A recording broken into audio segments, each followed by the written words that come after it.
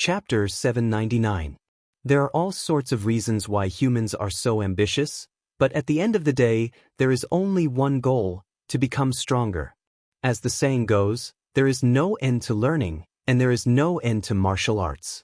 The former may be true, but the latter has a certain limit, because everyone's possibilities are limited. If someone has good talent, it will naturally be easier and smoother to walk the path. If someone has bad talent, even if there is no end to it, it will be the end. Of course, in addition to this, hard work is also quite important. At the very least, in this world, there is an end to the world. That is the God rank. The path to the end of the world is fraught with difficulties, but there are also those with great perseverance and tenacity. There are always a few special people in this world who have the ability to reach the end of the world and become a god. Becoming a god, that is a distant concept. However, there are people who have succeeded. This proves that it is not impossible. Because of this, humans have been constantly struggling on the path to the top, braving the wind and rain to advance, crossing one obstacle after another, all for the sake of one day standing at the peak. Now, Carter is saying that it is impossible to become a god by relying on physical strength. To those who were constantly struggling on the path to godhood, this was simply too cruel. With the system, there is no bottleneck. As long as one fights, one can ascend to the next realm. Wu Yen, Chuju, Kotori, Kurumi, and the others can't understand how cruel this is. However, looking at Carter and Sylph's resentful faces, they know it is painful. Who doesn't want to reach the peak? Wu Yen closed his eyes, giving Carter some time to catch his breath. When Carter's complexion recovered, he asked, "Then, what do you need to become a god?" "What? Things?" Carter panted and said absent-mindedly, "It's not impossible to call it things." "What do you mean?" "What I mean is, I don't know if it counts as a thing or not," Carter said in an annoyed tone. "My ancestor left some things in the Ailu Empire's imperial family, but there are only 3 words to describe the necessities of becoming a god. The power of a god, the power of a god." Wu Yen and the others were stunned. Kite nodded.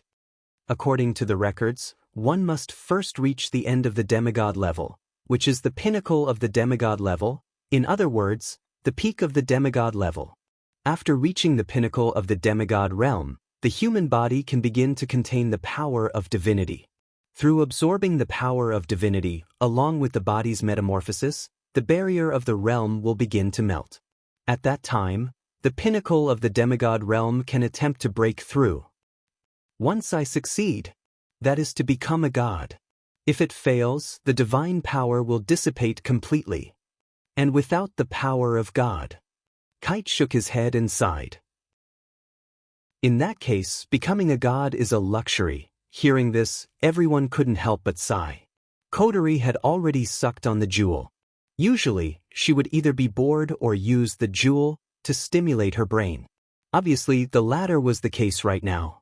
She said, "Is it because there is no more divine power in this world because there is no more divine power?" Unexpectedly, Kite shook his head in denial. "I can't say that the divine power is gone." Kite returned to his seat and picked up his teacup, but he didn't drink it. He looked around at Wu Yen and the other girls and slowly began to explain. As it turns out, the divine power didn't exist in the first place. Legend has it that many years ago, the first demigod in the Spalier world, Silveria, discovered a place by accident when he was still a demigod. In that place, there existed something that he had never seen before in all his years of roaming the continent. Out of curiosity, he carried this thing with him and continued his journey across the continent. Until one day he reached the peak of the human realm, which was the peak of the demigod realm. Perhaps it was because of his intuition, but Silverier knew that at this point, he would not be able to advance any further. This was the end of his life. In fact, the peak demigods before him were all like this. Reaching the peak demigod level was the limit. Silveria also accepted his fate. There was nothing he could do. This was the limit of what a human could reach. Even if he wanted to reach a higher level, his growth had already stopped. No matter how hard he tried, he wouldn't be able to make any progress. Without the possibility of growth, how could he reach a higher level? It was at this moment that the unknown existence on Silveria's body that he carried with him caused his own realm to begin to stir. Perhaps it was an accident, or perhaps it was a gamble, but Silveria absorbed the unknown existence into his body. With that, Silveria surpassed human existence and became the first demigod in the Spalier world. Since then, the thing that could help a demigod realm expert reach the demigod realm was named divine power. For some reason, the existence of divine power started to leak out. Other demigods' realm experts came to the place where divine power was found, but they all returned empty-handed. They didn't find divine power at all. Of course, there were also lucky people who discovered divine energy. However, obtaining divine energy didn't mean that one would definitely become a god. It only meant that one had a chance to break through. Whether one could break through or not still depended on oneself. Even so, having a chance was better than never being able to break through. Therefore, once someone reached the peak of the demigod realm, they would come here in search of divine energy. After that, Ailu, Balba, and Phil, the three peak demigod realm experts, followed Silveria and came to this place. By chance, they obtained the power of God. With the help of the power of God, they successfully broke through and became god realm experts, reaching the true end realm. Thus, the four most famous demigods in the Spalier world were born. The three empires of the Spalier world were also born. It didn't matter if they could break through or not. It was a fact that divine power could give humans a chance to reach the demigod realm. After all, there were already 4 living examples. Those demigods' realm experts who couldn't break through became crazier and crazier. Just like that, divine power became the most valuable treasure in the Spalier world. As the saying goes, there is no limit to a person's greed. It was the same even after becoming a demigod. One of the demigods in the Spalier world became greedy and tried to take divine power for himself. He wanted to cultivate a demigod realm expert for his own faction. The other 2 empires couldn't just let him do as he pleased. Thus, a conflict began. In order to fight for the right to own divine power, the demigods of the 3 empires fought. In the end, the only demigod without any faction, Silveria, was dragged into the conflict. The 4 demigods started a chaotic battle. What kind of concept was this? Every demigod was terrifyingly powerful. In that kind of situation, the place where divine power existed was naturally destroyed. It was also at this time that they dug out a secret.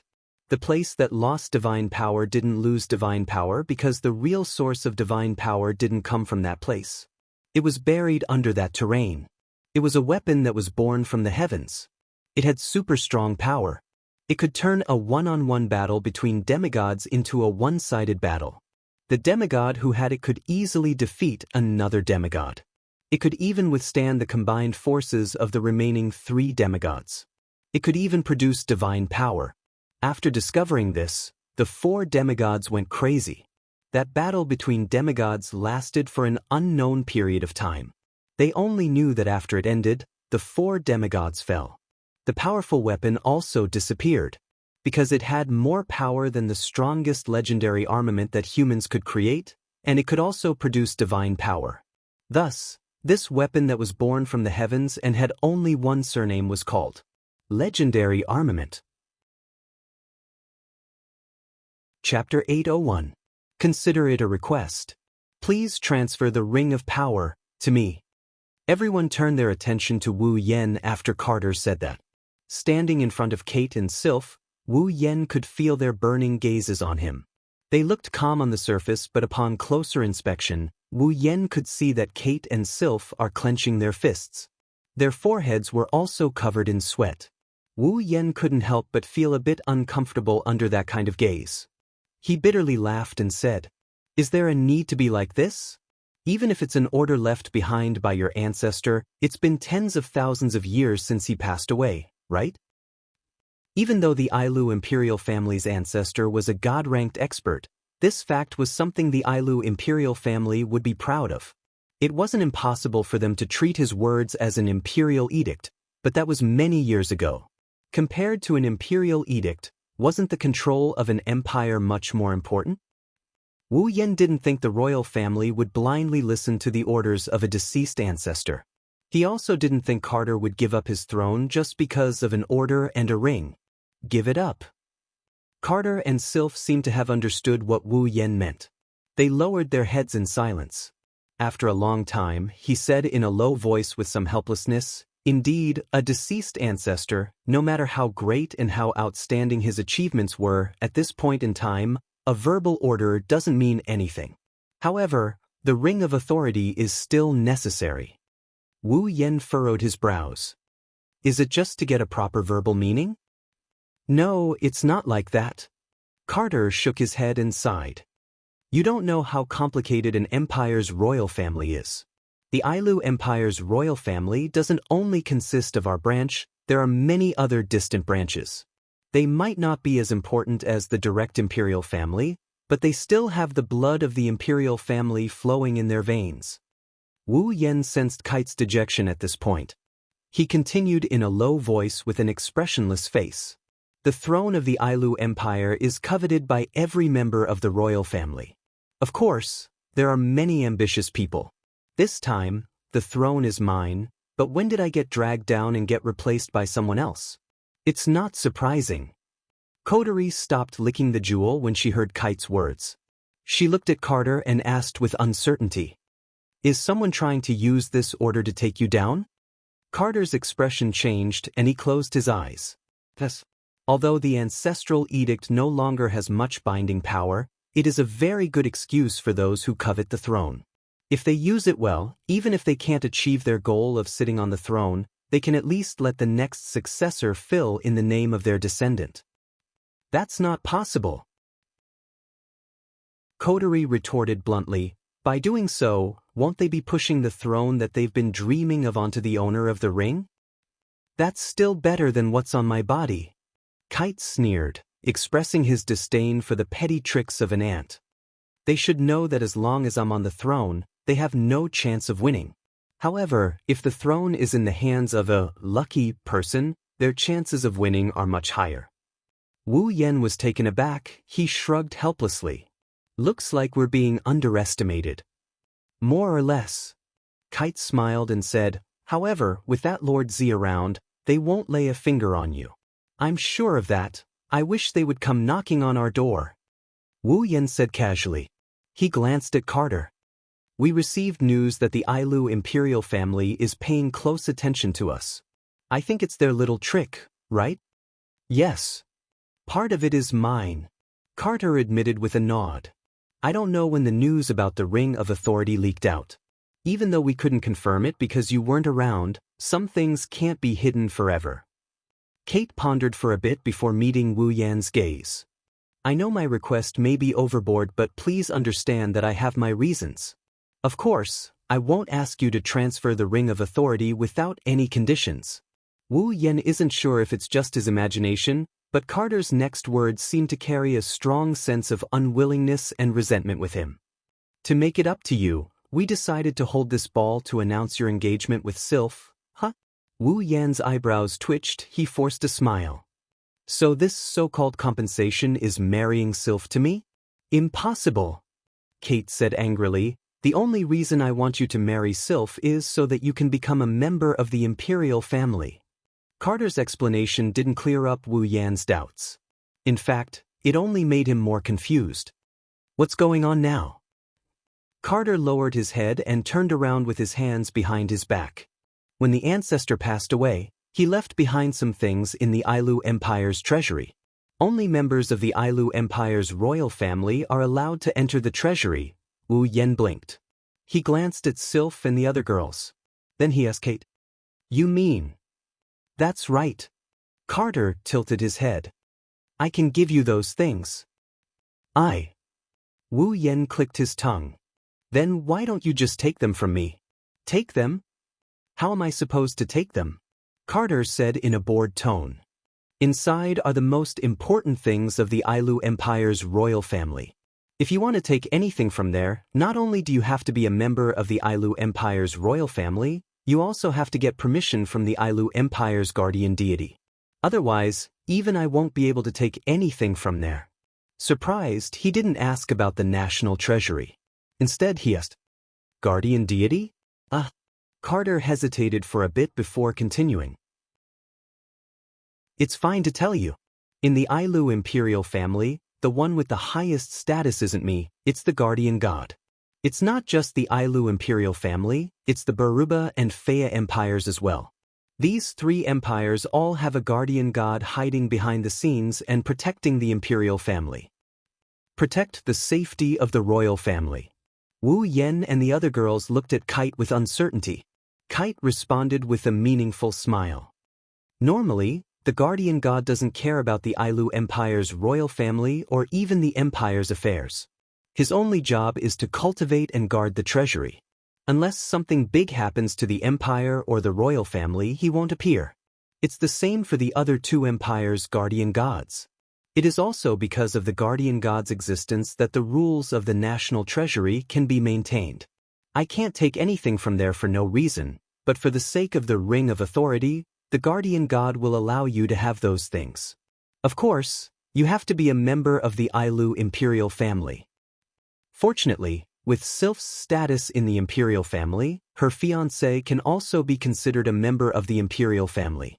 If it was someone else, the two of you would have to be married before you can be considered a member of the imperial family. At this moment, everyone more or less understood the ins and outs of the entire matter. Wu Yen looked at Sylph speechlessly. "I didn't think you would agree to be engaged to me just to give me some things." Sylph glanced at Wu Yen and gave him a strong answer. "It's just an engagement, we can cancel it at any time." Chapter 802. This was the deepest part of King City's imperial palace. Wu Yen checked out his surroundings as he walked down the path leading to the palace. There were huge magic lamps embedded in the walls. The faint glow of the magic lamps illuminated the path to the palace. However, the lighting was a bit hazy, it felt like he was in a dream. The corridor was silent, only the sound of footsteps could be heard. Wu Yen looked at his surroundings.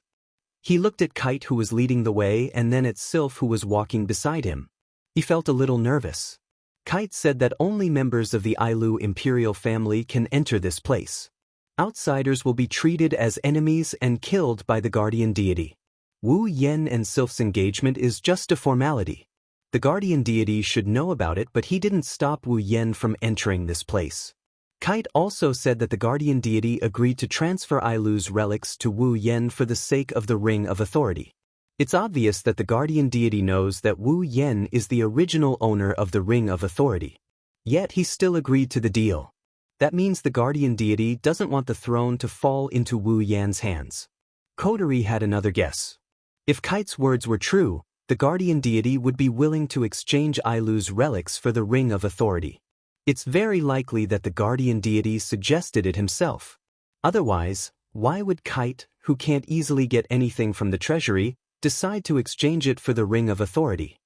If the guardian deity is willing to exchange it for the ring of authority, he must know the details. Why didn't he just ask Kite to exchange it for the ring of authority?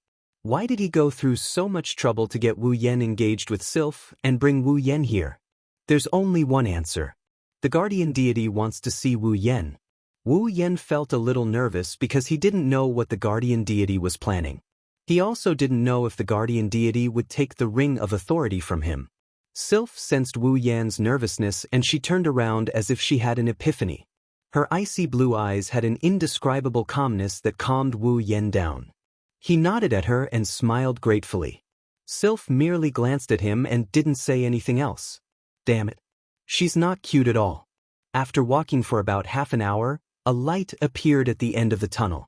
Wu Yen, Kate, and Sylph exchanged a look and they hastened their pace.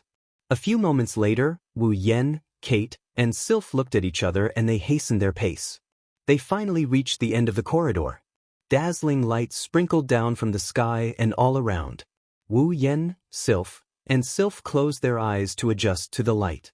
They slowly opened their eyes and looked at the scene in front of them. Wu Yen was shocked. In front of him, there was a steep wall that extended in all directions like a valley, covering the end of his line of sight. It formed 3 walls, and in the middle of the 3 walls, there was an extremely wide open space standing there. It gradually sank down, forming a staircase that led downwards. At the bottom of the staircase is an entrance. It's a very old entrance that looks like an underground graveyard. The scene in front of him left him dumbfounded.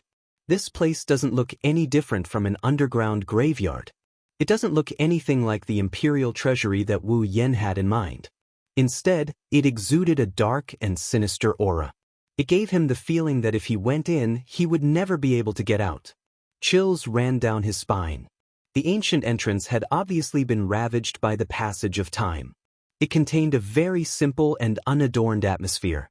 The entire shape of the entrance was like a basement within a room. However, this so-called room and basement were a little too big. This is the imperial treasury? Wu Yen gulped and looked at Carter weakly. Don't tell me you're using the treasury to support the empire? Impossible.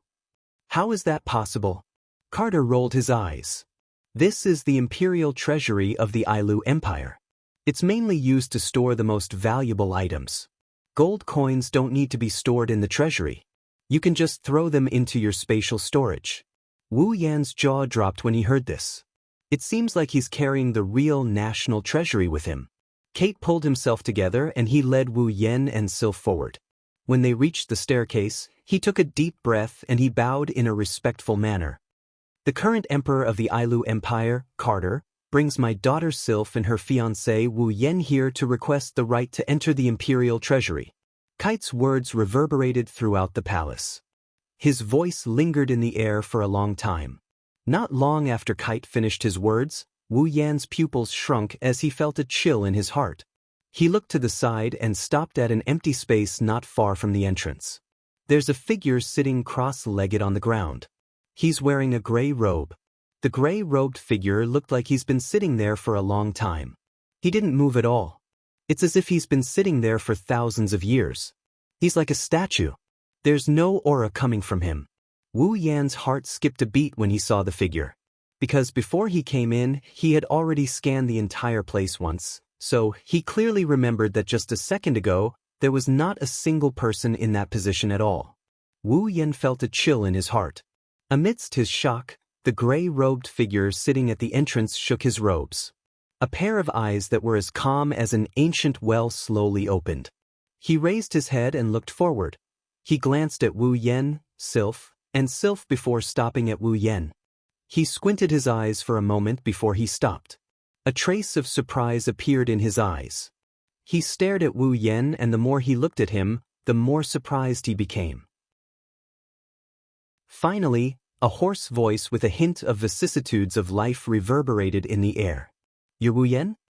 Wu Yen, Carter, and Sylph were stunned by the sudden question. The other two turned to look at Wu Yen. Wu Yen reacted and he quickly calmed himself down. He put on a serious face and bowed to the other party. Wu Yen greets the old man. Old man. Carter and Sylph sucked in a cold breath when they heard Wu Yan's greeting. Old man? The ancient voice seemed to be startled for a moment. Then, a soft chuckle escaped from the other party's mouth. What an old man. I've lived here for a long time and I've always heard Lord or Lord Protector. What a refreshing way to address someone. The old man disappeared without a trace. He reappeared in front of Wu Yen and the others with his hands behind his back. Carter and Sylph became even more respectful when they saw the old man. Wu Yen was shocked by the old man's mysterious appearance. This old man is definitely not ordinary. With that in mind, he activated the system's perception.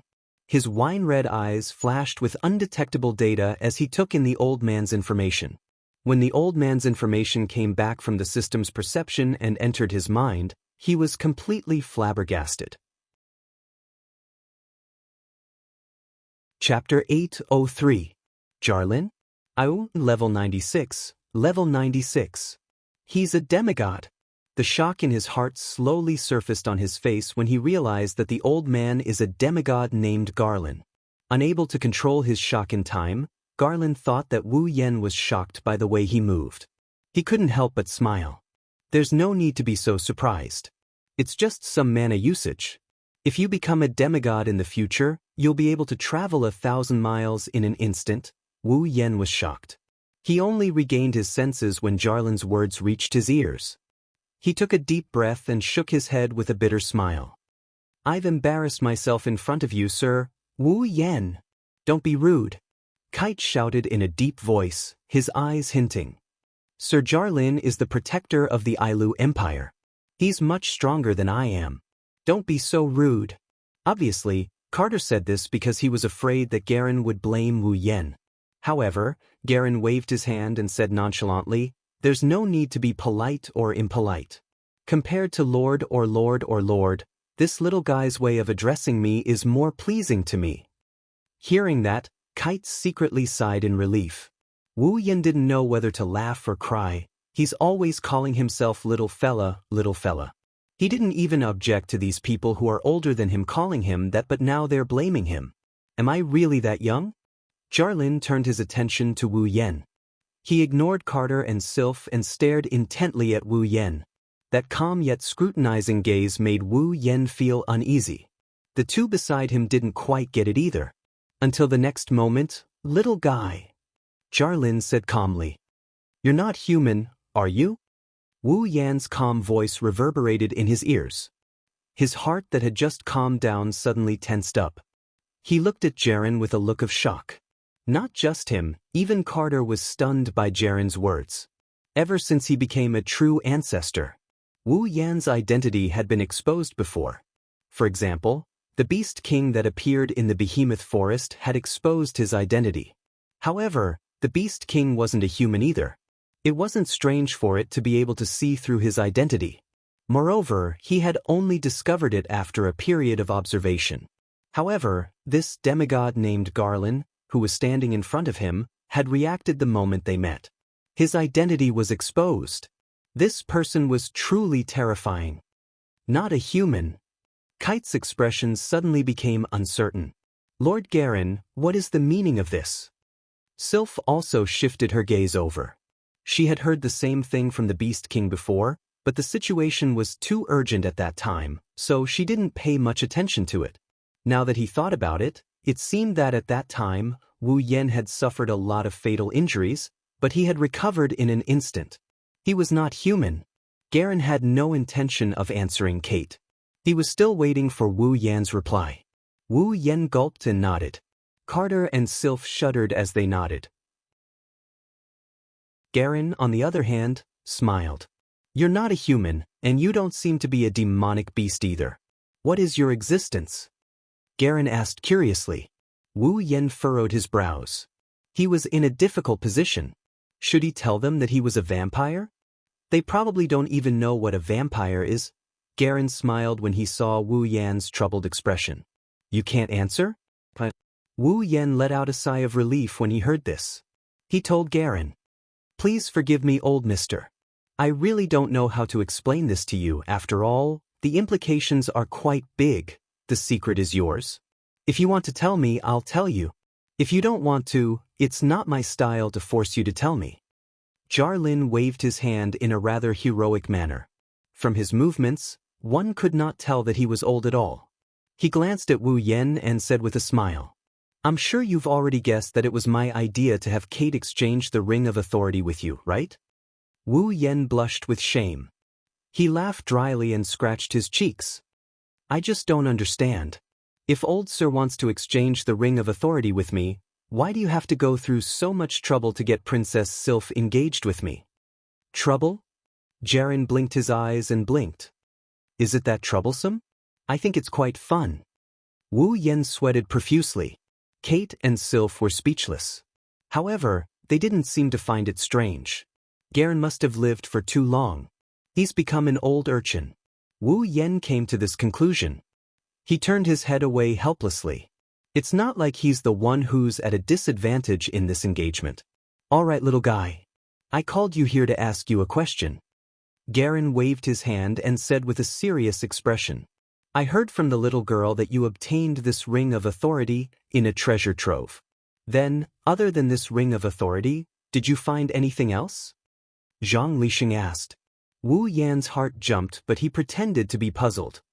"Something else? Is there something else?" Garen frowned and looked at Wu Yan seriously. "You really didn't find anything else?" Wu Yen frowned and looked at Garen with a serious expression. Am I supposed to find something else? Following Wu Yan's words, the atmosphere turned heavy.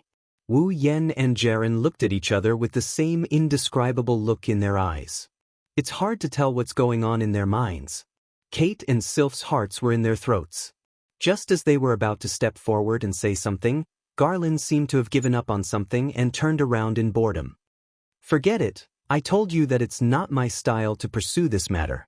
Who would have thought that I would? Garen sighed and laughed at himself. The longer I live, the more backward I get. A gust of wind blew past Garen's location, engulfing his entire body within it. Not long after, Garen's figure slowly faded away, gradually disappearing from the spot under the gazes of the three people present. The thing you want is in the deepest part of the treasury. Take it yourself. Leaving those words echoing in the air, Garen disappeared as if he was never there. Even though he had seen this before, Wu Yen still felt his heart palpitating. Kate smiled bitterly and said to Wu Yen apologetically, "Please don't blame Master Garen. He just wants to reach the top. I think he wants to know where you found the ancestral ring of authority. He wants to know if there's any divine energy there." Wu Yen nodded and smiled. "I'm just asking a few questions. It's not like I'm blaming him or anything." "It's good that you think that way." Kate nodded with a smile. "Since Master Garen has allowed you to enter the treasury, you may enter. Remember, don't take anything other than what you need." Wu Yen nodded. He turned around and walked towards the entrance of the tower. Stepping on the stairs that are still glossy despite the ravages of time, he felt a bit slippery to the touch, but he didn't encounter any obstructions. He followed the stairs for a while before he arrived at the entrance. Lifting his head, he looked at the ancient door. A desolate aura emanated from within and wrapped around his body like the wind. Surprisingly, it didn't feel cold at all. The passage ahead was very dark. There wasn't a single ray of light, but at the same time, it didn't feel eerie either. Instead, it felt like a mysterious wine that had been brewed. Wu Yen was deeply captivated by it. Chapter 804. Wu Yen only has one feeling right now, and that is shock. Originally, he thought that after passing through the passage, what would appear in front of him would be a dazzling treasure trove of gold and jade. At the very least, there should be a mountain of gold, or maybe the walls would be made out of gold and the floor would be covered in pearls or something like that. But now, he can only feel ashamed of his own thoughts. Because it is too vulgar. In this treasure trove, there is no mountain of gold, nor is it as dazzling as he imagined. It is just a large-scale warehouse. But it is this so-called large-scale warehouse that gave Wu Yen an extraordinary shock. As for why he is shocked, just look at the things here. On the left wall, there is an old bookshelf. The bookshelf is filled with books, but if you think that those are just ordinary books, then you are gravely mistaken. Placed on the bookshelf, there is no one that isn't powerful Do-Chi cultivation technique, battle skill, magic, and even some unknown secret techniques with strange effects. On the right side of the wall, there was another shelf. However, it wasn't a bookshelf, but a few weapon racks. On the racks were all armaments. Although there were only a few dozen of them, all of them were gold-rank armaments. And on the surrounding floor, there are some scattered boxes everywhere. Some are covered so there is no way to see what is inside, but some are open. There are some herbs and other treasures inside, or magic beast body materials, magic crystals, magic beast eggs. They are everywhere. Magic beast body materials and treasures. With Wu Yan's knowledge in the spalier world, he can't recognize how precious they are. Magic beast eggs are also unknown, but Wu Yan can recognize the magic crystals. The lowest level magic crystal is at the 8th level. There are also magic crystals at the 9th level. Of course, in here, there are not only the things mentioned above, there are also many things that Wu Yan can't recognize. But since they are placed together with these things, then at least in terms of value, they are definitely not weak. Looking at everything around him, Wu Yen laughed bitterly. He lowered his head, clenched his fists tightly, and trembled all over. It was not because he was frightened, nor was it because he was shocked. It was because he was trying his best to hold it in. He resisted the urge to loot everything here.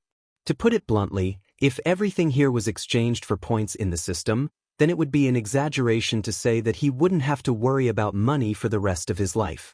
But at the very least, it would be more than enough to last him a few years.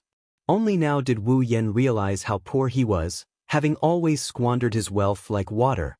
Compared to the things here, even if he exchanged all his points in the system for useful things, it would still be a drop in the ocean. Disparity, this was the disparity. Woo-woo. Wu Yan groaned and turned his head away stiffly. He forced himself not to look at the things around him. When he realized that he couldn't help but want to touch it, he simply closed his eyes and walked inside without looking back.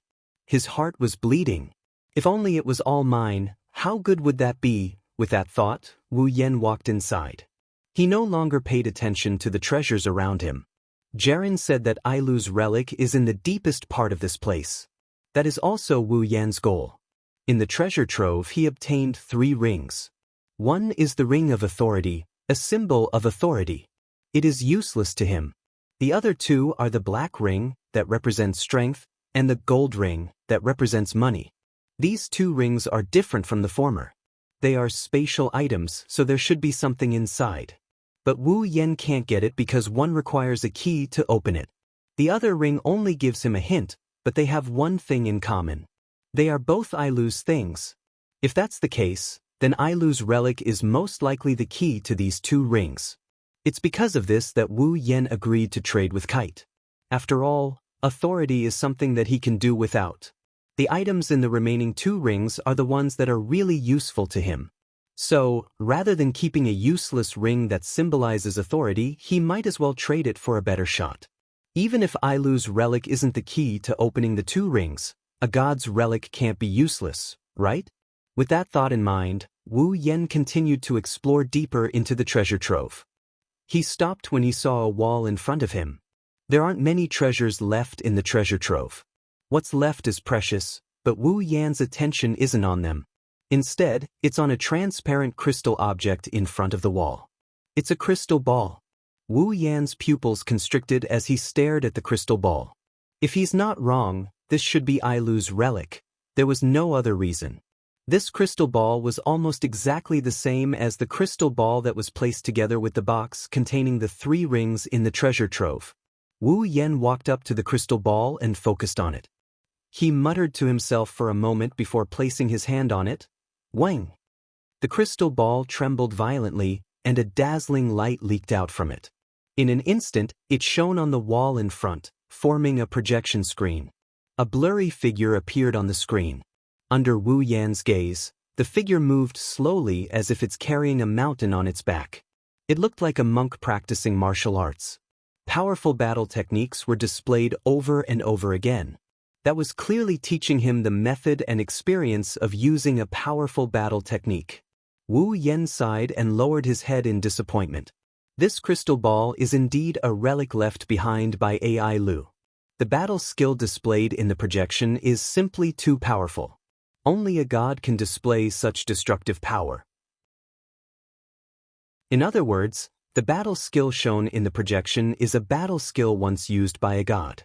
Without a doubt, this skill is very valuable. It's not wrong to say that it's the most valuable item here, but to Wu Yan, it's of little value, a god's battle technique. Wu Yan bitterly smiled. It's enough to exchange for the ring of authority, but I don't have any battle chi. It's useless. Don't tell me that we've missed this time? Wu Yan gritted his teeth as he looked at the image on the screen. He suddenly thought of something and raised his hand. A crimson ripple appeared on his hand. A golden ring and a black ring flew out and landed on Wu Yan's hand. Right at this moment, a phenomenon occurred. The figure that was demonstrating his battle skill suddenly stopped and turned around to look at Wu Yan. In an instant, a terrifying pressure descended on Wu Yan, causing his blood to boil, and he almost spat out a mouthful of blood.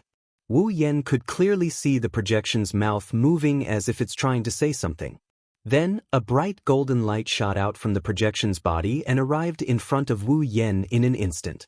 It spun around and entered the golden ring. The projection screen on the wall trembled, and under Wu Yan's astonished gaze, it shattered into pieces, but it didn't dissipate. Instead, it stayed suspended in midair. At the center of it all, a small black dot spun and appeared. It brought with it a whirlwind that swept up all the fragments around it. Not long after, a black hole formed by the fragments and the black wind appeared in front of Wu Yen. The fragments started reassembling and the black wind started dissipating. Slowly, a new projection was formed. A faint shadow. Chapter 805.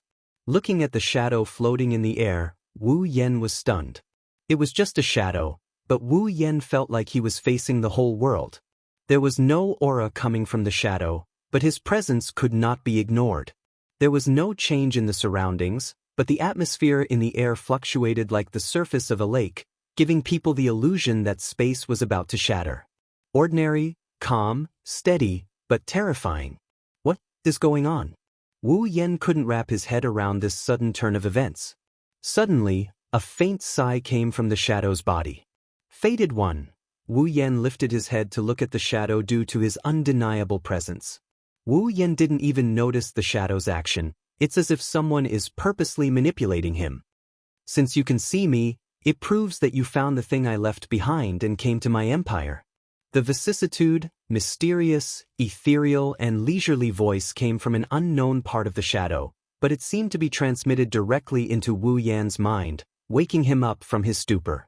Hearing this, Wu Yen roughly understood that the person in front of him was the god-level expert called Ailu.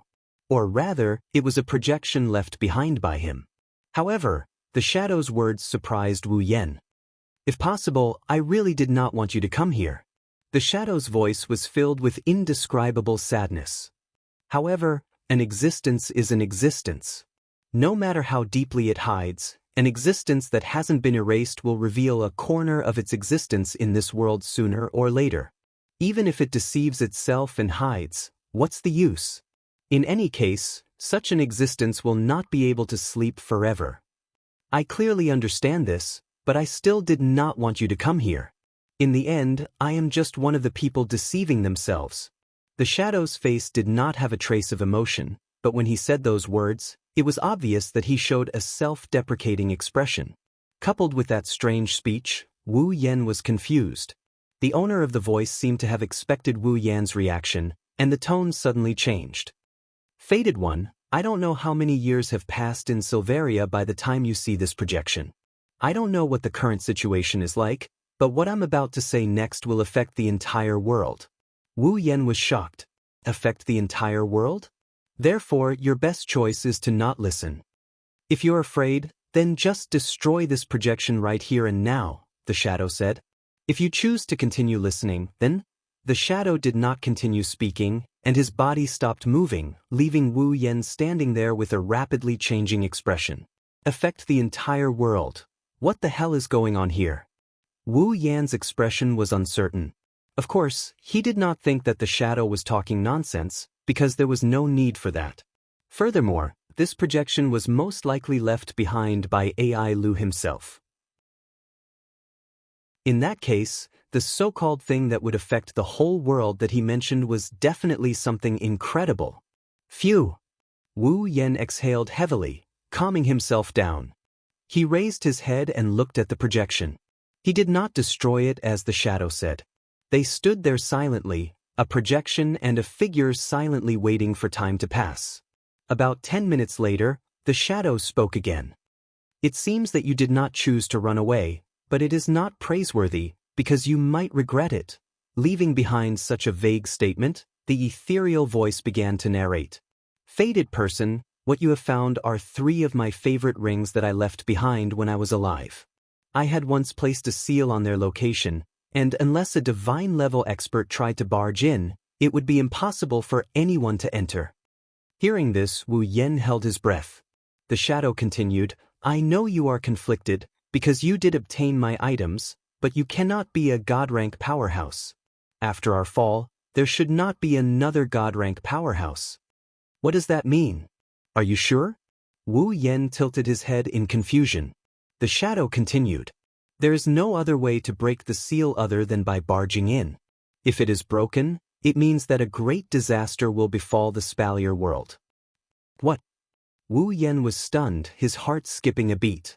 A disaster that even a god-rank powerhouse would consider a great disaster? What kind of disaster is it? Wu Yen asked subconsciously.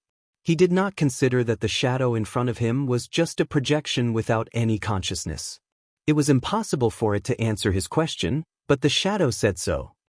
I know you are confused, but that's all I can say. The shadow's head seemed to move once or twice, as if it was shaking its head. You don't need to know too much about the great disaster, it won't do you any good, but you must remember what I'm going to say next. The ethereal voice suddenly became serious, and even the tone of the voice became a little heavy. Remember, if you want to stop this great disaster, the way is in that black ring, the ring of power. A black ring? Wu Yan's expression froze, and he immediately looked at the black ring in his hand. Looking at this ring, which should be a space tool, his consciousness sank into it, but it was blocked like before, and he could not open it. You don't need to try to open the ring of power. As if it knew what Wu Yen was doing, the shadow said, before the great disaster happens, it's best that the things in the ring don't come out. Otherwise, it will only make the spalier world chaotic in advance. As soon as its voice fell, the shadow raised a hand and stroked it in the air. The next moment, a map that looked like a star appeared with a rotation, and it stood beside the shadow. I've put the key to open the ring of power there. The shadow pointed at a red dot on the map. If one day a great calamity occurs, then go there and search for the key. As long as the great calamity occurs, the seal I set up there will also be removed. With the ring of power in your hand, you will obtain the qualifications to enter there. Of course, if the great disaster doesn't happen, then you don't have to go. No matter what, I'll just remember it first. Hearing the shadow's words, Wu Yen took in a deep breath of cold air. He focused his attention on the map and memorized it with perfect memory. With the ring of power, you can enter the Ailu Imperial Palace without any hindrance. I believe the current Ailu Emperor won't transfer the throne to you just because of a word from me. You also have the other two rings, the ring of power and the ring of gold. Combined with the information I left on the box, the possibility of you coming here is much higher. When you see this projection, it will prove that I'm right. Wu Yen almost fell to the ground. Everything is under the control of this guy who died who knows how many years ago. Fated One, if it's possible, please transfer the ring of power to the current Ailu Emperor. Wu Yen heard the shadow's words with a hint of a smile. Authority is the most useless thing. Only strength can truly control one's own fate. The ring of power is something dispensable. It's only there to give you the chance to come here. Of course, I won't let you work for nothing. Just transfer the ring of power to the current emperor. The ring of power is the key. Before everything happens, don't let it appear. As for the things in the ring of gold, just treat it as the reward for letting you bear so much. It should be able to satisfy you. After saying that, the shadow fluctuated again. That was because he had turned around. I've done everything I can. Fortune? Misfortune? His words are still lingering in the air, but the shadow is already gone. Wu Yen is the only one left standing there without uttering a single word. Chapter 806. When the shadow disappeared, the strange fluctuation in the air that seemed to break through space also disappeared at the same time. It was replaced by another invisible force that revealed a hint of surveillance. Wu Yen furrowed his brows when he felt this invisible power. Then he relaxed his brows as if nothing had happened. At first, Wu Yen was wondering why Garen would let him enter this place alone without worrying about him tampering with the things here. It seems like Garen didn't need to worry about him tampering with the things here. Garen had already tampered with the things here. As for the abnormal spatial fluctuations that the shadow emitted just now, it should be to isolate the surroundings from detection. Otherwise, with such a thing happening, Garland would have sensed it and come in. Shaking his head, Wu Yen looked at the two rings in his hand. They are the ring of power and the ring of gold that the shadow mentioned. He then touched the ring of authority on his finger and sighed in annoyance. Wu Yen had to go through too much in just one day, so much so that he felt like he couldn't handle it all. First, it was a ball that was open to the entire continent. Then, he somehow became the main character of the ball. He even had a fiancée who was a beautiful iceberg beauty in name. Then, he learned about the secrets of the continent from Kite. The truth of the god-level experts and the secret behind their fall, the existence of the divine power and the mythical armaments. Then he saw the highest level of power in this world, the demigod expert Garen who was the guardian god, and then he encountered the remains and instructions of the deceased gods. It's only been a day, but Wu Yen felt more tired than the 3 years he spent in Esu. If it wasn't for the 3 rings in his hand and the map in his mind, he would have been dead already. He thought that he was dreaming. I feel like I've been played, Wu Yen pursed his lips. The ring of authority, the ring of gold, and the ring of power all have their own meanings. They were all designed by the fallen god, Stu. That included Wu Yen coming here and entering the treasury. He entered the treasury, touched the relics he left behind, and received Ailu's instructions. Throughout the entire process, he acted like a bystander. There was no room for him to intervene at all. If it were someone else, they would know that their actions were all part of someone else's plan. They would definitely be unhappy. Moving his hand from the ring of authority to the ring of gold, he could feel the change in the ring. He mumbled to himself, "I hope your compensation is satisfactory.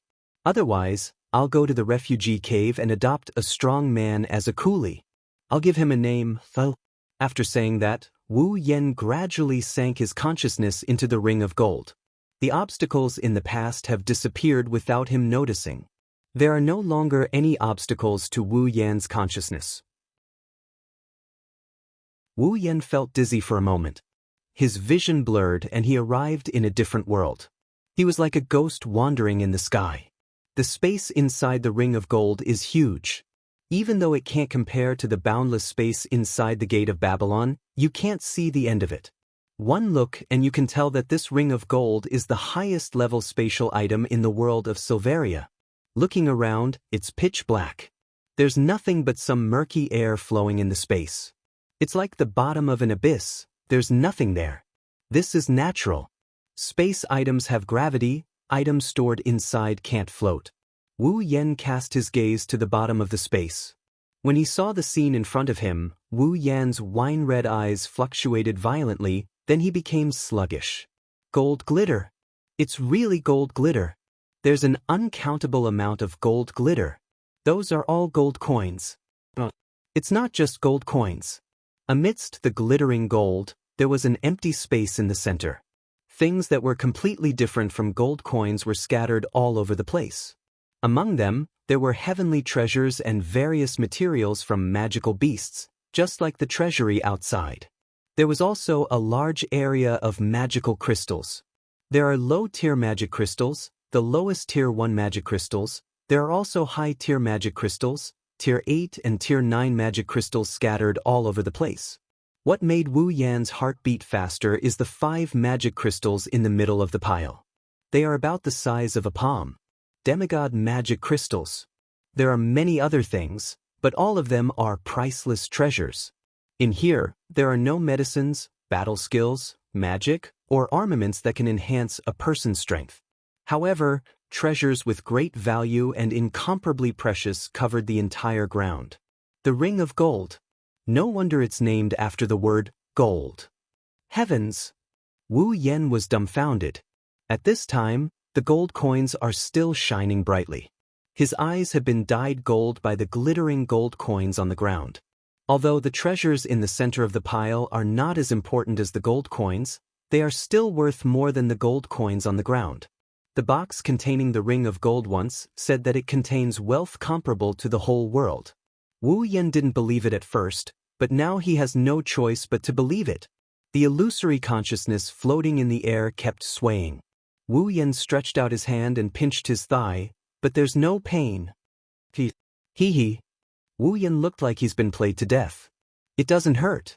Am I really dreaming? This action, how to put it, is very stupid. How can a body of consciousness feel pain from a pinch? Wu Yen laughed like a machine for a long time. When his consciousness returned to his mind, he didn't know how much time had passed. One can imagine how much shock the endless gold coins and the treasures in the small area gave him. Without a doubt, The value of the items here is no less than the treasuries outside. Maybe even more. It's worth it. After a long time, Wu Yan spat out these two words. It's really worth it. Magic crystals could be exchanged for ability points, heavenly treasures and demonic beast torso materials could be exchanged for item points. Although there were no armaments or similar equipment here, the gold coins on the ground could also be used to purchase armaments and exchange for equipment points. With the items in the ring of gold, Wu Yan's equipment points, and ability points will increase to an unimaginable level. He's really out of poverty. It's a pity that there are no life force items or monster eggs. I can't exchange them for summoning points. Although he said it's a pity, Wu Yan's mouth has already turned into a hippopotamus shape. Everyone can see the ecstasy in his heart. The expansion of the 3 types of points had undoubtedly helped him tremendously. At this time, if he still doesn't feel satisfied, he should be struck by lightning. Moreover, items that contain life energy and demonic beast eggs that can be exchanged for summoning points can also be bought with gold coins. Although it's hard for him to come across such items, but with gold coins in hand, the world is his. His consciousness has already plunged into the pile of gold coins. Although he can't feel anything, Wu Yan still happily rolled around like a landlord, a big money grubber, and more like a nouveau riche. The idea of going to the refugee cave to adopt a fierce man as a coolie and give him the name Ai Lu has now disappeared. If there's anything in Wu Yan's heart, it's that he can't wait to hug Ai Lu and kiss him a few times. After showing off a lot of his principles, Wu Yan's consciousness came to the small area. Looking at the treasures, demonic beast corpses, materials, and magic crystals, he didn't hesitate to keep a small portion of them for a rainy day while handing over the rest to the system. Chapter 807. Beep. The exchange value is too high. For users' convenience, the system has begun to update. Wu Yan was stunned. Before he could react, the system notification rang out in his head one after another. The system has been updated. The changes are as follows. Removing the data of the summoned characters. Only the ability, equipment, and level columns are retained. The summoned characters are now independent. The ability column is now independent. The equipment column is now independent. Only the points and level columns are retained. The equipment points, item points, ability points, summoning points, and other exchange points have been changed. The exchange values have been changed. The system has been updated. Please check it yourself. Listening to the system beeps ringing in his mind, his jaw dropped. By the time the beeps stopped, his jaw had already turned into an O shape. His mind went blank from the bombardment of the system. He didn't know what to make of it. System update? Wu Yan's mouth twitched. So the system can be updated? The system has its own independent judgment program. The other programs are also provided based on the user's applicability. In order for the user to check, the system will make its own judgment and update the values. If the system causes any inconvenience to the user, the system has the final right to explain. The user may inquire at any time. Since the system has the final right to explain, what's the point of asking? Wu Yan couldn't help but complain. However, he quickly remembered the system's update. He quickly opened his system list. In front of his consciousness, the system list opened up as usual. The starting list was just like what the system had said. There were some slight changes. Originally, there were 6 boxes from top to bottom: status, equipment, ability, item, summon, and instance dungeon. Now, there were only 3 boxes left: status, exchange, and instance dungeon. Clicking into the status column, the data that appeared in front of Wu Yan was no longer the same as before. Instead, the names of Wu Yan and a row of girls were displayed. Seeing this, Wu Yan clicked into the option for his name. Character: Wu Yan. Equipment points: 170. Item points: 1270000. Ability points: 17,000. Summoning points: 2300. Level: 79. F***ck. Wu Yan exclaimed and cursed. Why are my points so low? Let's not talk about the points he had obtained from the things he had just handed over to the system. The points that he already had. But it's still more than that. Could it have been swallowed by the system? Just as this thought popped up in his head, the system's voice rang out. The values held by the user have been changed, and the values on the exchange list have also been changed. Please confirm. Hearing this, Wu Yan breathed a sigh of relief. As long as it's not gone, it's fine. He looked at his personal status in front of him. Only his name, 4 types of points, and level were displayed. His previous abilities, equipment, and summoned character statuses were all gone. No, she couldn't say that she didn't see him. Instead, he had become independent. In the upper right corner of his character status, there were 3 additional options: ability, equipment, and summoned character. Clicking on the ability option, a list immediately appeared. Abilities: True Ancestor Bloodline, Endless Martial Training, Knight Has Never Died by Bare Hands, Electromancer, LV5. Clicking on the equipment option, the stats of his equipment appeared as well. Equipment: Gate of Wealth, B rank. The summoned character option was the same as well. Summons: Misaka Mikoto, Katsura Hinajiku, Ikaros, Astria, Flandra, Scarlet, Shokuho Misaki, Itsuka Kodori, Yatsuka Toka, Toshizaki Kurumi, Shibano, Kinuda Sai, Frenda, Takitsubo Riku, Yakumo, Misaka Sister, 20,000. The 3 options were now independent. If he wanted to check them out, he would have to select them himself. It wasn't like before where they were all stacked together in a small list. There wasn't much to it, but the summoned characters gave him a headache. As for the personal statuses of the girls, the 4 stats of strength, endurance, agility, and spirit were removed, leaving only ability, equipment, and level. It was a lot simplified, but it didn't affect them too much. After exiting the status tab, Wu Yan clicked on the exchange option. The equipment, ability, item, and summoned options appeared in front of him. It was the same as before, but they were grouped into one category, so it didn't affect him too much. Of course, that's not what he's concerned about. What he's really concerned about is how much the values on the exchange list have changed. Thus, he couldn't wait to check out the items on the exchange list. As time passed, Wu Yan slowly understood the changes in the system. Simply put, the exchange values had changed. There weren't as many zeros as before. For example, the lowest grade common armament, rank D, only required 1 equipment point. Some of the better common armament were more expensive by 1 or 2 equipment points. The cheapest rare armament, rank C, was now 100 equipment points. The value had decreased by a lot. It was the same for items, abilities, and summons. Their values had decreased by quite a bit. His exchange points had shrunk, and the exchange points for these items had also shrunk. As a result, the prices of some items had become more expensive or cheaper. For example, Resplendent Breath used to cost 100,000 item points. Now that it had been reduced by 10 times, it only cost 10,000 item points. However, the price had increased by quite a bit. On the other hand, the Town Return Scroll, which used to cost 10,000 item points, had become 1 item point. Although the price seemed cheaper, it was still the same as before. It was the same for abilities and summoning. Some things had become more precious, while some things had also become cheaper. Compared to the past, where the value system focused on power, the current exchange system also took into account practicality and comprehensiveness.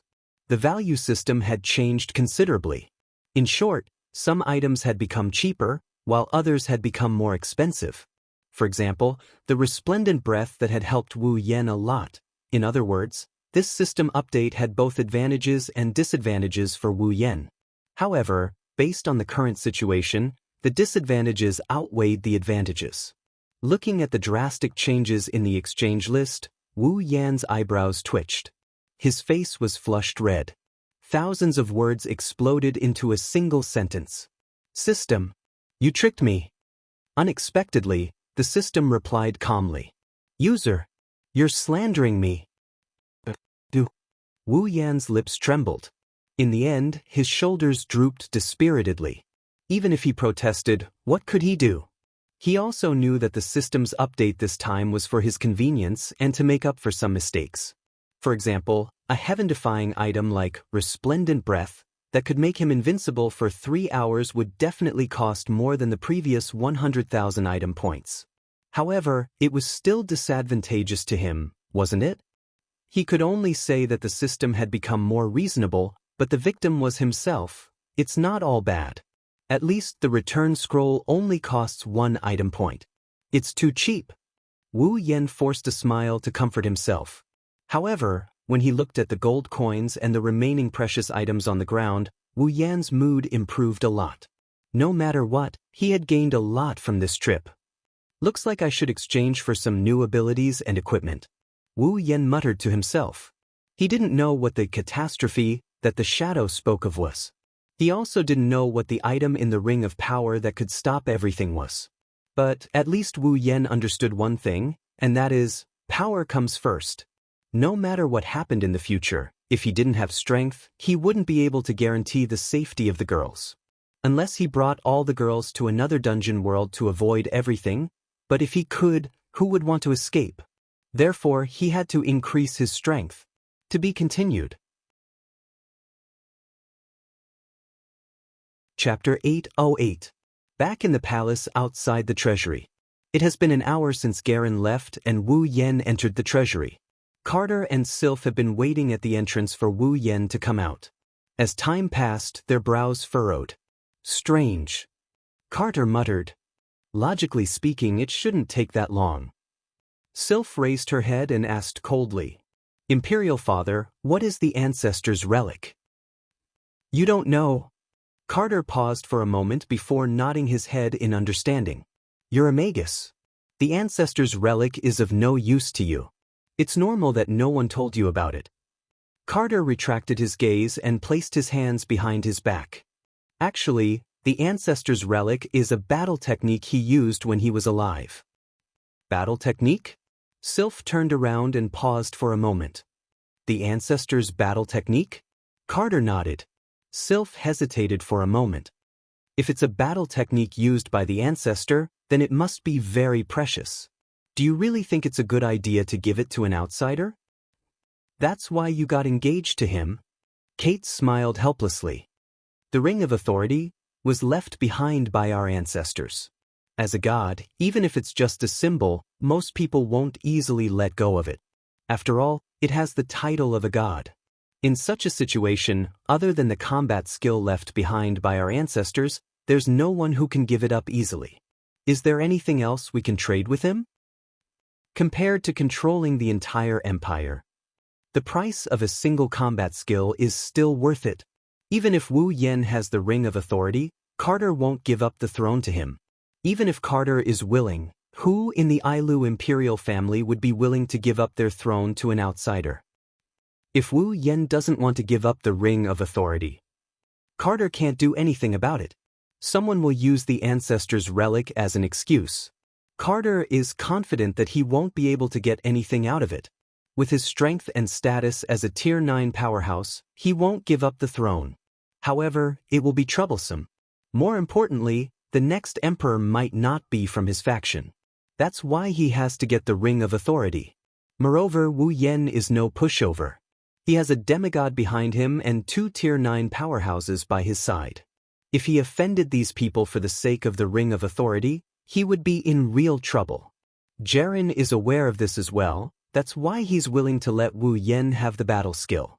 Of course, what they didn't expect is that a god-tier battle skill is of little value to Wu Yen.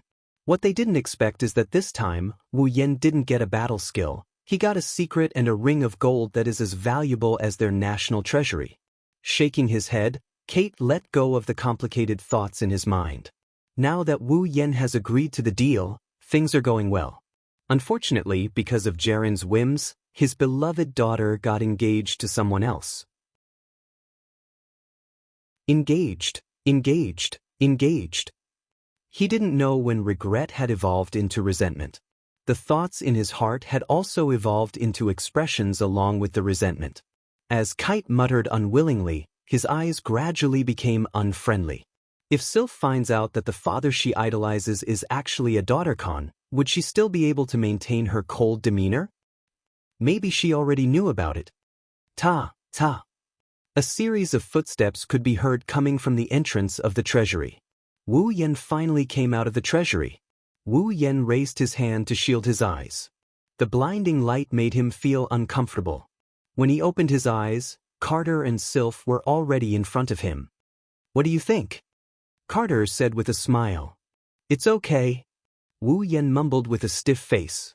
Seeing this, Carter is a bit confused, but he didn't ask any questions. It's his fortune to be able to learn it. If he can't, it's his fate. That's what Carter thought. If that's the case. Carter smirked.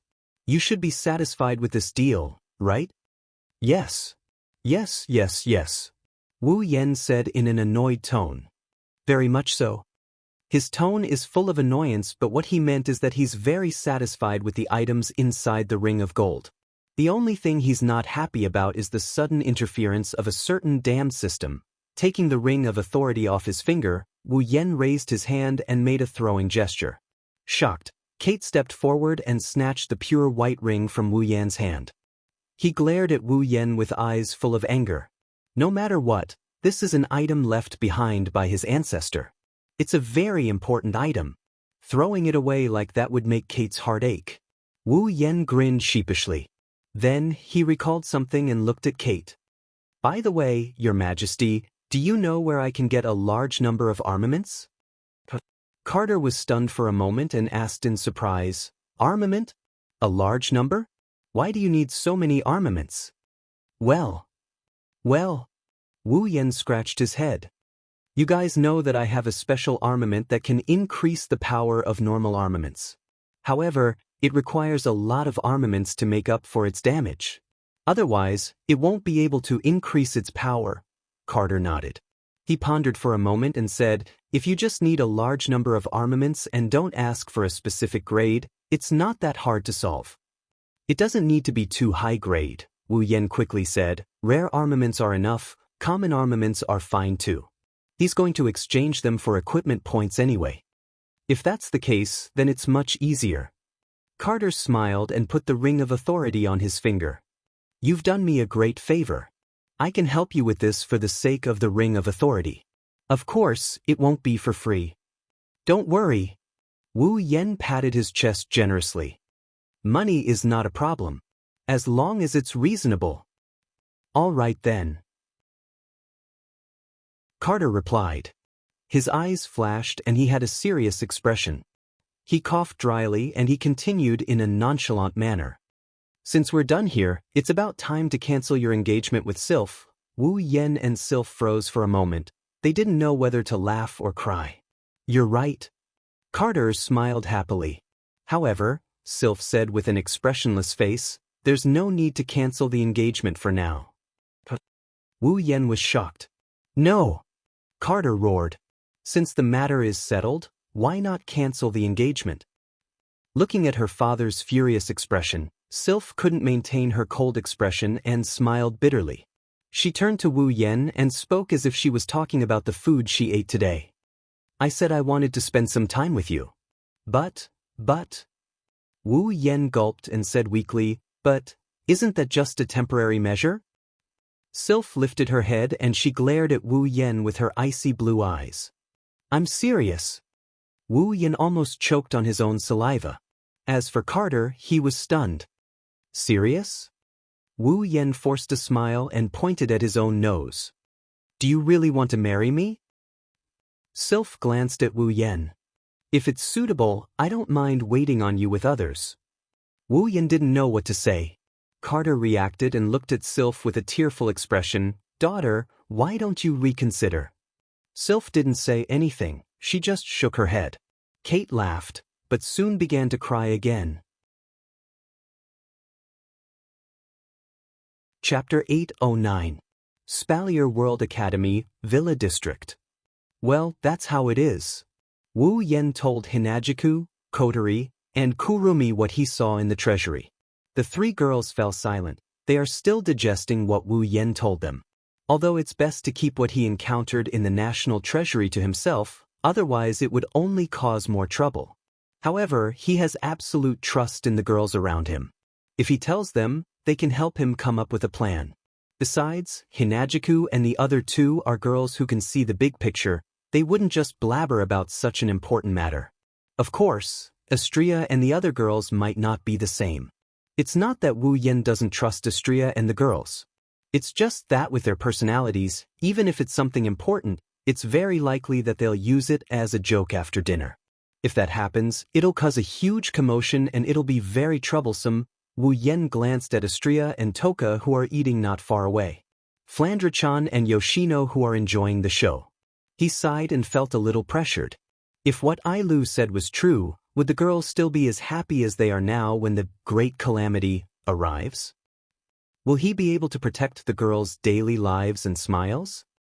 Even Wu Yan is confused. At this time, he couldn't help but feel a little lost. However, he could only cower in his heart for a moment. He couldn't do it for any longer. Because if even he didn't have confidence, then the girls by his side would also feel the same way. However, Chuju, Kotori, and Kurumi heard Wu Yan sigh. They looked at each other and sighed as well. I didn't think so much would happen in just one day. So many things happened in just one day. Chuju pursed her lips and looked at Wu Yan. The last time you came back from a dungeon world, the Beast King was born. This time, you came back with such a huge scandal. You have a constitution that attracts a lot of attention. It's really not flattering. Aha. Wu Yan laughed awkwardly. His lips twitched. Don't talk like I'm an elementary school student. Although, I'm starting to wonder if I have such a constitution. Era. Kwang-san smiled. I don't think it's a bad idea. I won't be bored anymore. Wu Yan couldn't stay calm anymore and Hinajiku started complaining. Do you think I'm just passing time? This is a major matter that even a god-level expert would treat so seriously. Ma. Kurumi covered her mouth. What's wrong with that? You. All right. Kotori waved her hand. There's no point thinking too much about it. The great calamity might not happen, right? Otherwise, Ailu wouldn't have sealed the so-called solution. Instead, he would have left it to his descendants. It's too early to talk about this, we'll talk about it later. Hinajiku and Kurumi nodded nonchalantly. Wu Yan couldn't help but feel helpless. If anyone in Silveria were to find out about this, they wouldn't be as relaxed as the girls here. It was more important for them to come up with countermeasures beforehand. Of course, there was bound to be panic, there were pros and cons, so it wasn't easy to comment on them. In the end, the Spalier world isn't their world. Their sense of belonging isn't as heavy as the people of this world, so it's not hard to imagine how much they would take this matter to heart. If it wasn't for the fact that he's worried about the safety of the girls, Wu Yan probably wouldn't have paid much attention to this matter. But Kotori was right, this matter hasn't happened yet. There's no need for them to talk about it here, they're only making him more annoyed. It's best to just let it go. While Wu Yan was thinking, Kurumi suddenly smiled strangely. She narrowed her eyes and said to Wu Yan, By the way, Aotsusama, you seem to have a very close relationship with that princess, how enviable.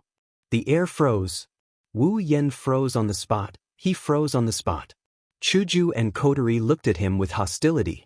They didn't say anything but their attitude made Wu Yan feel like he's sitting on pins and needles. He could only fake a smile. Hinajiku and Kotori didn't feel any better when they saw the forced smile on Wu Yan's face. The atmosphere didn't ease up either. The two girls looked at Wu Yan with a give me a reasonable explanation. Wu Yan felt like crying inside.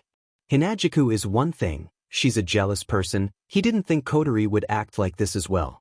Where did the cute little sister who helped her brother chase after the elven girl go? Master.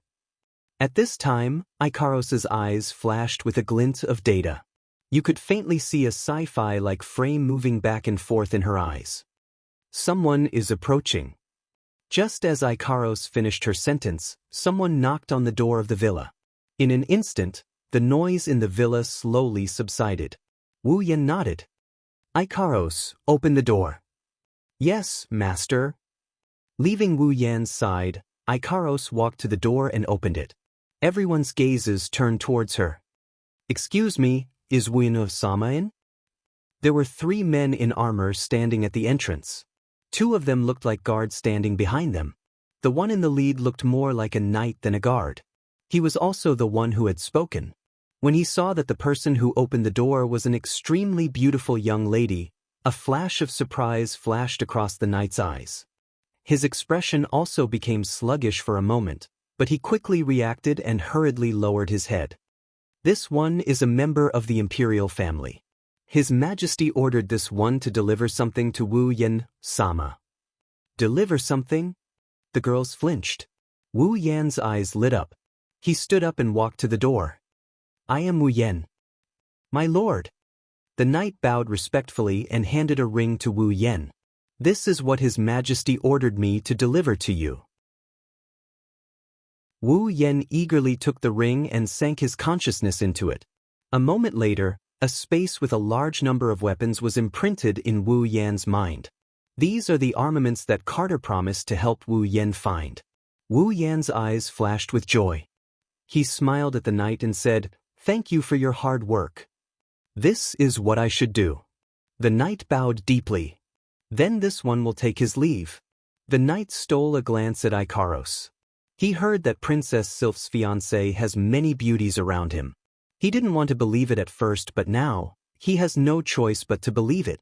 The knight looked at Wu Yan with an envious gaze. He saluted Wu Yan again before leaving with his 2 guards. Flandre-chan poked her head out from Wu Yan's side. "Is it something fun?" "Big bro." Wu Yan laughed when he heard this. "It's not something fun, it's something useful." Wu Yan turned around and ran up the stairs. He shouted at the girls. "I'm going up first. Don't wait for me to eat." "Wait." Hinagiku subconsciously urged him to stay, but before she could say anything, Wu Yan disappeared in a flurry of footsteps. "Seriously?" Hinagiku grumbled. "We're not done yet." Kotori looked at the stairs and shook her head. Maybe even he's getting anxious. Chuju fell silent for a moment before she helplessly leaned back in her chair. "I wonder how Mikoto and the others are doing. Are they doing well in the behemoth forest? If Shokuha Misaki is here, she should be able to give us some good ideas." "Ah. Allah." Kwang-san also revealed a devilish smile. "I miss her too." Chuju felt even more helpless. "Well." Kotori looked at the direction Wu Yan disappeared. "I hope it won't be too troublesome."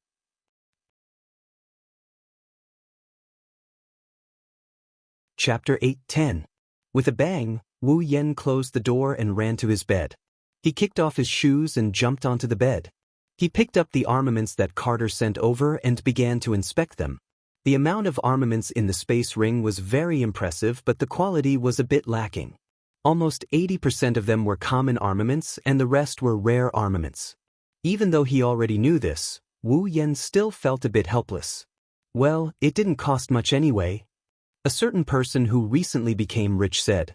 Even though Carter sent over a lot of armaments, the cost wasn't even 1/10,000th of the gold coins in the ring of gold. If it wasn't for the fact that 20% of them were rare armaments, it probably wouldn't even be 1/10,000th of the gold coins. From this, it could be seen how much gold coins there were in the ring of gold. With a flip of his hand, Wu Yan handed over all the armaments in the space ring, including the ring itself, to the system. Ding. Obtain 12,000 equipment points. 12,000 equipment points? Wu Yan scratched his head. The system update made him unable to react to the amount of equipment points he received. According to the current exchange value, the cheapest D-grade common armament was 1 equipment point, the cheapest C-grade rare armament was 100 equipment points, and the cheapest B-grade gold armament was 1,000 equipment points. In other words, 12,000 equipment points could be exchanged for 12 of the cheapest gold armaments. Of course, the cheapest, it should be a lot, right? Wu Yan sighed. Even though the system update made it easier for him to check, Wu Yan still couldn't get used to it. After all, his thought process was still stuck at the time when a rare armament cost more than 100,000 equipment points.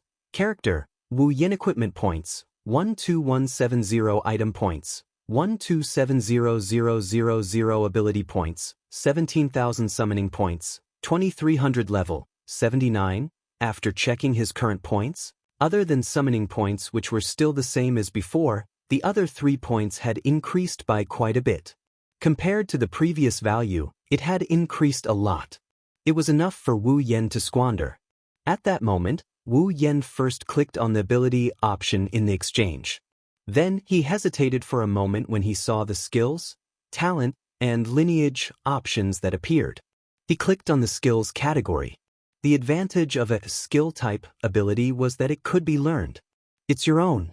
It would completely imprint the method of usage into the user's mind, becoming the user's memory. With this memory, even if Wu Yan did not have the system, he would still be able to use it. If he were to return to his previous life as an otaku, he would still be able to use this ability. Therefore, when choosing an ability, Wu Yan would first look for the skills category, then the talent category. As for the lineage category, for him who already had the true ancestor's bloodline, it became the ability option with the lowest requirement. After the system update, the values of the skill-type abilities had changed a lot. For example, the complete memory ability that used to require 10,000 ability points now only required 100 ability points. As for the infinite armory that used to require 150,000 ability points, it had depreciated to 1,500 ability points. The various values had decreased by about 100 times. In other words, the total of 17,000 ability points on Wu Yan was roughly equivalent to 1.7 million ability points from before. Realizing this, Wu Yan's spirit was also lifted. This level of ability points was enough for him to squander. One must know that his true ancestor's bloodline, without the discount of lineage immunity, would require a full 500,000 ability points, which was the current 5,000 ability points. With 17,000 ability points, he could be considered to be quite wealthy. And this was the case when the 5 demigod magic crystals had not been exchanged for ability points. Licking the corner of his mouth, Wu Yan thought of the 5 demigod magic crystals in the ring of gold. His heart was slightly heated. Then he calmed his mind and began to look for an ability that would be useful to him. Wu Yan's current abilities were very complicated. There was the Electromancer, LV5, Superpower, Infinite Armory, True Ancestor's Bloodline, and the Knight Never Died by Bare Hands as backup.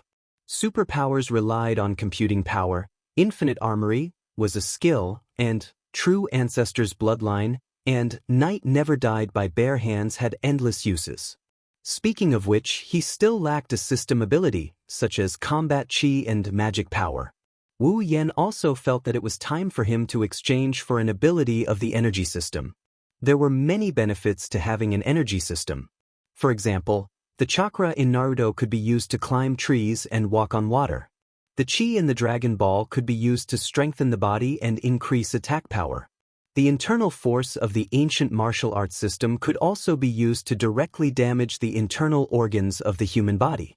The combat chi and magic power in the Spalier world could also be used to increase various abilities.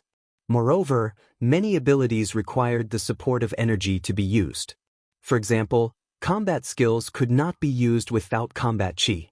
The same was true for magic, which required magic power to be used. In addition, it could increase one's strength. It was time to exchange for an energy system. Wu Yan's first choice was magic power, because magic power directly corresponded to magic and magic. There were many kinds of magic and magic in the system. There were elemental magic, such as fire, water, wind, thunder, earth, and so on. There were also healing magic, destruction magic, and even high mysterious magic such as inherent enchantments, as well as magic related to space and time. It could be said that magic and magic almost involved all aspects of the field.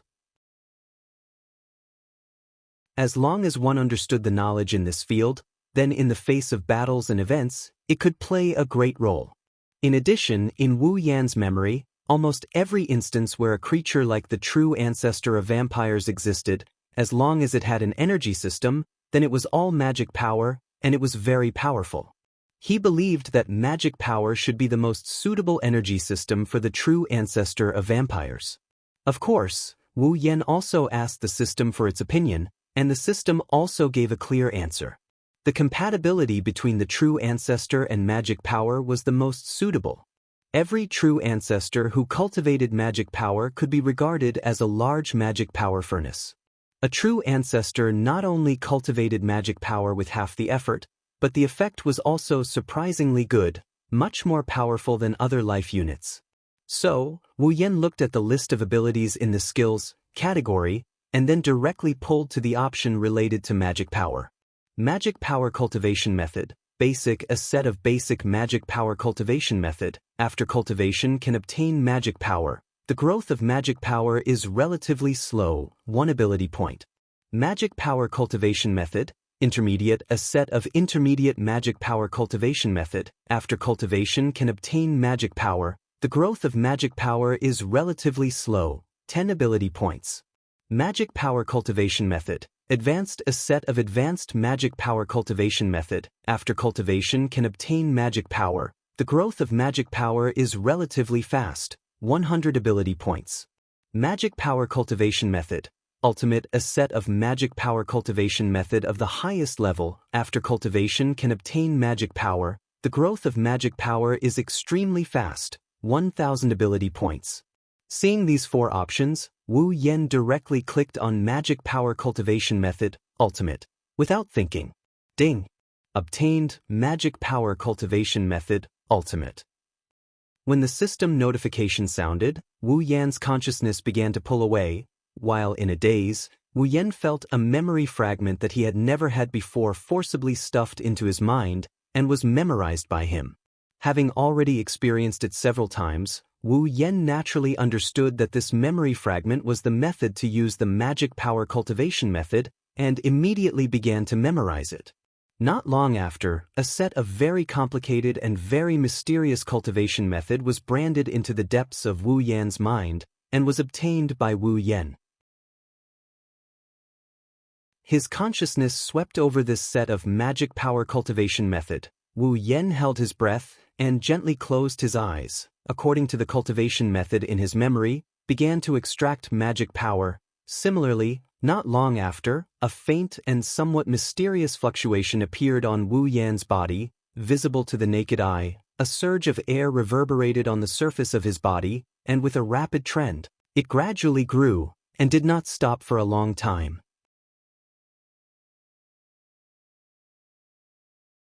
Chapter 8:11. It has to be said that a primogenitor's mana cultivation has a huge advantage. In just an hour, Wu Yan's mana surged like a tidal wave. It even spread outwards, causing the atmosphere around him to swirl slowly. The effects of true ancestors cultivating mana were exceptionally good. Compared to other life forms, every true ancestor's mana could be said to be very powerful. It was no exaggeration to say that the effects of vampires cultivating mana were definitely at the forefront of all life forms.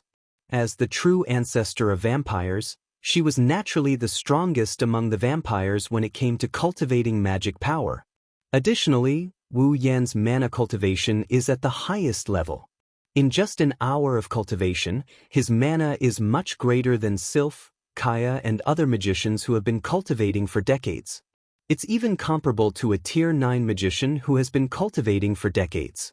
If Wu Yan continues to cultivate, it's only a matter of time before he becomes the person with the most mana in the Spalier world. It's not just the amount of mana, the quality of mana is also great.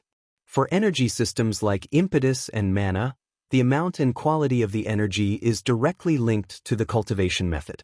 If the cultivation method is of a lower level, not only will the amount of mana increase be slow, the quality of the mana won't be good either. It requires time to refine and purify the mana. If the cultivation method is of a higher level, it will save a lot of time and there's no need to refine the quality of the mana. With the highest level of mana cultivation method, the quality of the mana extracted by Wu Yan is of the highest quality. He didn't need to divert his attention to purification, he only needed to concentrate on increasing the amount of mana. This is why the highest level of mana cultivation method requires 1,000 ability points. If converted to the previous value, 1,000 ability points would be equivalent to 100,000 ability points. As time passed, Wu Yan's mana grew larger and larger. A small storm started to form around the room due to the mana fluctuations. It didn't take long for the utensils in the room to be blown all over the place. It's a mess and it's getting bigger and bigger. If this continues, this room will be destroyed sooner or later.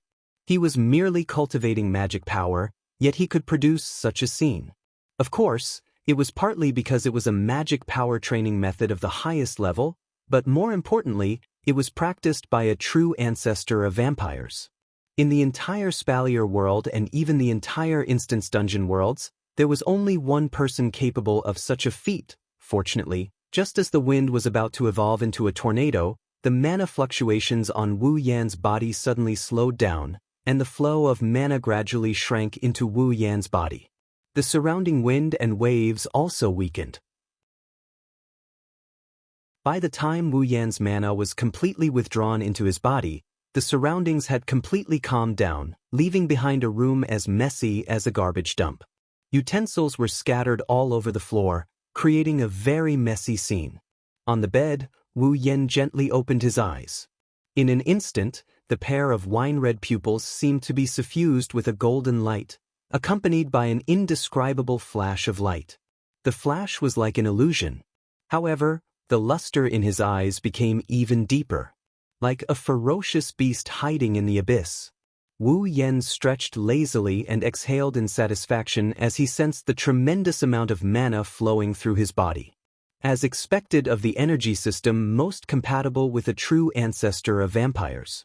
If it were another energy system, I'm afraid that no matter how talented I am, it would take me a year or so to achieve the same effect.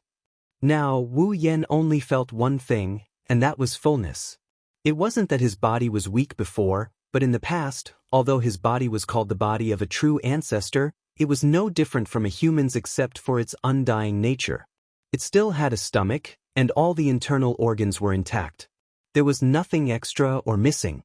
Now, with the addition of mana, which was something the human body didn't originally have, it could also enhance his body in various aspects, such as stamina, endurance, and so on. Wu Yan felt a sense of fullness, and it wasn't an illusion. After taking a closer look at the benefits of magic power and the novelty of it, Wu Yan diverted his attention away from it. He looked at the system tab that was still open and he started checking it again. With mana, how could he not use it? Mana had endless uses in various aspects, but it could only be used to enhance and strengthen the body. To truly show the value of mana, one needed to know how to use it. For example, magic and magic. The magic in the system was different from the magic in the Spalier world. The so-called magic was to use a mysterious method not known to ordinary people to reproduce the things that could be done through human technology with the power of an individual. For example, magicians only needed to use magic to build a tall building. It could be done in just a few seconds, but human technology would take days or even years. This was the power of magic. Another example would be humans making fire. Magicians could also use magic to make fire. The difference was that humans used fire, while magicians could manipulate fire. Usually, humans could also do this. Magicians used magic to construct power, to use this mysterious method, which was called magic. In the Spalier world, the ice magic used by Sylph and Lulu, the wind magic used by Kaya, and other types of magic are all magic in the system. Magic, on the other hand, can create miracles that even magic and human technology can't do. For example, it can interfere with time, or it can bring the dead back to life. These are things that humans can't do no matter how much time and resources they have. But magic can. This is also the main difference between magic and magic in the system. To put it simply, what humans can do with technology can be done with mana. This is magic. Something that humans couldn't achieve with their own technology, but with the use of magic, they could achieve a miracle. That was magic. Of course, there are many ways to use mana. It can't only be used for magic or magic. However, these two are the most obvious ways to use mana. That's why Wu Yan chose to use these two mysterious powers. There are so many magic tricks in the system that it's a headache. Wu Yan can't exchange them all at once. The best way is to exchange them all at once. Coincidentally, there's a very subtle ability in this skills category that can do this. 103,000 grimoires, originally from the Magic Manual. It is a medium of knowledge that contains all sorts of magic tricks, spells, and mystical techniques from all over the world. It can be used as a pure form of knowledge. The user can directly access all the relevant knowledge. However, the source of the knowledge has the side effect of corrupting the user's mind. If used as an ability, the user will be immune to this side effect and gain access to all the information recorded in the 103,000 grimoires. Cost: 15,000 ability points. When Wu Yan saw this ability, he had two feelings. One is that it's strange, and the other is that it's expensive. Strange, of course. 103,000 grimoires. Since it's a grimoire, it should be a physical object. It should be more suitable to be categorized as a tool or equipment. As for how expensive it was, he had reduced his remaining 16,000 ability points to 1,000 ability points. How could that not be expensive? Of course, it's expensive, but he won't have to worry about not having any magic tricks to use. 103,000 grimoires contain all the techniques recorded in the Magic Manual. It's not that Wu Yan can use it, it's just that he can't use it. The introduction also says that 103,000 grimoires are pure knowledge. It's understandable that they can be converted into memories and be used by the user. It's that 15,000 ability points that makes Wu Yan's heart throb. If it hurts, then so be it. It's worth it to be able to get the knowledge inside. Pursing his lips, Wu Yan made up his mind and clicked on the exchange. In the next moment, his mind was suddenly filled with fragments of memories.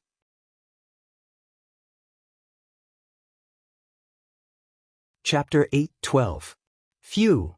After an unknown amount of time, Wu Yan finally opened his eyes. While digesting the memories he received, his eyes were filled with unconcealable exhaustion.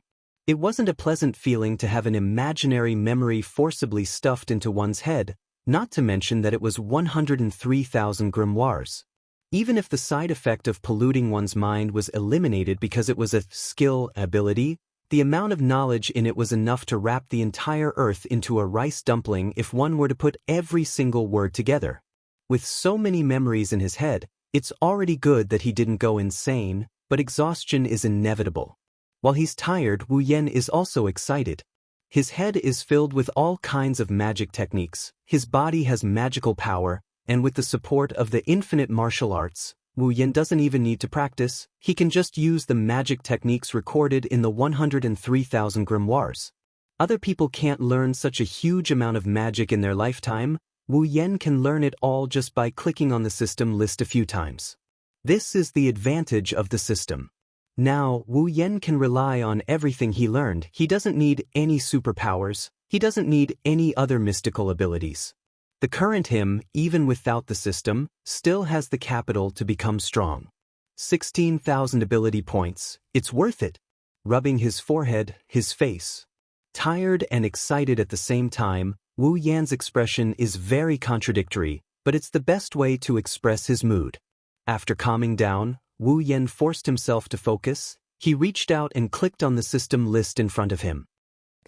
Next is equipment. Wu Yan has a lot of equipment. Gate of Babylon, Meteor Shower, Fraxinus, Iron Sand, Iron Sand, Iron Sand, Gold Armaments, Iron Sand, and Gold Armaments. In terms of equipment, he doesn't lack any. He wanted to be able to directly increase his strength like an ability. There was no point in simply increasing the number of equipment he had, unless he exchanged them for A-grade equipment, which was a legendary armament. However, Wu Yan had already checked. The cheapest legendary armament cost 100,000 equipment points. With just his 12,000 equipment points, it was not enough. Wu Yan needed equipment with special effects. Out of boredom, Wu Yan flipped through the entire exchange list. He removed the equipment that was worth more than the equipment he had and began to read the descriptions one by one. He didn't have much hope, but when he saw an equipment, Wu Yan's hand paused. Magic-breaking Wild Rose. Level B, a relic from Fateful Night. The red spear can nullify the effects of mana. You don't need to release your true name to be effective. Excellent against mana defense. All mana enhancement, defense, and additional abilities will be nullified when they come into contact with the spear. Cost: 3,000 equipment points. Magic nullification? Looking at the magic-breaking Wild Rose's effect in the exchange list, Wu Yen frowned and pondered. The magic-breaking Wild Rose's ability to nullify mana nullification was indeed attractive to Wu Yen. If he had it, then when he encountered an opponent who used mana as an energy system, his opponent would definitely be very tragic. But it was limited to this. Wu Yen didn't live in a world that only used mana nullification as an energy system. He had traveled to many worlds. Among them, there were all kinds of unique mysteries unique to each world, such as combat energy, mana nullification, and super abilities. If it only nullified mana nullification, it would be a little too limited. In his heart, an idea kept growing like bamboo shoots after a rain, and it was getting more and more uncontrollable. After repeatedly verifying this sudden idea, Wu Yen raised his head and spoke. System, is there a way to make the magic-breaking Wild Rose's target transition from mana nullification to all super abilities? His voice echoed in the messy room and even reached Wu Yan's ears. Hearing this sentence, even Wu Yan was a little surprised. Did he really come up with such an idea? It seemed that even the system didn't expect Wu Yan to suddenly ask such a question. For a moment, it didn't answer Wu Yan's question. Only when the echo-like voice faded away, the system's voice sounded in Wu Yan's mind. According to the system's judgment, the user's proposal is feasible. Wu Yan was stunned, but when he came back to his senses, he couldn't help but be ecstatic. Really? Tell me what to do. The system slowly said in a cold voice. If you want to change the special effect of the equipment, you will also need to modify the equipment itself. The system can help the user modify the equipment, and according to the requirements, a certain amount of points will be charged. Modify? Wu Yan lowered his head, hesitated for a moment, and then directly said, then modify it. Change the anti-magic effect of magic-breaking Wild Rose to an ability that can break all abilities. Beep. Modify magic-breaking Wild Rose.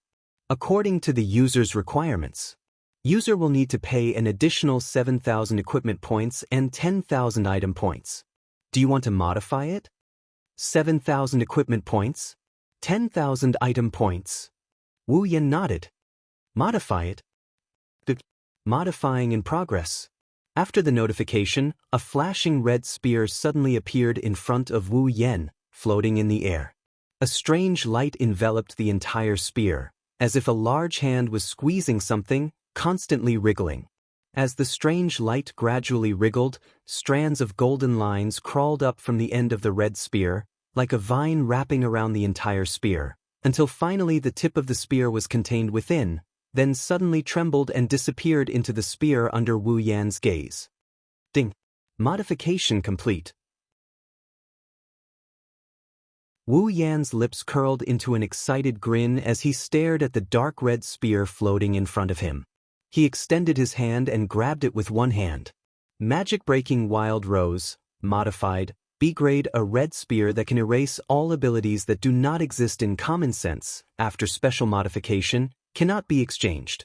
Looking at the feedback from the system, Wu Yan's smile grew wider and wider, and finally he couldn't help but laugh. Perhaps because extreme joy begets sorrow, his body that was sitting steadily on the bed suddenly tilted to one side and fell off the bed. Bang! Ouch! Wu Yan cried out in pain, but before he could recover, an unknown hard object suddenly fell from the sky, like a urinal, and smashed into his head, making him dizzy. F***CK. Wu Yan cursed, throwing away the urinal on his face. The urinal hit the wall not far away, but bounced back and smashed into Wu Yan's face again. Wu Yan was shocked and quickly ducked to avoid it. So unlucky! Wu Yan recalled this scene with lingering fear, looking at the red spear in his hand. Is it because of this? Wu Yan knew that Shangju was so unlucky because he had a phantom killer that could erase all abilities, even his luck. His modification of the magic-breaking Wild Rose was also inspired by the phantom killer. Now, whoever takes you will have ease luck. Wu Yan didn't know whether to laugh or cry.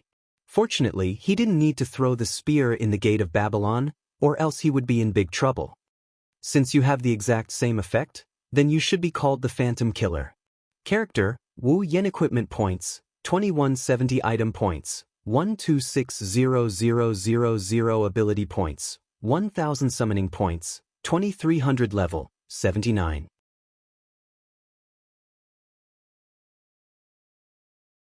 Chapter 8:13. In the villa, several young girls were laughing and playing in the living room.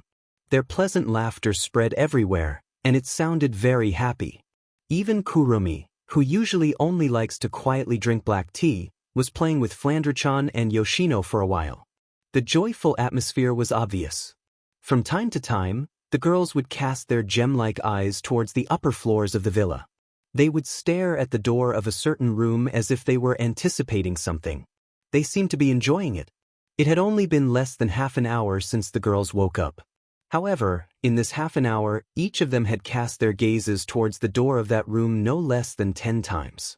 However, they pretended that they didn't care. Wu Yan has been in the room for an entire day. However, Wu Yan showed no signs of coming out of his room. Astria and the others are worried. They suggested calling him out several times, but they were stopped by Chuju and Kotori. Even though they are worried, they sensed a dense wave of mana fluctuating in the room ever since Wu Yan entered the room. It's getting stronger and stronger. Hinajiku, Kotori, and Kurumi sensed Wu Yan's aura from the mana fluctuation. It's probably Wu Yan's handiwork. Based on Wu Yan's actions yesterday, they deduced that Wu Yan must have exchanged for a new ability and he's currently cultivating it. When he comes out of his room, he'll probably be dead. He will definitely improve by leaps and bounds when he comes out of the room. It's not the right time to wake him up. Kotori would have dragged Wu Yan out of the room otherwise. Since the first day she met Wu Yan, the task of waking him up has always been her younger sister's daily routine. Looks like there's no result for now. After waiting in the hall for a while, Kotori let out a sigh of relief when she saw that there were no other movements apart from the fluctuating mana waves in the upper level of the mansion. She stopped paying attention to the door and started enjoying her dessert. Of course, it's the jewel. Just as Kotori gave up on her observation, the fluctuating mana in the room suddenly expanded. It increased by several times in an instant. The entire mansion shook. Chuju, Kotori, Astria, Toka, and the others noticed the change. The girls in the living room had a change in expression. They turned their attention to the room above. Along with the spread of this fluctuation, Akros's eyes quickly turned and shrunk. In an instant, they turned a deep crimson red. Behind her, a pair of pink wings flapped and she flew towards the direction of the room. The other girls came to their senses and rushed towards Wu Yan's room. Under Ikaros's lead, they barged into the room and looked at the direction of Wu Yan's bed. Wu Yan's eyes were closed. Instead of reacting to the invasion of the girls, a surge of magical energy slowly surged in his body and continued to rise. In a very short period of time, it surpassed the previous peak level and continued to rise. They felt Wu Yan's rapidly increasing mana fluctuation. The girls are nervous because they can't tell if this is a good thing or a bad thing. They didn't dare to act rashly. They huddled together as they stared at Wu Yan's figure on the bed. Their bodies tensed up as they stared at Wu Yan's figure. If anything happens, they will rush to Wu Yan's side at the first sign of trouble. The stalemate continued. Wu Yan's mana surged for about 10 minutes. Towards the end, the rate of increase slowed down until it reached a certain peak. Another minute later, the mana stopped expanding and it shrunk back into Wu Yan's body as if it had reached its limit. The mana flow slowly receded back into his body as if it was being sucked in by a ventilator. As the mana flow receded back into his body, Wu Yan's face became redder and redder. By the time the mana flow receded back into his body, Wu Yan's face was as red as if he just soaked in a hot spring. Then his face returned to normal. His closed eyes trembled. Finally, under the girls' joyful gazes, Wu Yan's eyes slowly opened. Phew! Exhaling, Wu Yan's face glowed red. He could feel the mana in his body growing several times stronger than before. He couldn't hide the joy on his face, he couldn't help but be overjoyed. It doesn't seem like a bad thing. Kurumi pursed her lips and smiled at Wu Yan's joyful face. At this moment, Wu Yan noticed the girls in his room. He was startled. Blinking his eyes, Wu Yan was surprised. "Why are you all here?" Hearing this, the girls were all annoyed. "You made such a big ruckus and you still have the nerve to ask." Hinajuku rolled her eyes playfully. "You really can't stand being lonely." Commotion. Wu Yan scratched his cheek. When he noticed the messy room around him, he roughly understood what happened. He smiled bitterly, making the girls even more annoyed. Kotori looked at Wu Yan and bit the pearl in her mouth. "Quite the harvest?" Wu Yan curled his lips and nodded. Anyone could tell what he's feeling right now from that look. For an entire day, Wu Yan immersed himself in mana cultivation. He didn't rest for even a second. Naturally, his harvest was great. If at the beginning Wu Yan's mana was a stream, then now, the mana that filled his entire body could be described as an ocean. Under the effects of the highest level of mana cultivation and the body of a true ancestor, Wu Yan's talent was fully displayed. At this time, he could clearly feel that every corner of his body, every cell, every drop of blood, was transmitting excitement and joy. It was like a glutton who had been starving for a long time suddenly ate a few days' worth of food to fill his stomach. He was satisfied. Now, Wu Yan finally understood how much he wasted this body in the past. That's why when he started cultivating his mana, his body seems to have accumulated a lot of power, squeezing out all the time he wasted in the past. In just one day, Wu Yan's gains are unimaginable. But this is a good thing. He can only do it once he unlocked the potential of the true ancestor body. From now on, he will have to take it one step at a time. He won't be able to reach the heavens in a single bound. But even so, Wu Yan is very satisfied. Just the amount of mana in his body alone is unimaginably powerful. In terms of quantity, even some demigod mages can't compare to him. As expected of a true ancestor called a mobile mana furnace by the system. Rolling off the bed, Wu Yan contentedly wriggled his body that had been sitting for an entire day. A burst of crackling sounds like beans being crushed rang out. The girls almost thought that Wu Yan's body was made of iron and rusted. Mzur. Seeing Wu Yan get off the bed, Ikaros immediately stepped forward and handed him a loaf of bread. "Thank you." Wu Yan seemed to be hungry as well. He took the bread with a smile and took a bite. He then patted Ikaros on the head. Ikaros revealed a look of enjoyment and rubbed her head against Wu Yan's palm. A happy blush appeared on her face. Swallowing all the bread in his hand into his stomach, he licked his fingers as if he still hasn't had enough. He glanced at the girls who are watching him and after pondering for a bit, he lifted his head. "Since everyone is here, it just so happens that I also have something to discuss with all of you." Hearing this, the girls quickly became serious. Wu Yan couldn't help but nod. "I think it's time for us to leave this place."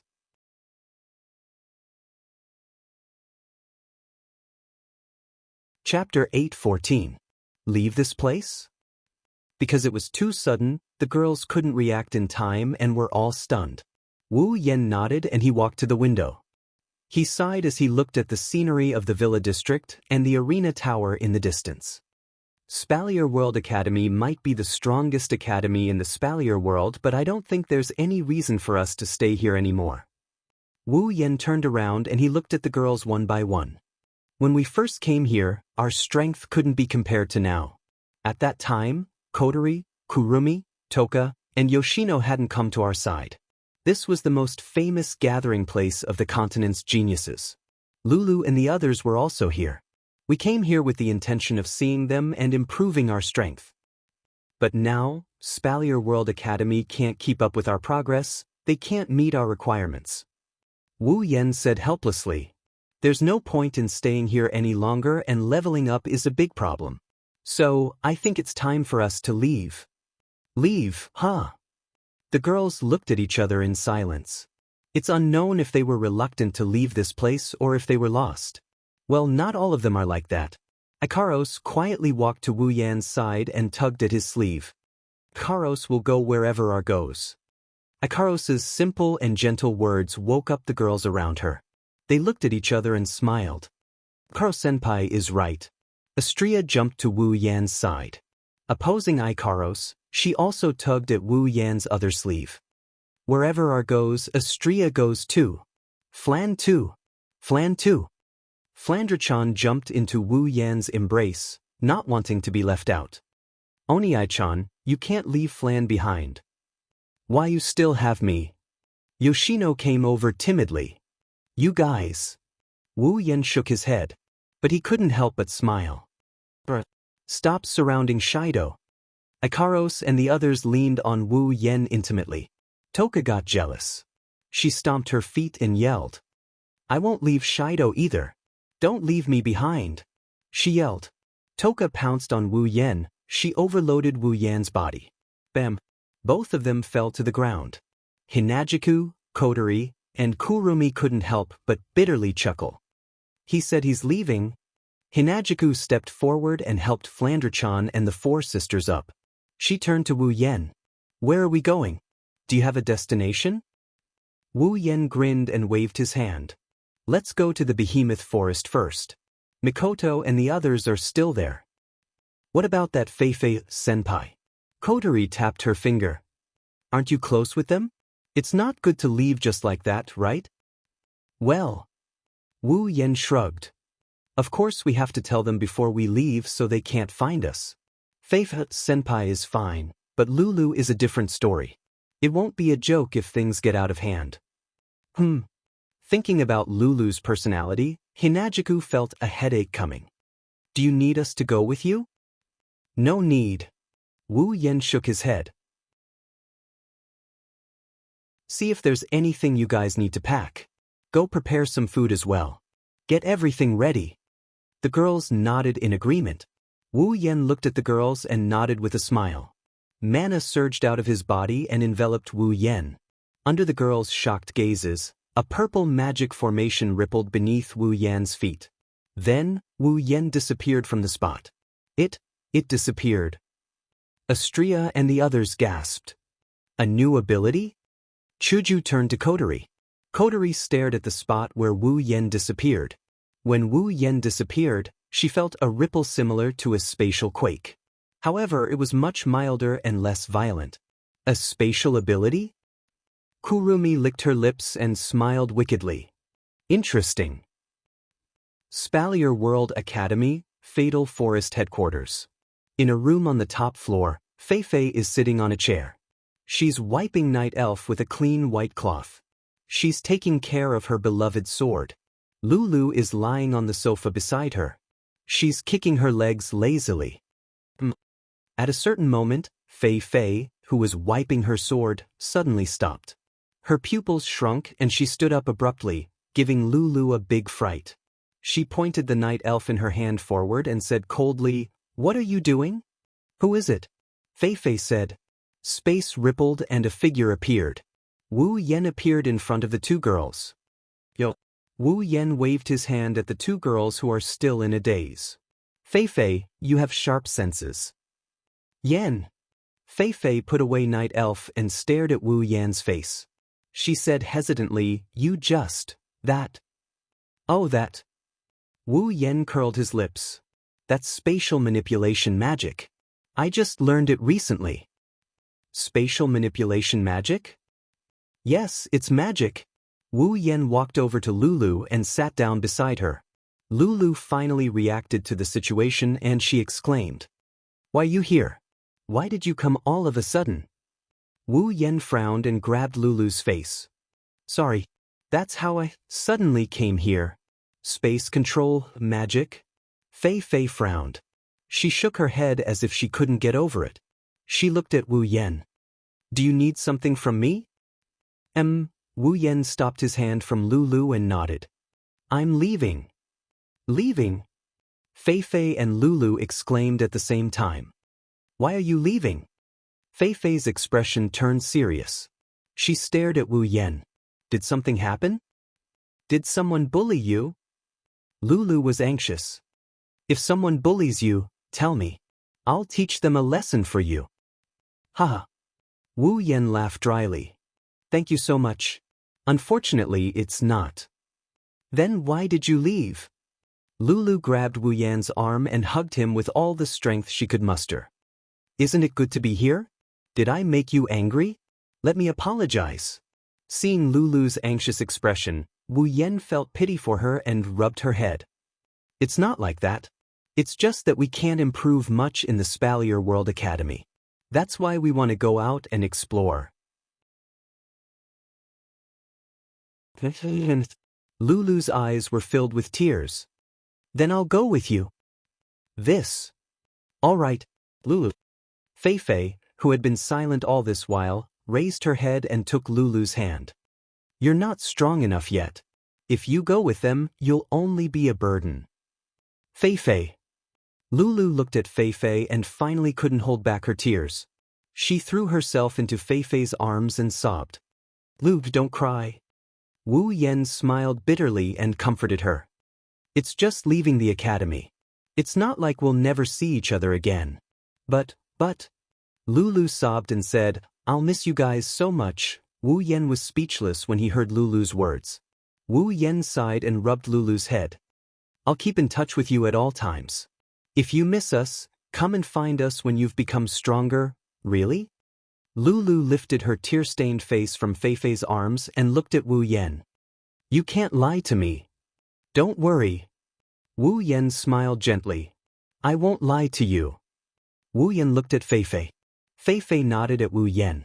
There was no reluctance in her eyes, only understanding. Be careful. But Wu Yan clenched his fist. Don't worry.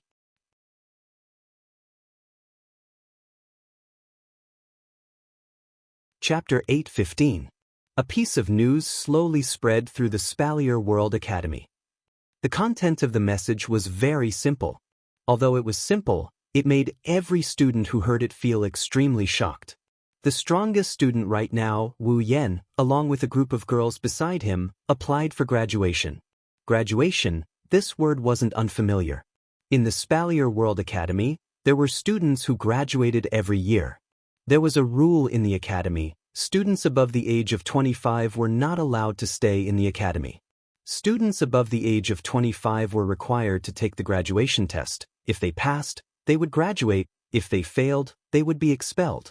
Regardless of whether it was the students who participated in the graduation test before reaching the age of 25, or those who were still unable to pass the graduation test at the age of 25, these two types of people were born every year in the academy. However, there was no one who took the initiative to apply for graduation and participate in the graduation test before reaching the age of 25. This was to be expected. Silveria World Institute was the only institute in the world. It was a joint venture between the 3 empires and the 9 great houses. Here, resources from all over the world could be found. There was nothing you couldn't think of, but nothing you couldn't find. With the support of these resources, the students of Silveria World Institute would grow much faster than if they were training in other places. It's not wrong to call the institute the cradle of the strong. Many students covet the rare resources here. Even if they're strong enough, they would still choose to stay here. That's because this is where growth is the fastest. Never graduate before the age of 25. In the academy, this was already an unspoken rule. And now Wu Yan and the others had silently broken this rule before anyone knew about it. Countless students looked at each other. They couldn't help but speculate in their hearts. This group of people, he's really doing something that surprises people all the time, huh? As for the final result of the graduation test, there was no need to look at it. In the academy, according to the level of the students, the difficulty of the graduation test also varied, but the difficulty was relatively fixed. Ordinary students, as long as they had the strength of the 6th rank, passing the graduation test wasn't a problem. Elite students, as long as they had the strength of the 7th rank, passing the graduation test wasn't a problem either. The graduation test for special students was of the highest difficulty. However, one only needed to have the strength of the upper 7th step. In that case, passing the graduation test was just a matter of time. In Wu Yan's group, everyone's strength was at least at the 8th level, and the two of them would usually only run around the academy. He hadn't seen how they cultivated, but the strength of these beautiful little girls had once shocked all the students. With that level of strength, it shouldn't be a problem for them to participate in the graduation test. Of course, the leaders of the factions who already knew Flandrachan's true strength were an exception. They could only grumble in their hearts. I hope the examiners who helped Flandrachan don't get scared out of their wits. The final result was just as everyone had expected. Wu Yan's group of 9 had all passed the graduation test. For the past few months, Silveria World Institute has been in chaos. Today, the student who broke the rules officially announced his graduation. Countless students heaved a sigh of relief, but at the same time, they also felt an indescribable sense of emptiness. This was because they knew that without this group of people, the excitement in the academy would be reduced by a lot. They would also return to a few months ago their normal daily life in the academy. Everyone has passed the graduation test. Jaffer, who hadn't seen in a while, looked at the report placed in front of him. He clenched his bear-like paws and stared straight at it. A trace of unwillingness flashed through his eyes. His battle with Wu Yan during the tournament ended in a draw, but anyone with a discerning eye could tell that he was the one who lost. After losing to Wu Yan, Jaffer had been cultivating like crazy, all for the sake of one day defeating Wu Yan with his own hands and taking back everything he'd lost. But now, the man he'd set as his goal was about to leave this place. The gap between him and Wu Yan didn't decrease in the slightest. In fact, it was getting bigger and bigger. Even the head of the Lori family, Lar, admitted that he wasn't confident he could beat Wu Yan if he went up against him. Jaffer couldn't accept this, he couldn't accept it. Although he'd improved recently, it was nothing compared to Wu Yan. Plus, he had a feeling he and Wu Yan were no longer in the same dimension. Bam! Jaffer smashed the table in front of him into pieces. His eyes were bloodshot and he was panting heavily. He screamed in his heart. I haven't seen his true strength with my own eyes. I won't admit it. Jaffer lifted his head, turned around and walked out the door. Is that so? She's leaving? Ka, who had his back facing Jaffer, was still standing straight when he heard the news from his confidant. However, a bitter smile slowly bloomed on his face. Miss Ikaros is leaving as well? Thinking of this, Kaya felt an unbearable pain in his heart. Along with the pain, there was also a strange sense of jealousy. Jealousy. He knew that no matter what that man said, this angel who made his heart throb for the first time would do it without hesitation. This wasn't the first time Kaya had seen this with his own eyes. As smart as he was, he naturally knew that in Ikaros' heart, there was only one man. But even though he knew this, he couldn't stop himself from loving that angelic girl. He'd been lying to himself until now, trying to avoid this reality. Even now, Ka still couldn't forget the beautiful scene of Ikaros spreading her wings and soaring into the sky, bathing in her feathers and radiance. Now, she's leaving with that man.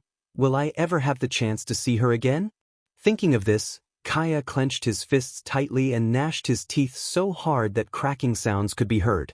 At a certain point, Ka lifted his head. Let's go. To the villa area. Inside a luxurious room, an icy blue figure sat on an office chair. There were all sorts of documents in front of her, but she didn't even glance at them. Instead, her eyes were closed. Mana flowed around her body. It's obvious she's cultivating. After an unknown amount of time, the fluctuating magical energy flow began to shrink back into her body. The icy blue magical energy rendered her originally cold face even closer to the freezing point. However, that incomparably exquisite and beautiful face caused others to involuntarily cast their gazes on her body, their faces filled with amazement and enchantment. Even though Snow Song, one of the 3 royal organizations under Sylph's command, only accepts female members, the members here are all female. However, all of them are deeply in love with their leader, just like the female members of Starlight Queen. In their eyes, other than their idol, they don't care about anyone else. Only the members of Snow Song and Starlight Queen have this kind of obsession. In the entire Spalier world, Only the members of Snow Song and Starlight Queen have this kind of obsession. From this, one can see how skillful Sylph and Shokuhu Misaki are. Under the admiring gazes of her subordinates, Sylph opened her eyes and sensed the magical energy in her body. She nodded in satisfaction. Then, she seemed to have thought of something and her icy blue eyes dimmed a little. She opened her mouth and asked, "What's the matter? Has he left?" The people around her looked at each other. They knew who Sylph was referring to. Their eyes flashed with anger, but they still stepped forward. "If it's Lord Wu Yen, he's probably preparing to leave." Sylph's eyes flashed and she fell silent. Nobody knows what she's thinking about. After a while, she stood up and walked outside. The other members of Snow Song quickly followed after her. At the same time, the various major powers within the academy also moved towards the Villa district due to their own thoughts.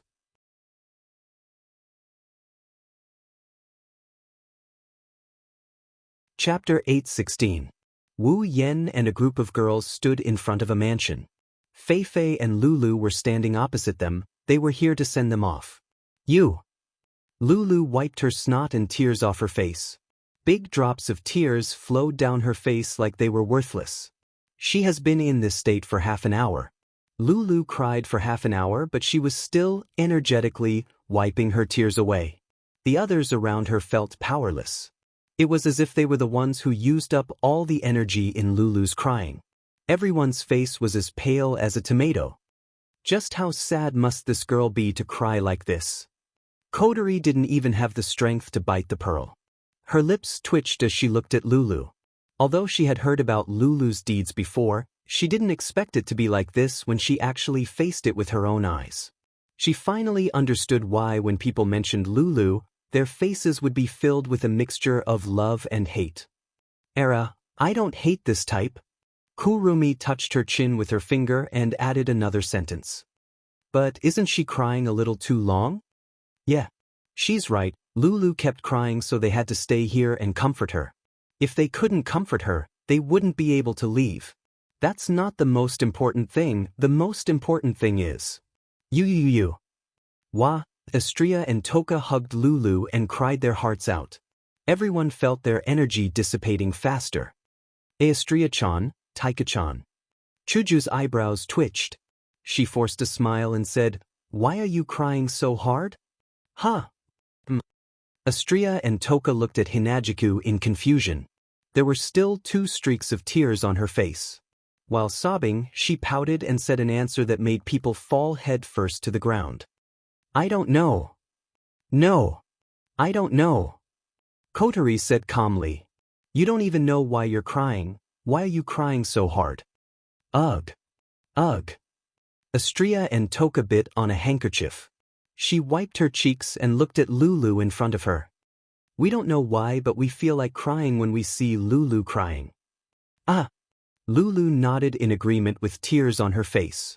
The 3 girls looked at each other and burst into tears again. What? They hugged each other tightly. It felt like they would be best friends for life. Wu Yen, Fei Fei, and the other girls didn't know what to say. They could only shrug their shoulders dryly.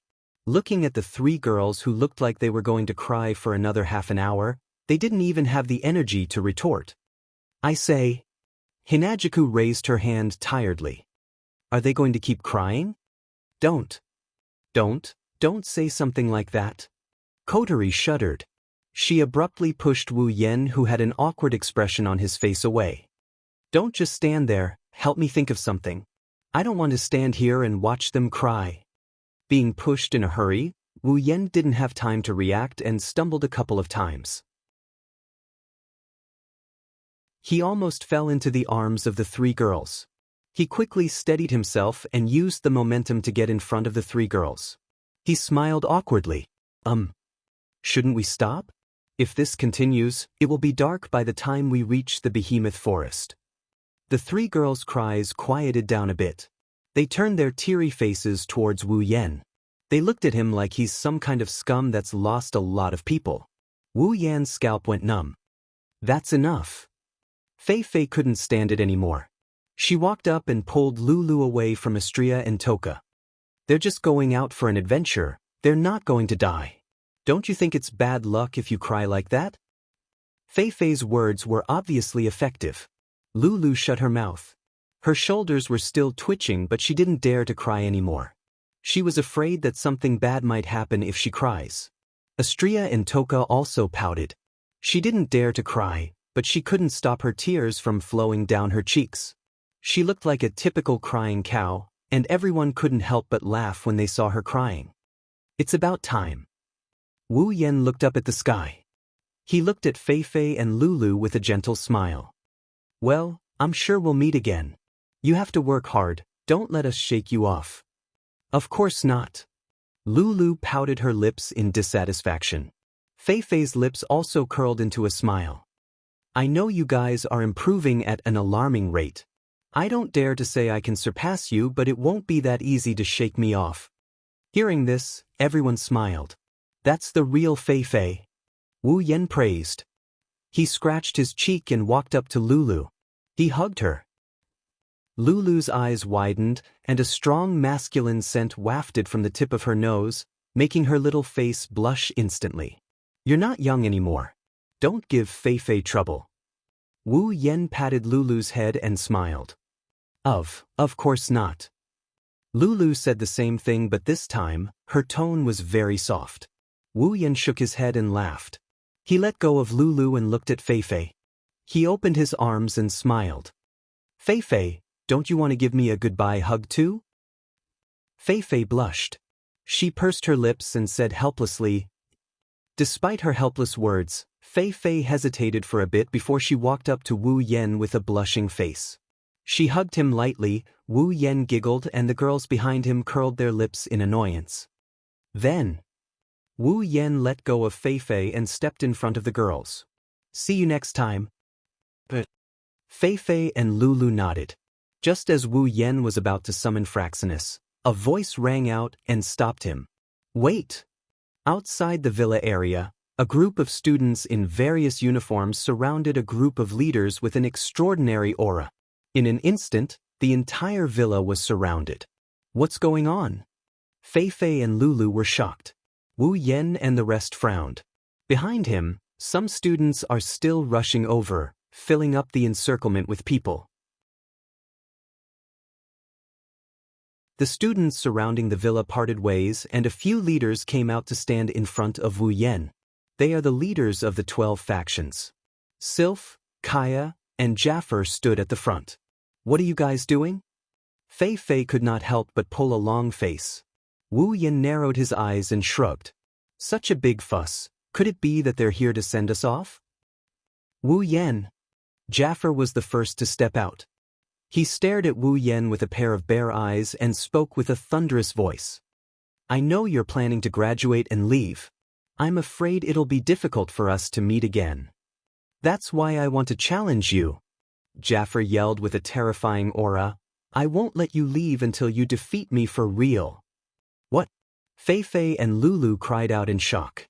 The students around them also started a commotion. They didn't expect something like this to happen. Count me in as well. Ka walked up to Jaffer and he bitterly smiled at Wu Yen. He glanced at Ikaros, who was standing behind him. Based on the outcome of today's battle, I will have to make some decisions. Kaya said as he stared at Wu Yen. Can you make me give up? Wu Yen got the gist of what these two are thinking. He looked at the two princes standing side by side and he closed his eyes. The surroundings were silent. What a bunch of stubborn fellows. Wu Yen sighed and looked up. I accept.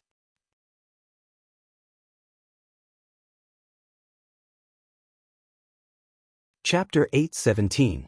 Spalier World Academy, first floor of the arena tower. Normally, only the lowest-ranked students would be here.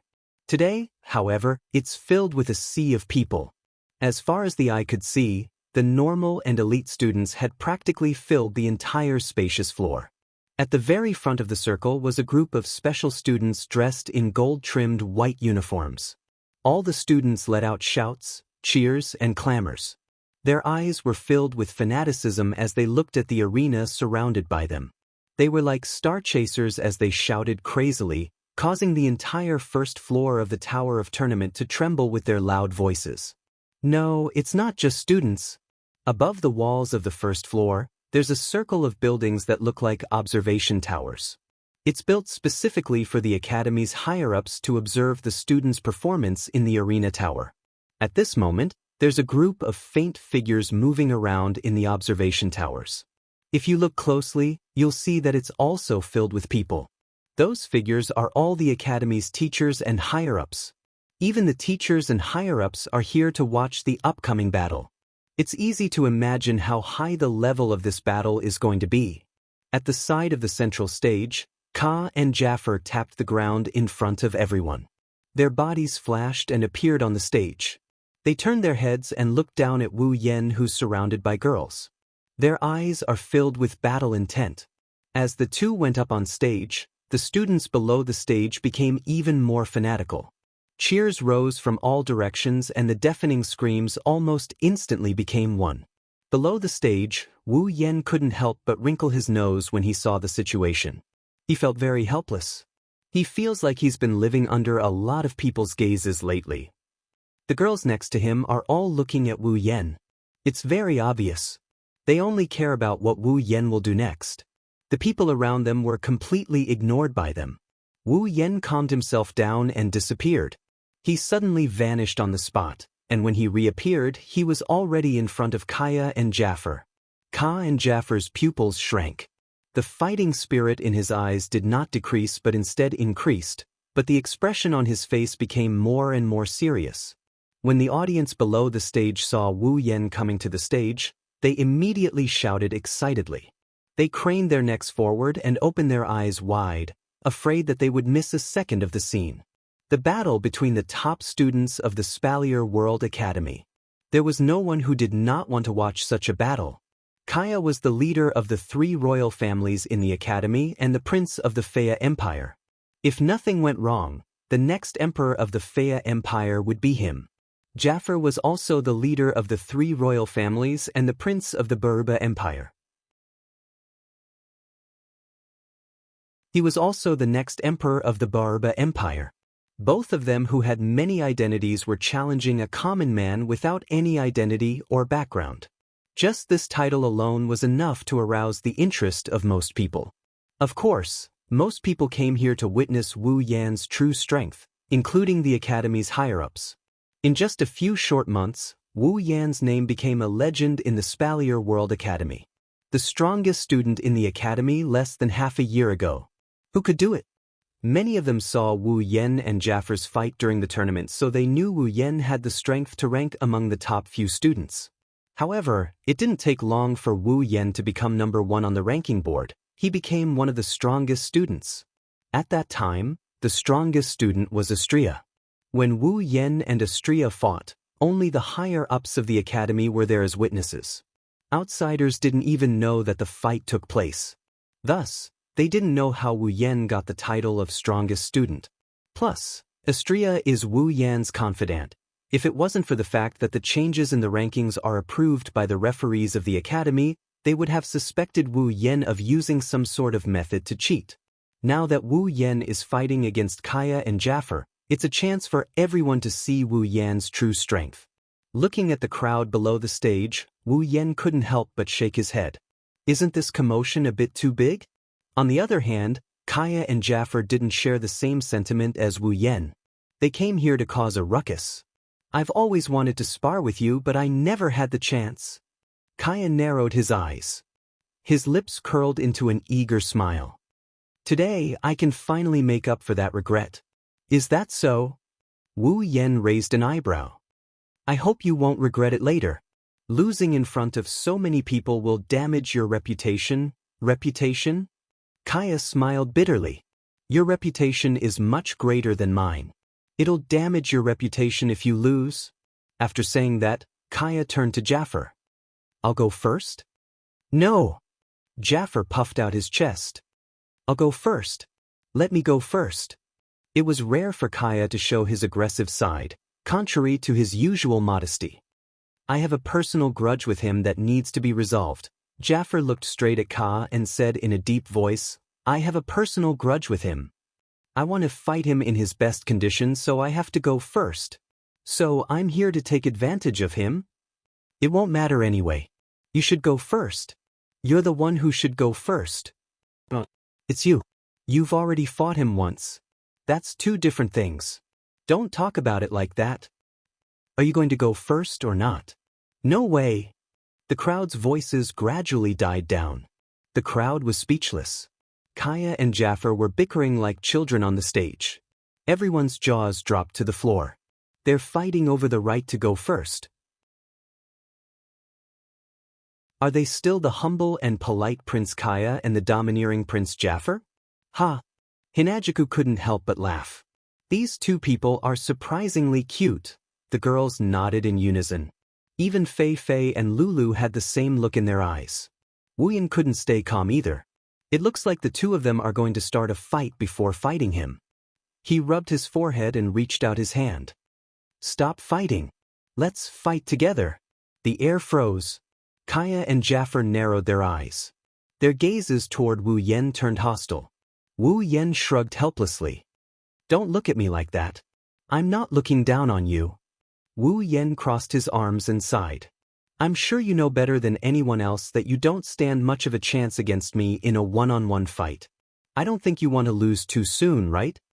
In order to achieve the fundamental purpose of this battle in your hearts, don't you think that joining hands is the best way? Kaya and Jaffer were stunned by Wu Yan's words. They fell silent. No matter how unwilling they are, they have to admit that it's the best way to go. The two looked at each other and saw the strange look in each other's eyes. They turned to look at Wu Yen and said something in a low voice. Don't regret it? Regret?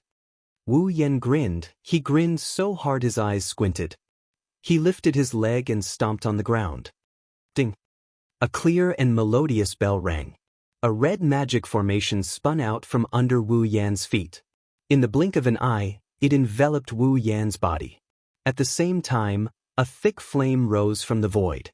It slowly rose like a wall of fire. It covered the entire space behind Wu Yen. It floated there, emitting a terrifying heat and pressure. Under everyone's shocked gazes, Wu Yan's eyes flashed with a bright light. I hope you don't regret it.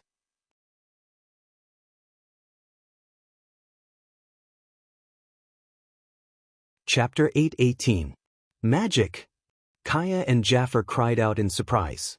They stared at Wu Yen, who was standing on top of the magic formation and bathed in the sea of fire. Gradually, they lost their composure. Impossible!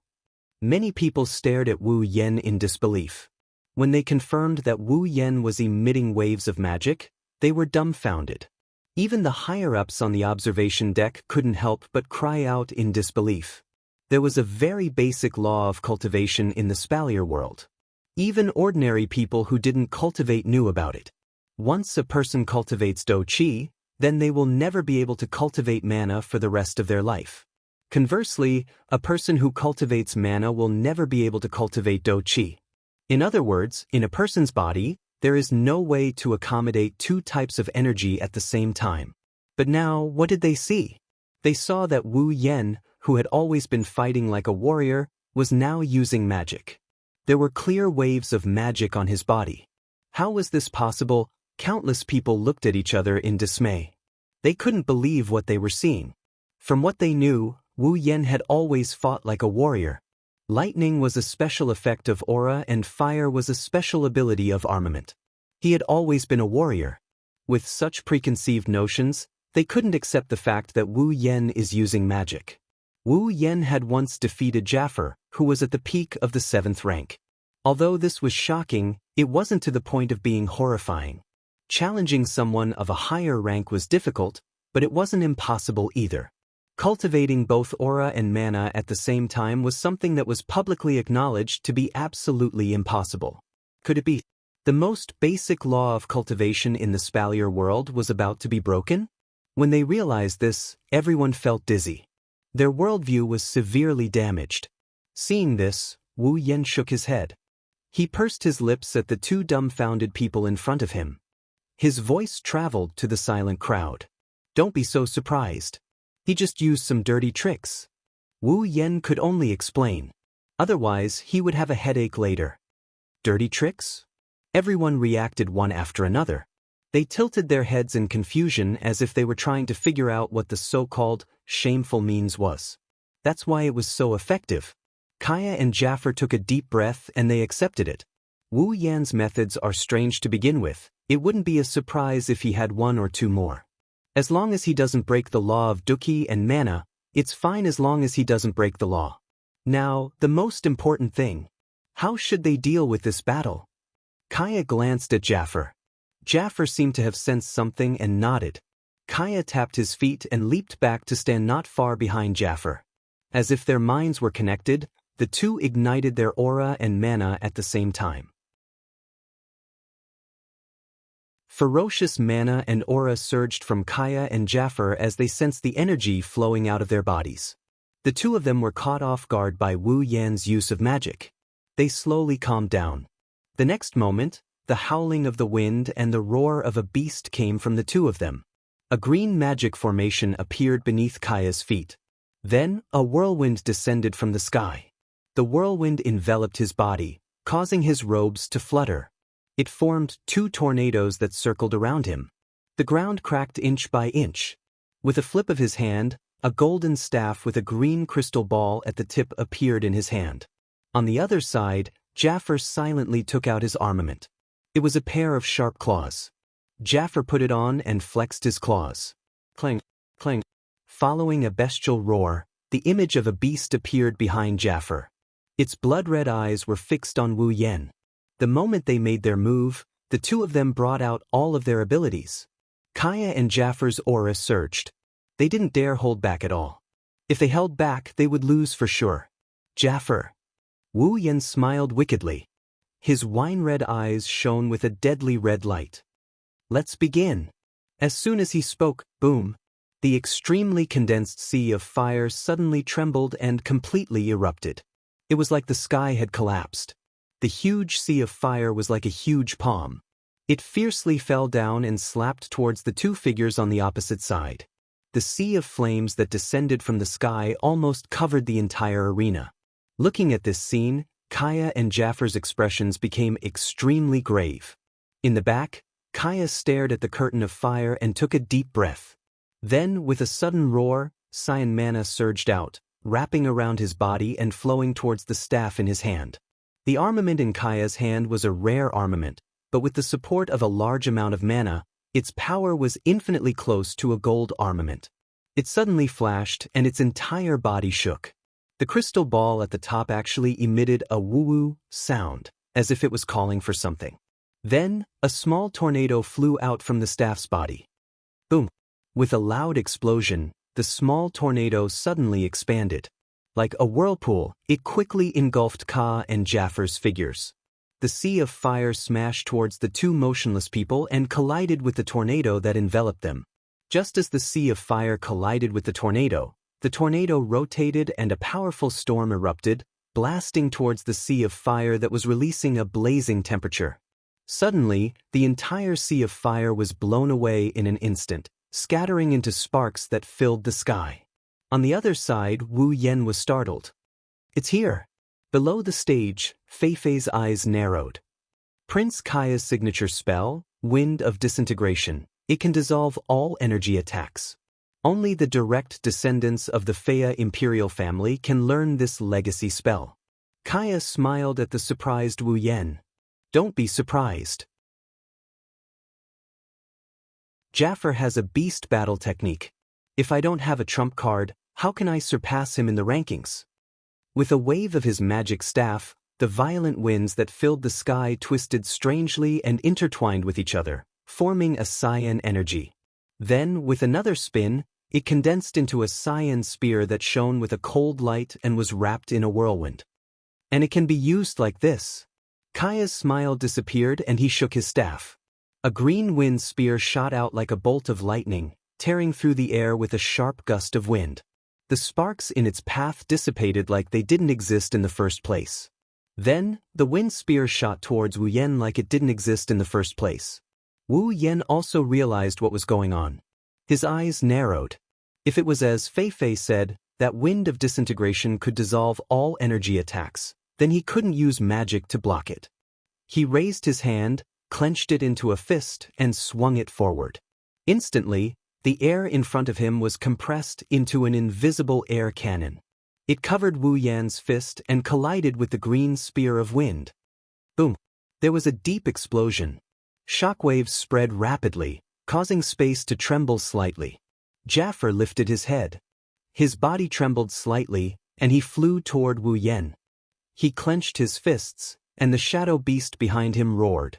A terrifying wave of battle aura flashed on his claws, and he swiped at Wu Yan's chest. Wu Yan, who was in a stalemate with the wind spear, cursed when he saw Jafar charging toward him. He stomped his foot, and a magic formation appeared beneath him. Then, 3 stone snakes as thick as an arm shot out from the ground. They opened their mouths and lunged at Jafar's face. The rock snake instantly shot forward and arrived in front of Sa'if. Sa'if's expression became a little grave when he sensed the sinister cold glint in the former's mouth. However, he did not choose to withdraw.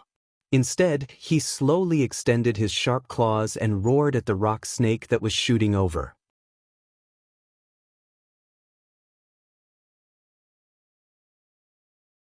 Chapter 8:19. Bang! Jafar clenched his claws and an invisible fluctuation of chi spread out. The beast's shadow behind Jafar roared and extended its claws, clenching down with a loud bang.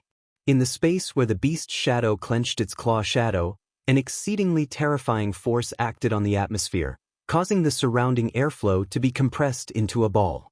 Several rock snakes that just happened to pass by were crushed by the compression of the atmosphere, dispersing into powder all over the ground. After crushing the stone snakes with one strike, Jafar quickly glanced at another stone snake that was about to dash past him and attack Kaya.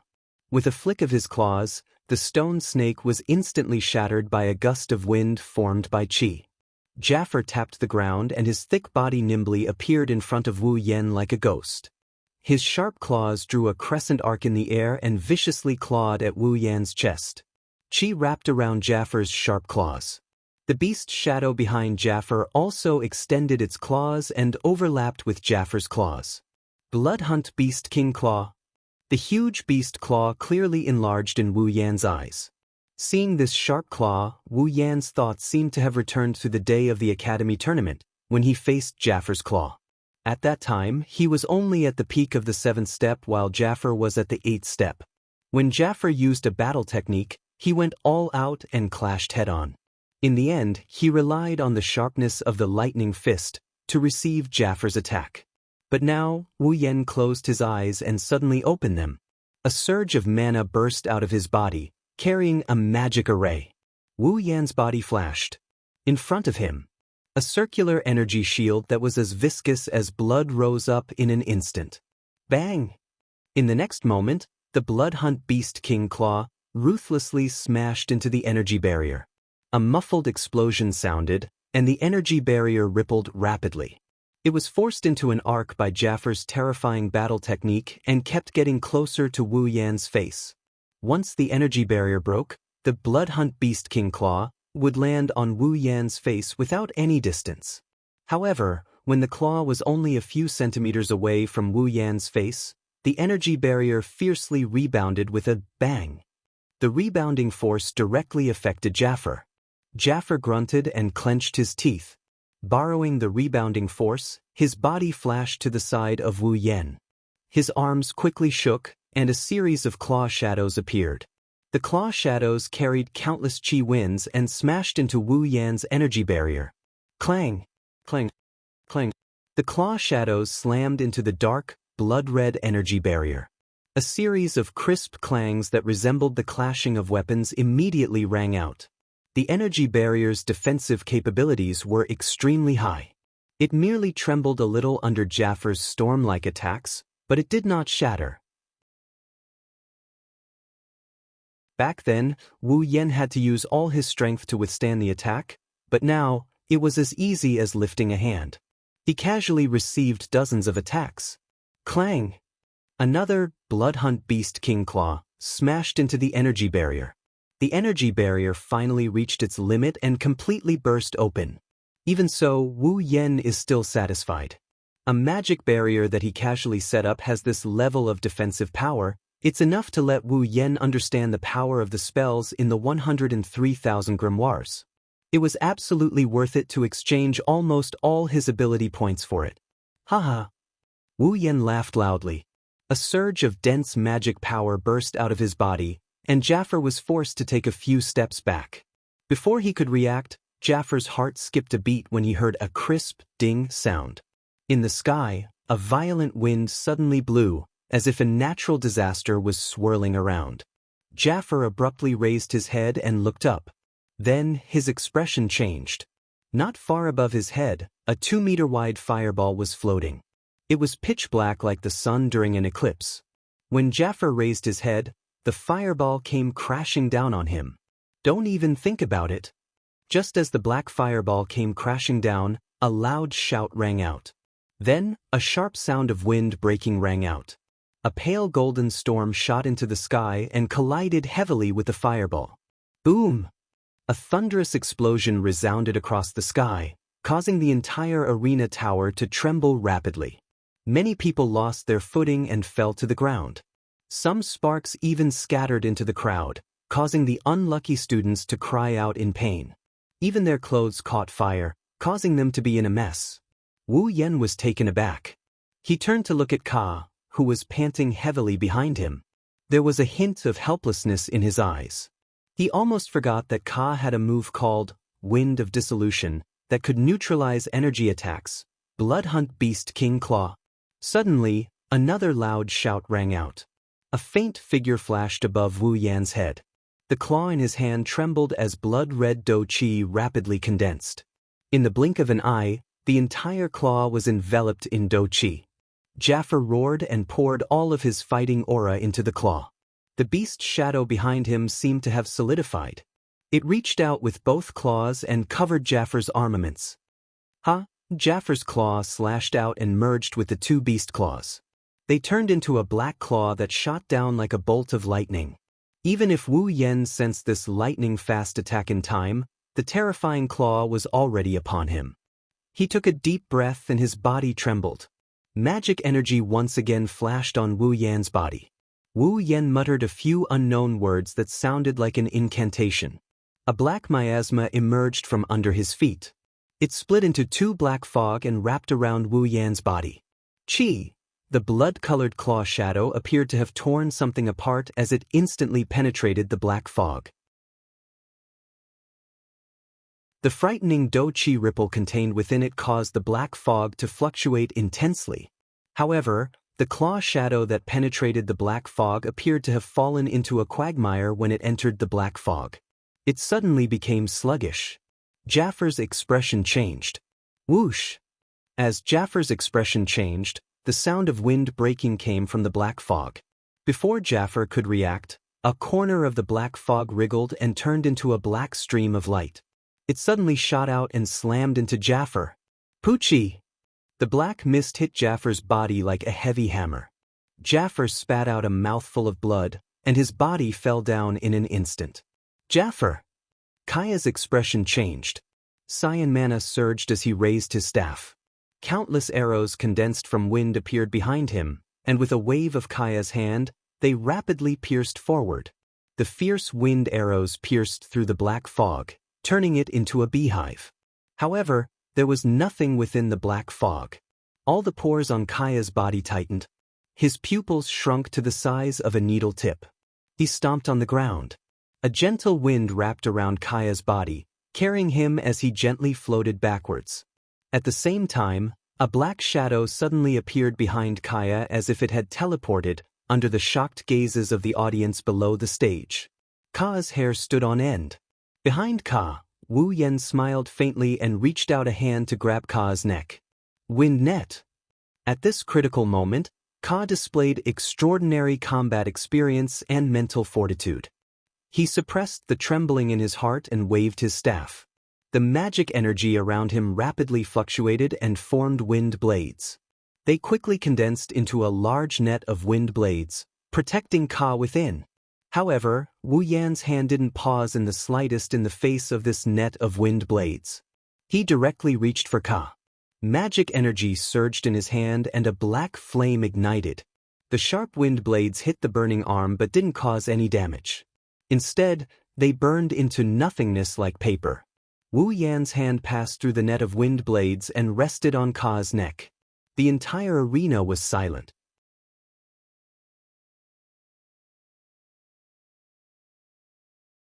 Chapter 8:20. Under the speechless gazes of the audience, the black flames on Wu Yan's arms slowly dissipated, leaving only a small hand on Kaya's neck.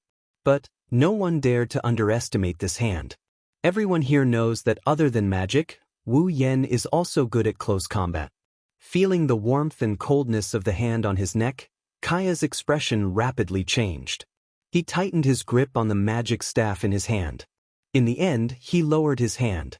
Kaya smiled. His smile was rather bleak and dispirited. Jaffer, who was struggling to get up, stared blankly at this scene. A bitter smile appeared on his face. Then, as if he had completely given up, he let his body fall heavily to the ground and didn't get up again. We lost. Ka and Jaffer didn't know how to describe their current feelings. Were they unwilling? However, he had clearly used all his strength to fight, and the other party had also defeated him fair and square. What was there to be unsatisfied about? Were they sincerely convinced? But where did this unbearable pain in his heart come from? Where did it come from? Should they fight again? When they thought of this, the two of them laughed bitterly. They already gave it their all, but Wu Yan didn't even use his best fighting technique. He didn't even use his armament. It's obvious that he didn't even use his full strength. In a situation where they did not use their full strength, the two of them together could not even cause a trace of injury to him. What was the use of continuing to fight? Finally, please tell me, Ka raised his head. His dim eyes stared at the figure in front of him. How did you suddenly appear behind me? Wu Yan paused. He smiled. Why do you ask? Can't I use pure speed to suppress you? That's impossible.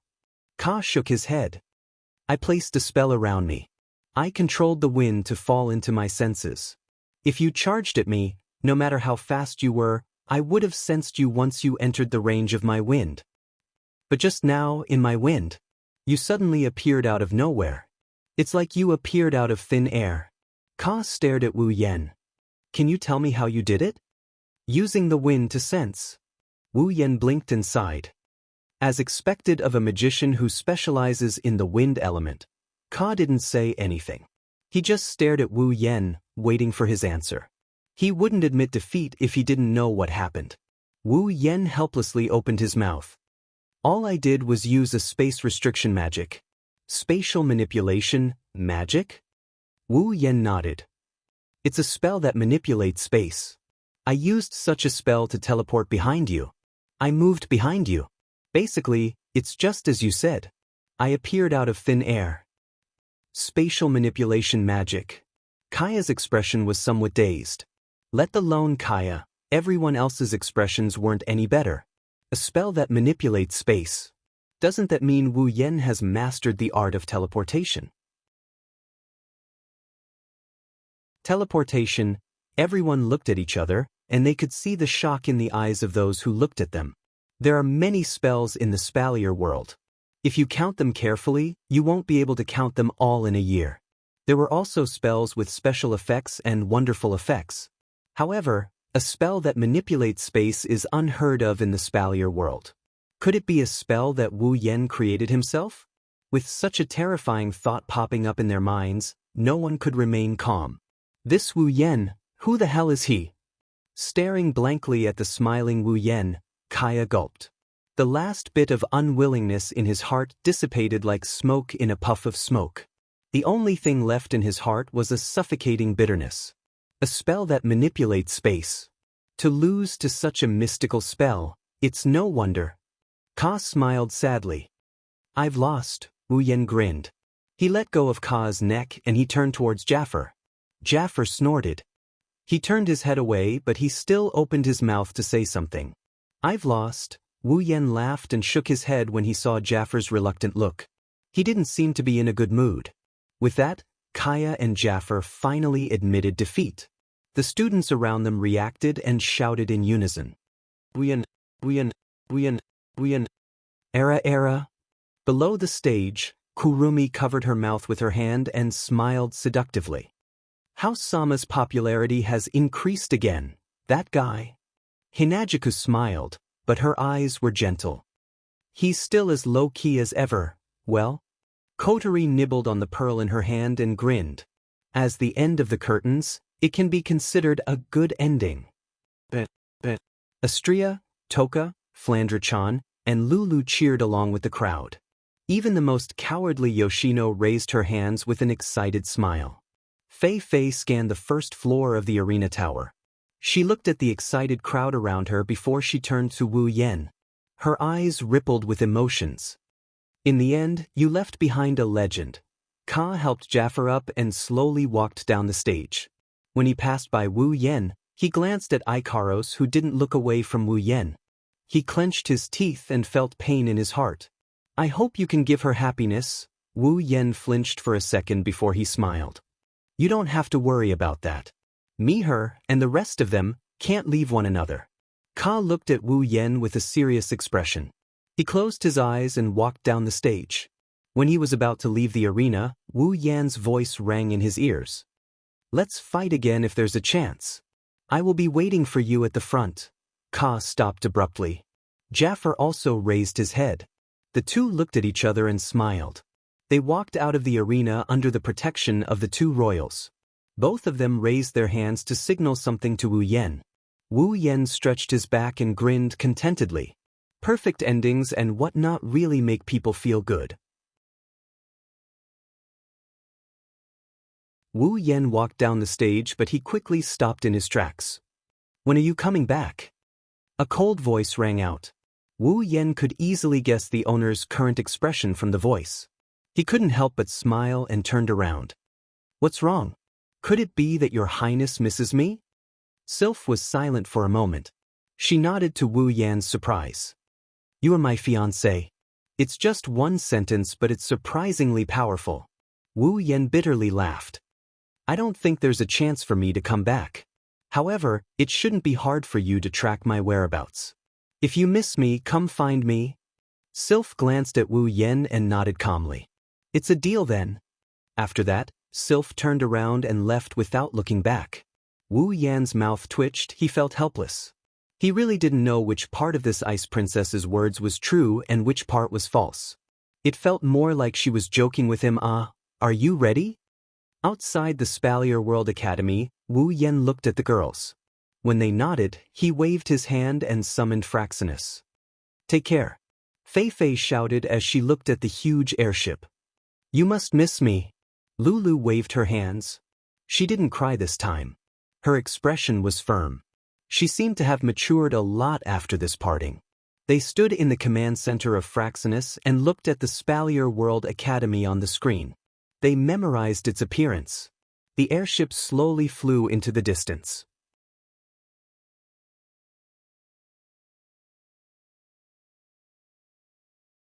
Chapter 821.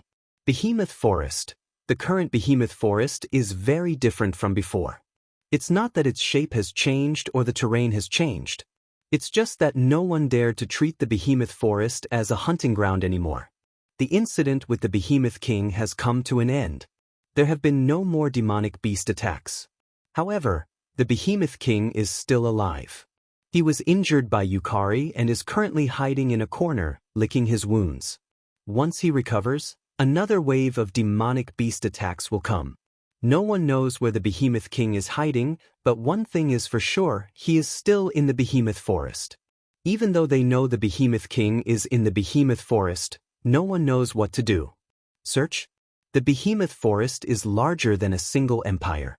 Add to that the complex terrain and tens of thousands of demonic beasts, who would dare to search for the Behemoth King? What about a secret search? It's not that it's impossible, but the number of people needed to search for the Behemoth King is limited. It's going to take a lot of luck to find the Behemoth King. What was certain was that the giant beasts forest wasn't suitable for other people to go in and hunt. After the Behemoth King went into hiding, the Ailu Empire, Baruba Empire, and Fea Empire set up a camp between their supply towns and the Behemoth Forest. With the combined strength of the three great clans, they set up a powerful garrison. The three camps have a mission. Other than preventing demonic beast attacks from happening again, they also have to monitor the behemoth forest, search for the behemoth king's tracks, hunt demonic beasts for the empire's needs, and so on. They also have to guard the path to the behemoth forest and prevent outsiders from entering. Because of this, the Spalier world is facing a serious challenge. The behemoth forest is a natural treasure trove. Humans can't live without the resources inside. Now that the resources are under control, it's easy to imagine how big of an impact it will bring. Fortunately, the camp had also been organized, allowing some teams to enter the behemoth forest every day to hunt and provide resources. Otherwise, the entire Spalier world would be in chaos. However, it was undeniable that hunting in the behemoth forest was no longer as easy as it used to be. The responsibilities of the three camps within the borders of the three empires were extremely heavy. Before the Beast King was taken care of, the three camps had to continue to exist in order to ensure the normal operation of the Spalier world. Therefore, the moment the three camps were established, they instantly became second only to the three great clans in the various empires, or even above them. With status, naturally, power was indispensable, and with power, disputes were inevitable. The various forces seemed to have realized the great significance of the camp and realized its importance. Although they didn't know how long this camp could exist, they would definitely bring a lot of benefits if they had a stable position here. In addition, the camp was the base that controlled all the resources that flowed out of the behemoth forest. The benefits were unimaginable. Every faction started to get restless. For the sake of fighting for benefits, the people who belonged to the various factions and were stationed here gradually began to have conflicts. Right now, Mikoto, Shokuho Misaki, and the others were also in conflict. They were caught in a conflict. In the center of the camp, Mikoto, Shokuho Misaki, Kinuta Sai, Frenda, and Takitsubu Riku were standing in front of a group of Misaka sisters. However, they didn't seem to be in a good mood. In front of them, there was a large team led by three middle-aged men. In terms of numbers, this team was no less than the 20,000 Misaka sisters. In terms of strength, the Misaka sisters were all at the pinnacle of Tier 6. On the other hand, the other party's strength was uneven. There were Tier 5, Tier 6, and of course, Tier 7. The three middle-aged men in the lead were even Tier 8. There were many other people surrounding the two opposing teams.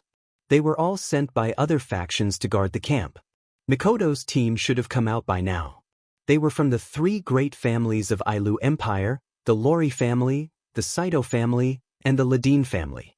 Perhaps Shokuho Misaki was annoyed by this, so she ran her fingers through her long hair. Her elegant posture made many young men widen their eyes, and they couldn't help but feel a sense of possessiveness. "What do you want?" Shokuho Misaki glanced at the three middle-aged men. Blocking people in the middle of the road, is this how the three great families treat outsiders? "You know very well what we want, there's no need to show off." Towards Shokuho Misaki's graceful posture, the three middle-aged men were stunned for a moment, but they weren't as bad as the young men. One of them stepped forward and sneered coldly at Shokuho Misaki. "There are some things that we should be clear about so that we can get along in the future." "Get along?" Shokuho Misaki couldn't help but laugh mockingly. "Are you all standing in front of us in such a manner because you want to get along with us? Shokuho-sen, you should know that we have no other choice." The one who spoke was another middle-aged man. He looked the most weathered out of the three. He sighed and said helplessly to Shokuho Misaki, "Your Misaka Legion is one of the strongest in the entire camp, but you guys refuse to listen to our orders. This is making things difficult for us. Why do we have to obey your orders?" Mikoto clenched her fists, her brown eyes were filled with hostility. "We are not from the Empire, nor do we belong to any family. We have no obligation to listen to your orders." Mikoto said loudly, "Since you are here, you have to listen to our orders." The man with the gloomy face shouted back, "Our camp is responsible for maintaining the operations of the entire world. Our responsibilities are heavy. Everyone here is working for the Empire's benefit. You are the only ones who act alone. Not only do you not listen to our orders, You don't even hand over the resources you hunt. You are blaspheming this sacred camp. That's right. This is the beginning of the conflict. Due to the importance of this camp, many families have extended their hands into this territory in an attempt to gain some benefits. Among them, the most important ones are the members of the three great families. The resources obtained from the behemoth forest are used to maintain the empire's operations, but there are still some left over. Who wouldn't want to gain more? With this thought in mind, the hunting teams that entered the giant beast's forest would exceed their quota every day. Moreover, they would swallow the extra resources and transport them back to their families. In addition, there would also be some leftover resources that would be handed over to the giant beast's forest. These leftover resources would become a delicious cake that countless people would want to take a bite out of. The three great clans were the strongest in Ailu Empire. Naturally, they got the most share of the spoils. But now, there is a large hunting party that is comparable to the three great families hunting in the behemoth forest every day. Not only did they get more resources than any other family, but because they aren't affiliated with the empire, they have no obligation to hand over the loot. They can take it all for themselves. Who wouldn't want such a delicious piece of meat? Thus, the three great families joined forces and came here. They wanted to use the empire as pawns to force Mikoto and Shokuhun Misaki to submit.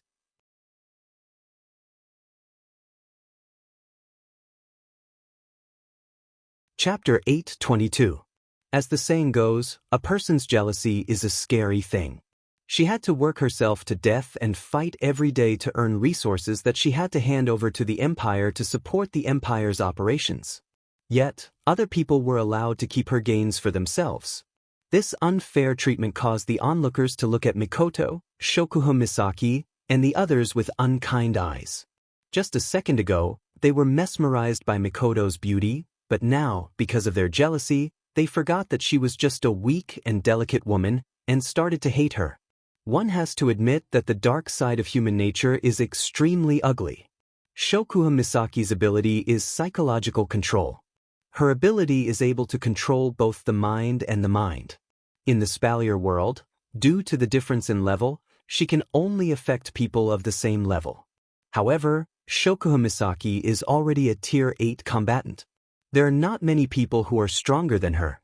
Shokuhun Misaki could clearly feel the negative emotions from the crowd. Her beautiful lips curled upwards.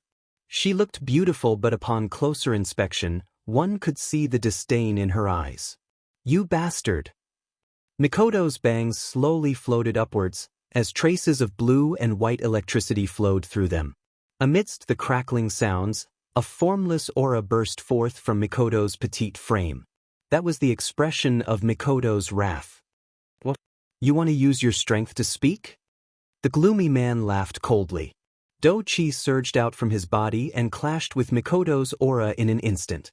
The two auras clashed and they were actually evenly matched. Mikoto had already reached the peak of Tier 8. She was just one step away from reaching Tier 9. Under such circumstances, even though the gloomy man's aura was on par with Mikoto's, it was clear that his true strength was not much weaker than Mikoto's. In order to play the role of the leader in this important camp, the three leaders of the Spalier world had to be careful. The leaders of the three major clans were only second to the leaders of their respective clans. In terms of strength, they were on par with the leaders of the three major clans. Forget about the gloomy man, even the weathered man who had been silent the whole time. The blonde man with the same color hair as Shokuhun Misaki was also a peak Tier 8 fighter.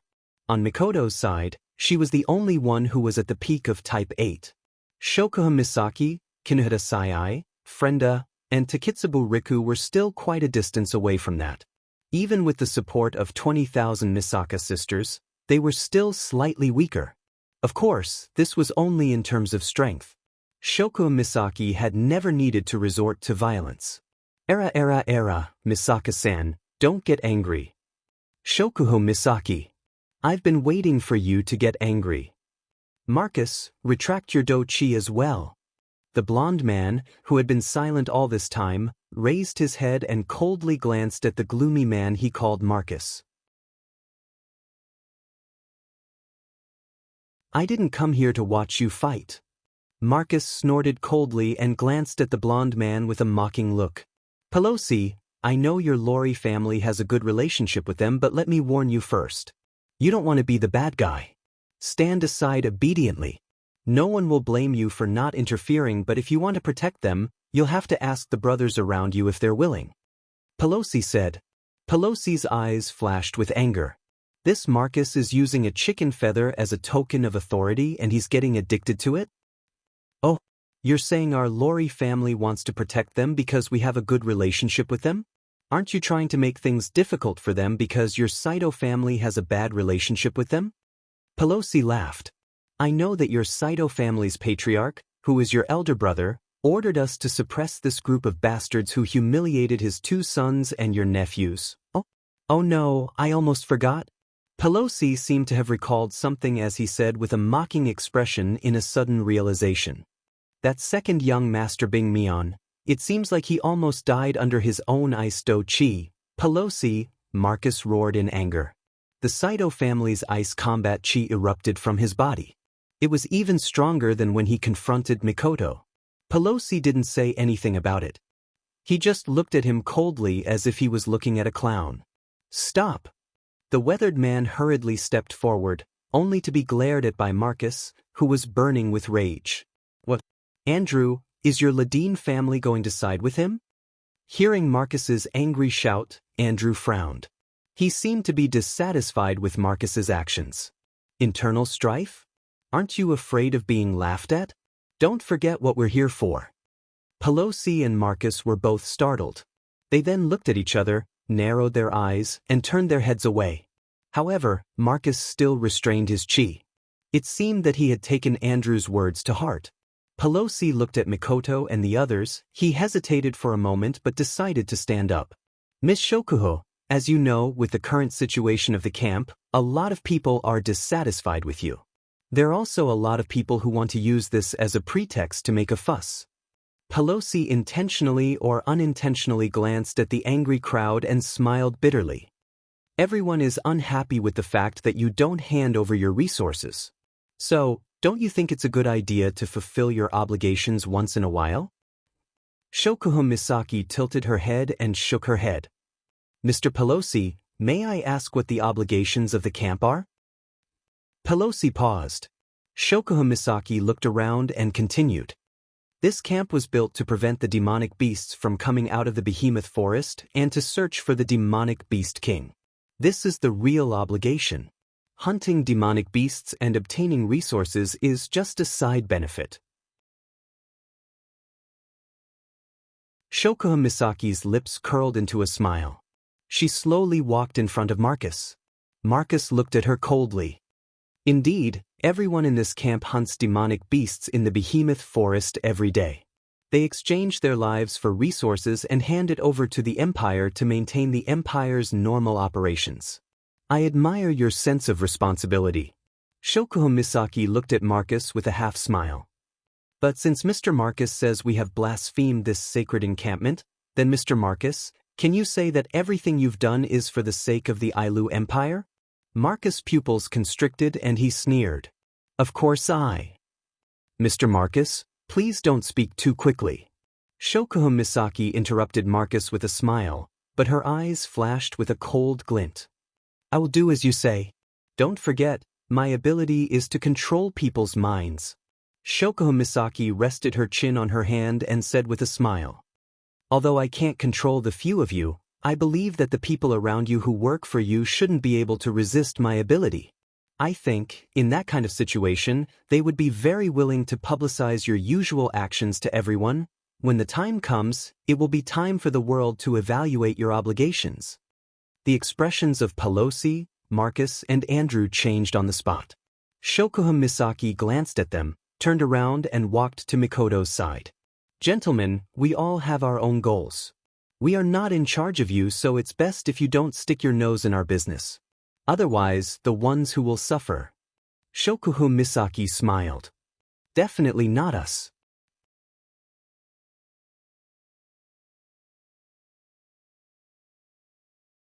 Chapter 8:23.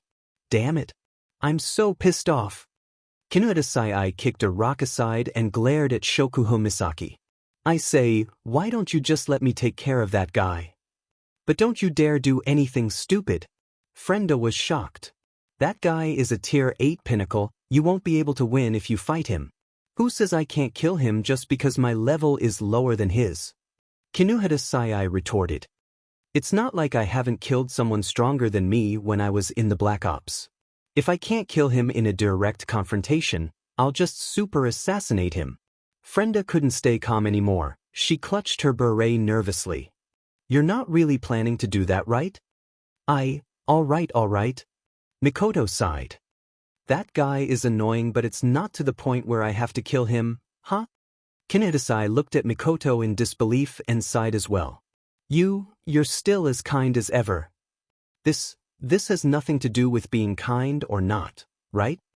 That's not it. Most people would only want to kill that guy if they saw him.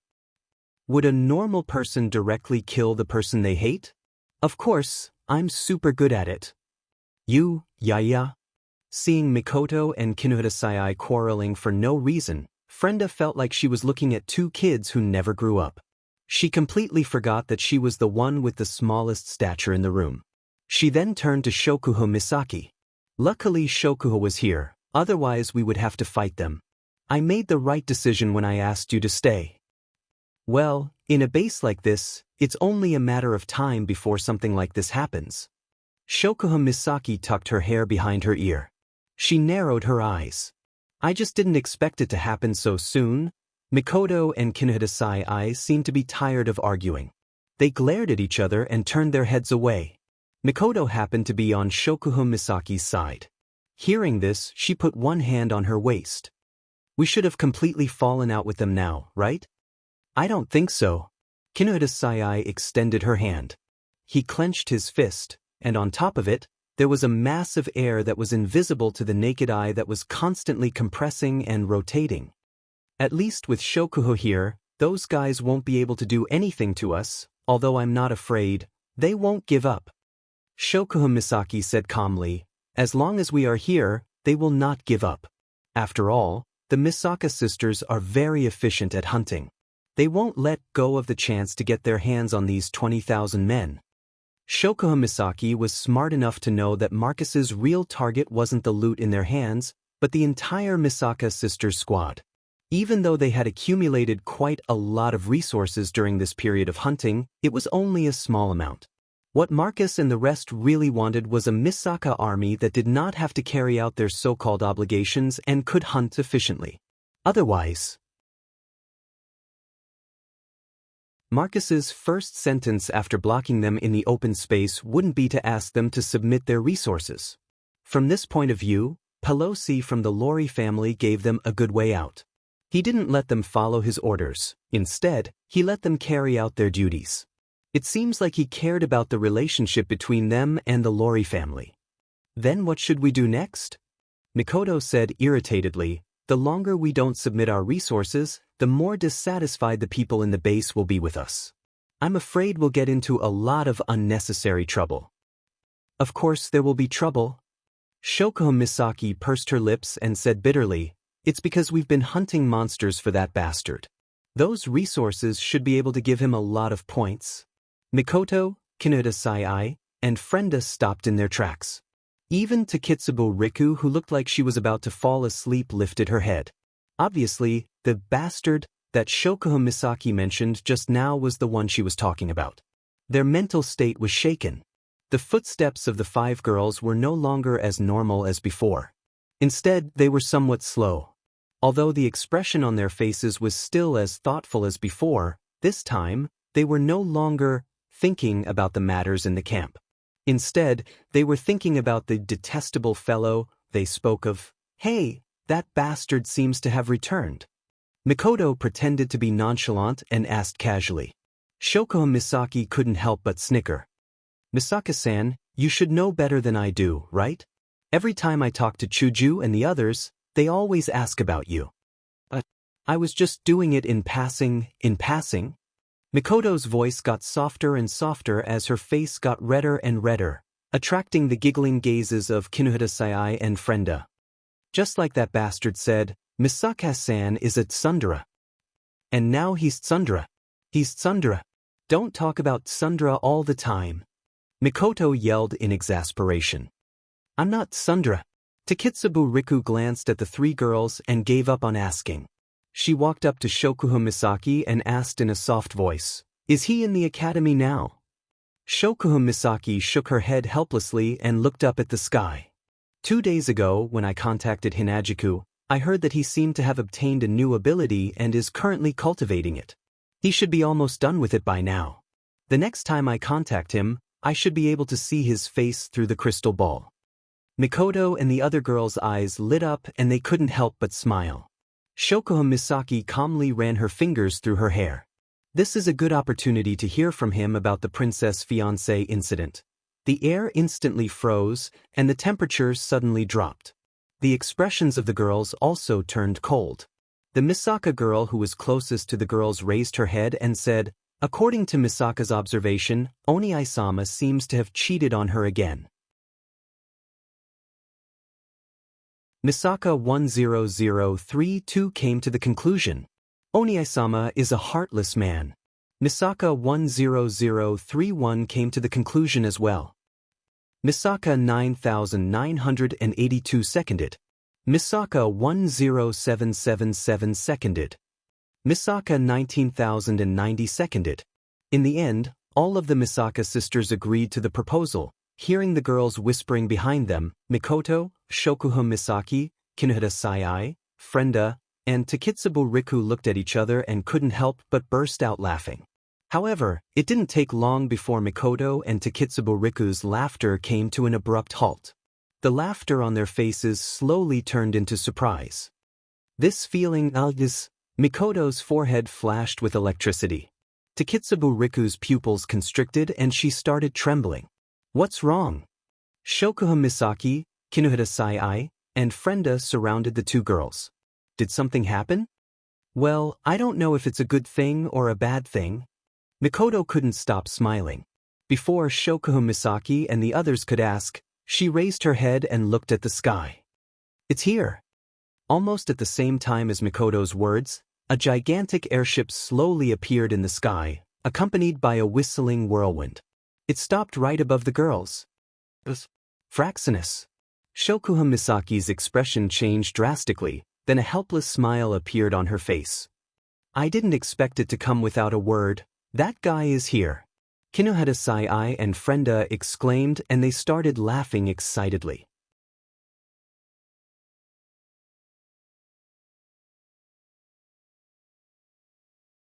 Chapter 824. Looking at the figures appearing in the teleportation light, Mikoto and the rest could not help but feel excited. Even Shokuha Misaki had a look of joy in her eyes. From the time Wu Yen brought Chuju and the others out of the behemoth forest to when Yukari returned to Gensokyo, to when Wu Yen completed the compulsory mission, it was about 2 weeks in the Spalier world. That's about 10 days. Although they hadn't seen each other for more than 10 days, Mikoto and the others felt as if a long time had passed. Even though they kept in touch with each other every day, they were still excited to see each other in person. Especially the figure standing at the head of the table, it attracted the gazes of the 5 of them. They couldn't move their eyes away. If Mikoto and the others were like that, then why wouldn't Chuju and the others be like that as well? Frenda Nason. Flandre-chan was the first one to cheer. She threw herself at the petite figure whose name is only 1 character away from hers. She almost pushed Frenda to the ground. What? Don't jump into my arms. Frenda said that, but she still reached out and hugged Flandre-chan. Her blue eyes were filled with love and helplessness. She believed that no one would hate Flandre-chan, except for those who are afraid of her strength. Mikoto. Chuju. Shokuhane-san. Everyone. The girls hugged each other and enjoyed the joy of reunion even though they were just summoned. Kodori, Toka, and Yoshino, who didn't know each other for long, also did the same. The small space was filled with laughter. It seems that while Wu Yen wasn't around, they were separated from each other, but their relationship seemed to be developing well. Of course, there are exceptions. Toka-san, long time no see. Shokuha Misaki covered her mouth and smiled at Kurumi. Seeing that you're doing well, Shokuho is relieved. I was worried that you wouldn't be comfortable in the academy. Era. I'm the one who's fine. Kurumi tilted her head cutely. Her eyes turned into crescents. It's great that Shokuho-san is so energetic. Just from their conversation alone, the two of them were like aristocratic relatives who had not seen each other for a long time. They were elegantly greeting each other, but the air around the two of them emitted a chill that was enough to penetrate one's heart, causing the delicate bodies of the young girls to tremble. With a leap, he distanced himself from them. Just like when they met for the first time, these two young ladies who thought of each other as strong rivals immediately became hostile towards each other. Wu Yen, who was watching from the side, felt extremely conflicted. You bastard, you finally showed up. It was unknown when Mikoto and Chuju had arrived beside Wu Yen, hand in hand. Her pair of tea-colored eyes were filled with serious dissatisfaction, not counting the time when he was carrying out compulsory missions. However, it had been a few days since Wu Yen returned to the Spalier world from the instance dungeon. In the end, he hadn't contacted them even once. Of course, Mikoto would be dissatisfied. However, the prideful Mikoto wouldn't say it out loud. Sorry. Wu Yen tactfully admitted his mistake. He clasped his hands and made an apologetic gesture. It's because too many things have happened in the past 2 days, I can't sort them all out. Shokuho Misaki, who was in the middle of a confrontation with Kurumi, turned around and walked to Wu Yan's side. She also heard from Chuju about their encounter in the Imperial Palace, but she only got the gist of it. Using a crystal ball to communicate, even though it's not like Academy City or the modern world, it's still possible to be monitored. That's why Chuju couldn't tell them the secret Wu Yen obtained in the Imperial Palace. She only gave them a vague explanation to let Shokuho Misaki and the others know the severity of the situation. What's wrong? Is it hard to solve? Wu Yen sighed when he heard this. It's not a problem, it's a problem of how to deal with it. Wu Yen shook his head when he saw Shokuho Misaki's puzzled expression. Let's talk about the details later. Shokuho Misaki nodded, and her serious face changed into a half-smile. Since it's not convenient to talk about it here, Yen-chan, don't you think you should explain your private matters to us? For example, your engagement with a certain princess, or you're such a playboy. Which pretty bee did you piss off in this dungeon? When Shokuho Misaki said that, Wu Yen knew he was in trouble. As expected, as soon as she said that, several cold gazes and 20,000 disdainful gazes landed on him. Wu Yan's back was drenched in sweat. Feeling the pressure, Wu Yen stiffened and looked at Shokuho Misaki, who was still smiling. He tried to speak weakly. Jusama, I don't think it's appropriate to talk about private matters here. Era, is that so? Shokuho Misaki smiled seductively. She reached out and stroked Wu Yan's chest. She then moved her lips closer to Wu Yan's ear. Then, let's talk about it in private. Dear, love, gulp. Hearing Shokuho Misaki's seductive voice, Wu Yen felt a chill down his spine. He gulped and the girls around him snickered at him.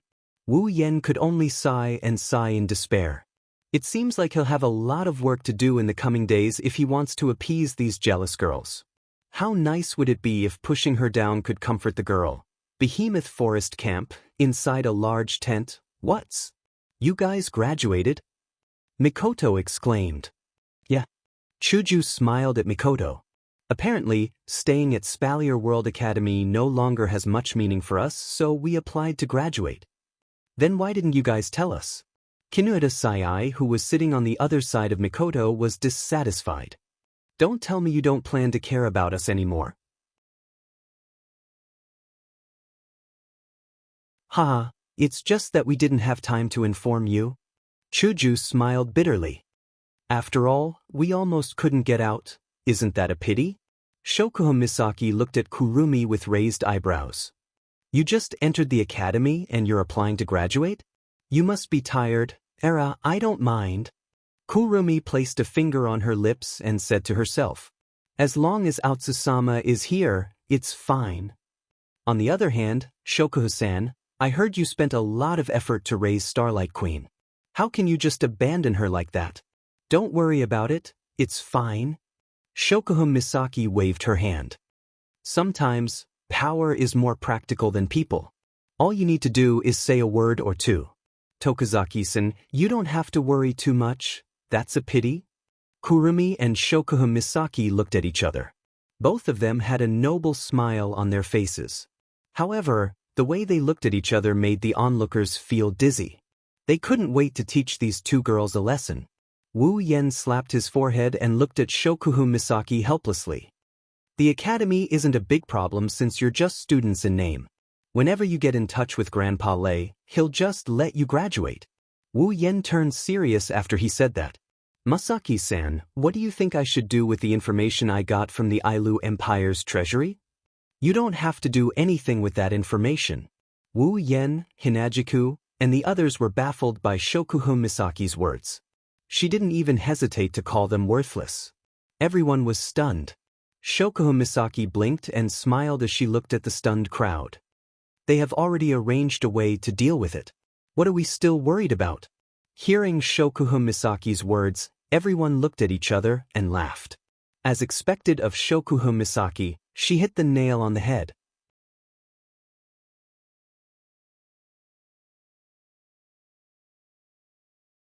Chapter 8:25. The giant beast forest camp was a camp filled with tents. The people stationed here would be assigned different sizes of tents according to their status. Among them, there were 3 tents that were the largest in the entire camp. When Wu Yen and Ko arrived at the campsite, they saw Marcus and Andrew in the largest tent at the center of the campsite. The only one missing is Pelosi. You said Wu Yen also came to the camp? Marcus furrowed his brows tightly when he heard the news brought by Andrew. Is this news accurate? It's 100% true. Andrew nodded and gritted his teeth.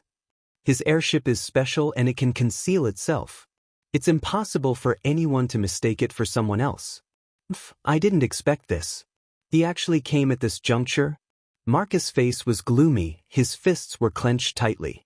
Andrew couldn't help but say when he saw Marcus' expression. Will there be any problems? Andrew asked worriedly. Wu Yan's sudden appearance, will he discover our secret? Andrew asked. Marcus' complexion changed, and his face became ferocious.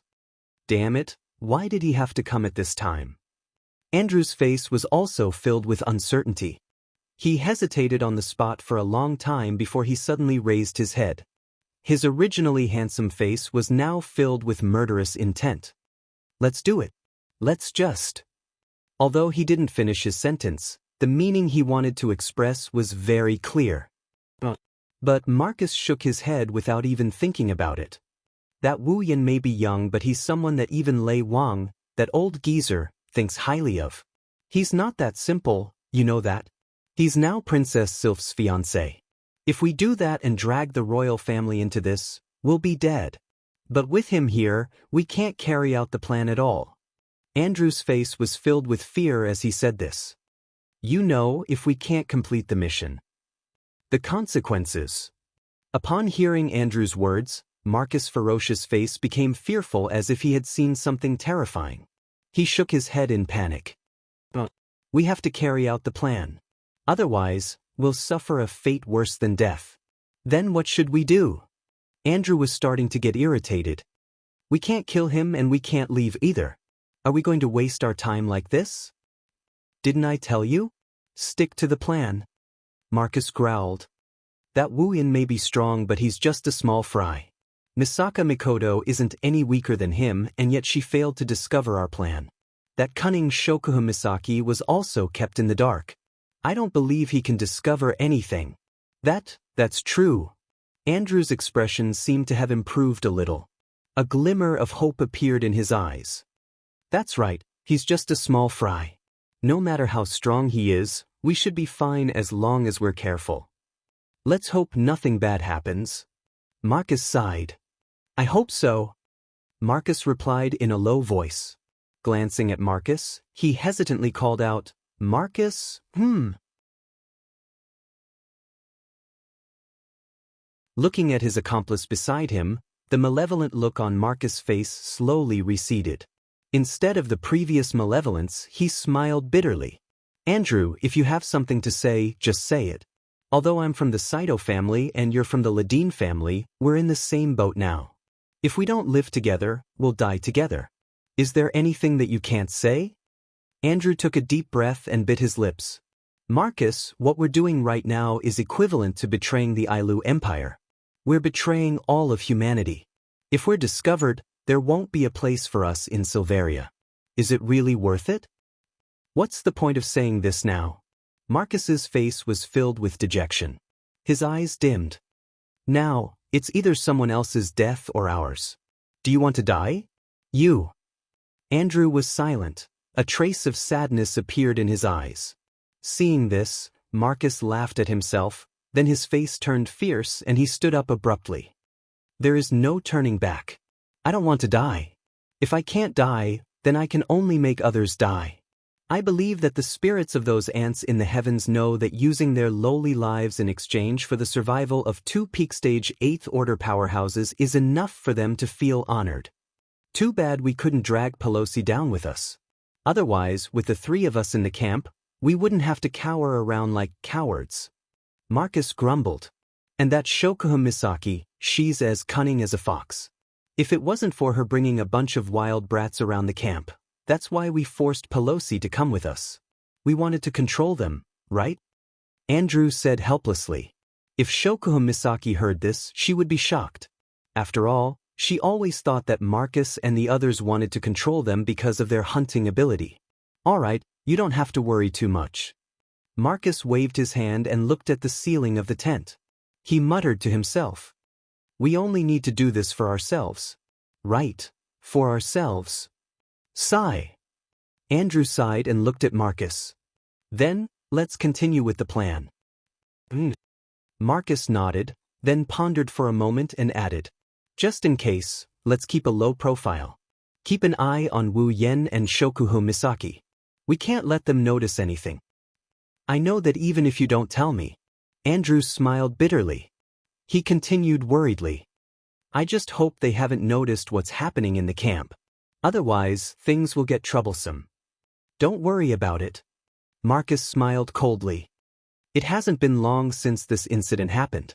At present, only some low-level garrison personnel are panicking. Even if they report this matter, we will be the ones to deal with it in the end. At most, we will report it to Pelosi. But he himself doesn't know the inside story, so he can't pose any threat. This is the only advantage they have over Mikoto's group.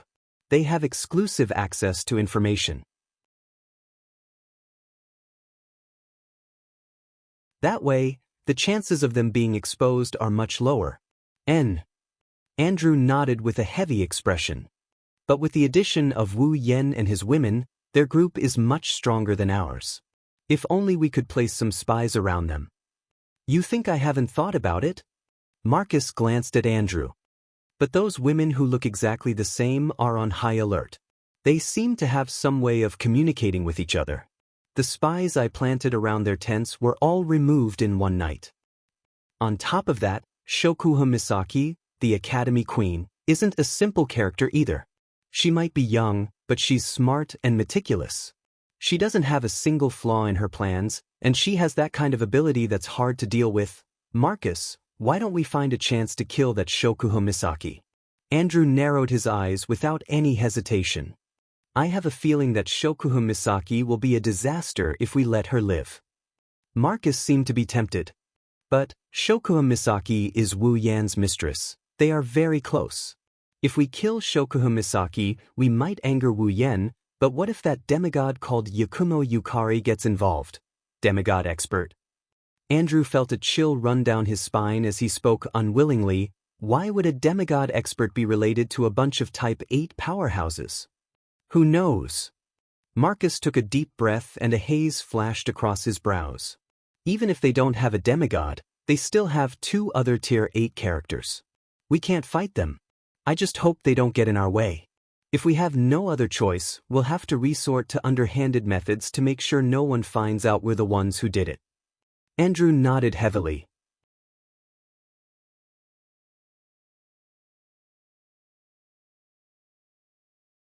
Chapter 8:26.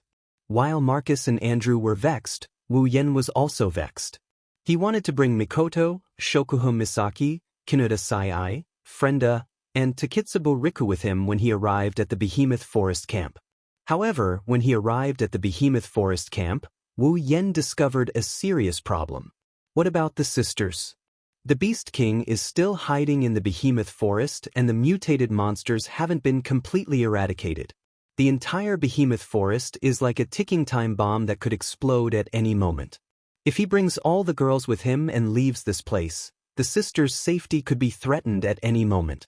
Under such circumstances, Wu Yen can't bring all the girls with him. Conservatively speaking, he'll have to leave them behind for a while unless all the sisters reach tier 7 or 8. Otherwise, they won't be able to leave this place without worry. Forget about Wu Yen, Mikoto won't leave her 20,000 sisters behind. Maintain the status quo? However, Wu Yan's group has already left the Spalier World Academy. They'll have to travel across the entire Spalier world. If they maintain the status quo, he'll have to be separated from the girls and won't be able to see them for a while. Wu Yen spent more than 3 years in the Sword and Blade MT world. That's quite a long time to be away from the girls. However, that's only if the time here is shorter. Wu Yen can endure being away from the girls for 3 years, but that doesn't mean the girls can do the same. They'll stay by his side without any complaints. They'll go through thick and thin with him, their lives are intertwined with his. It's fine when he entered this world since the time here is shorter compared to the Spalier world. He can't bear to let the girls experience the pain of being separated from him. Maybe he can bring 20,000 sisters with him? But that's 20,000 people, it's not a war. How can he bring an army like that around the Spalier world? Could it be that he would place his sisters in the biological containment device like before? This was also a good idea. Only if it was possible. Wu Yen really didn't want to do that. His sisters were finally able to live a normal life in the Spalier world. If he placed them in the biocontainment device, how would he be any different from Alistair? Of course, using his brain had always been Wu Yan's weakness. It's not that he's an idiot, it's just that by the time he comes up with a solution, Shokuha Misaki would already be sitting on the sofa drinking tea. Therefore, Wu Yen could only entrust this troublesome problem to Her Majesty the Queen. This caused Her Majesty the Queen to be in a bad mood for a while, and she said, "Give me some time." After that, Her Majesty the Queen walked out of Wu Yan's tent and went somewhere unknown. Wu Yen couldn't leave the Behemoth Forest camp for the time being, so he didn't dwell on it. He spent his days either fooling around with the girls or running the Behemoth Forest instance dungeon, hunting, with his sisters. Whenever he had free time, he would cultivate his mana. His days were quite comfortable. Wu Yen originally thought that a lazy person like him wouldn't be interested in cultivation, but he was actually a little addicted to it. Although cultivating mana can be boring, Wu Yen could feel himself getting stronger every day. His mana was also increasing, giving him an indescribable sense of fullness. With these two factors added together, even though it's not to the extent where he's so focused on training that he forgets to eat and sleep, it's still enough for him to spend his free time on training his mana. He's not that hardworking, but he's definitely not lazy. Such a result also gave others the impression that Wu Yen, a super genius who graduated from the Spalier World Academy, was a hard-working person. This caused many people to change their view of Wu Yen. Some of them even faintly began to look forward to him. This caused Wu Yen to blush with shame and caused the girls to despise him. Only the girls knew that Wu Yen usually cultivated during the day, and only when he had free time would he cultivate. As for the time at night, it was naturally his happiest time of the day. Because at this time, Wu Yen can just grab 1 or 2 of the girls who are about to go to sleep. Then, amidst their screams, he can drag them into his tent and toss them onto his bed like a hoodlum boss. Then, he can live a shameless life under the night sky. Say that Wu Yen is hardworking? He's probably the happiest person in the entire Behemoth Forest camp. Just like that, a month passed in the blink of an eye. Shokuha Misaki was sitting inside a tent, drinking black tea while tidying up her beautiful blonde hair. Beside her, Kinuda Sai, Frenda, and Takitsubo Riku were counting the spoils of war that their sisters hunted in the Behemoth Forest. After spending quite a bit of time together, The three girls who came from Academy City's Umbu got along quite well with Shokuho Misaki. Normally, if one could see Shokuho Misaki, one would be able to see the three girls behind her, and their relationship seemed to be quite good. He didn't know how Shokuho Misaki did it, but Kinohita Sai and the other girls seemed to be treating her like a second Mujino Shizuri. They only followed Shokuho Misaki's orders. Even if Mikoto, Hinajiku, and the others came looking for them, Wuyen didn't use the word order to get them to do anything. Just like now, Kinohita Sai, Frenda, and Takitsubo Riku were not only counting the spoils of where they hunted today, they were also organizing the information that their sisters gathered from the camp. There was one thing that Marcus guessed correctly: the sisters have a way to communicate with each other, the Misaka network. But what he didn't know is that, strictly speaking, the Misaka network isn't a way for the sisters to communicate with each other. That's because the Misaka network exists to connect the sisters' minds and allow them to share information. Marcus thought that their camp's information wouldn't be leaked to the Misaka core, but reality slapped him hard in the face. With the Misaka network, the sisters' strength is to gather information. In the camp, some information that even Marcus didn't know about would be sent to Shokuho Misaki every day. Even though Mikoto wasn't happy that her sisters were helping Shokuho Misaki was very responsible and took care of her sisters well. She even used them for her own benefit, and the one who benefited was Wu Yen. Mikoto couldn't say anything about it and turned a blind eye to it. She had to admit that Shokuho Misaki was a qualified leader. Because of this, Shokuho Misaki got herself into a lot of trouble. "Ha!" Takitsubo Riku, who was reading a piece of information, suddenly exclaimed. She turned around and handed a piece of paper to Shokuho Misaki. "Shoko, take a look at this, Shokuho Misaki looked at Takitsubo Riku suspiciously. She took the paper from Takitsubo Riku and looked at it. She frowned in surprise. Guards went missing without reason? Kinohita Sai and Frenda both stopped what they were doing and turned to look at the report in Shokuho Misaki's hand. When they saw what was written, they frowned. Low-level guards went missing? There's a panic outside the camp? The higher-ups didn't send anyone to deal with it? Frenda was surprised. What are those higher-ups doing? Kinohita Sai muttered. There's already a panic, but they didn't send anyone to deal with it. Shokuho Misaki narrowed her eyes and placed the paper on the table. This isn't as simple as it seems. Shokuho Misaki's sharp senses picked up on something and she looked at Takitsubo Riku. Takitsubo, have the sisters investigate this. Takitsubo Riku nodded.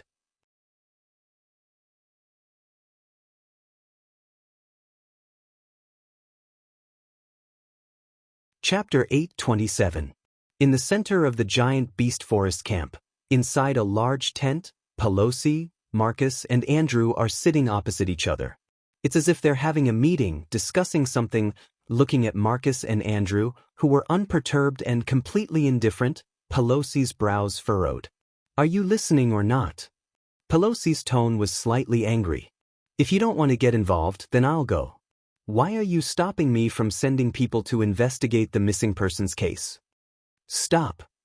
Pelosi, you're making a fuss out of nothing? Marcus glanced at Pelosi indifferently.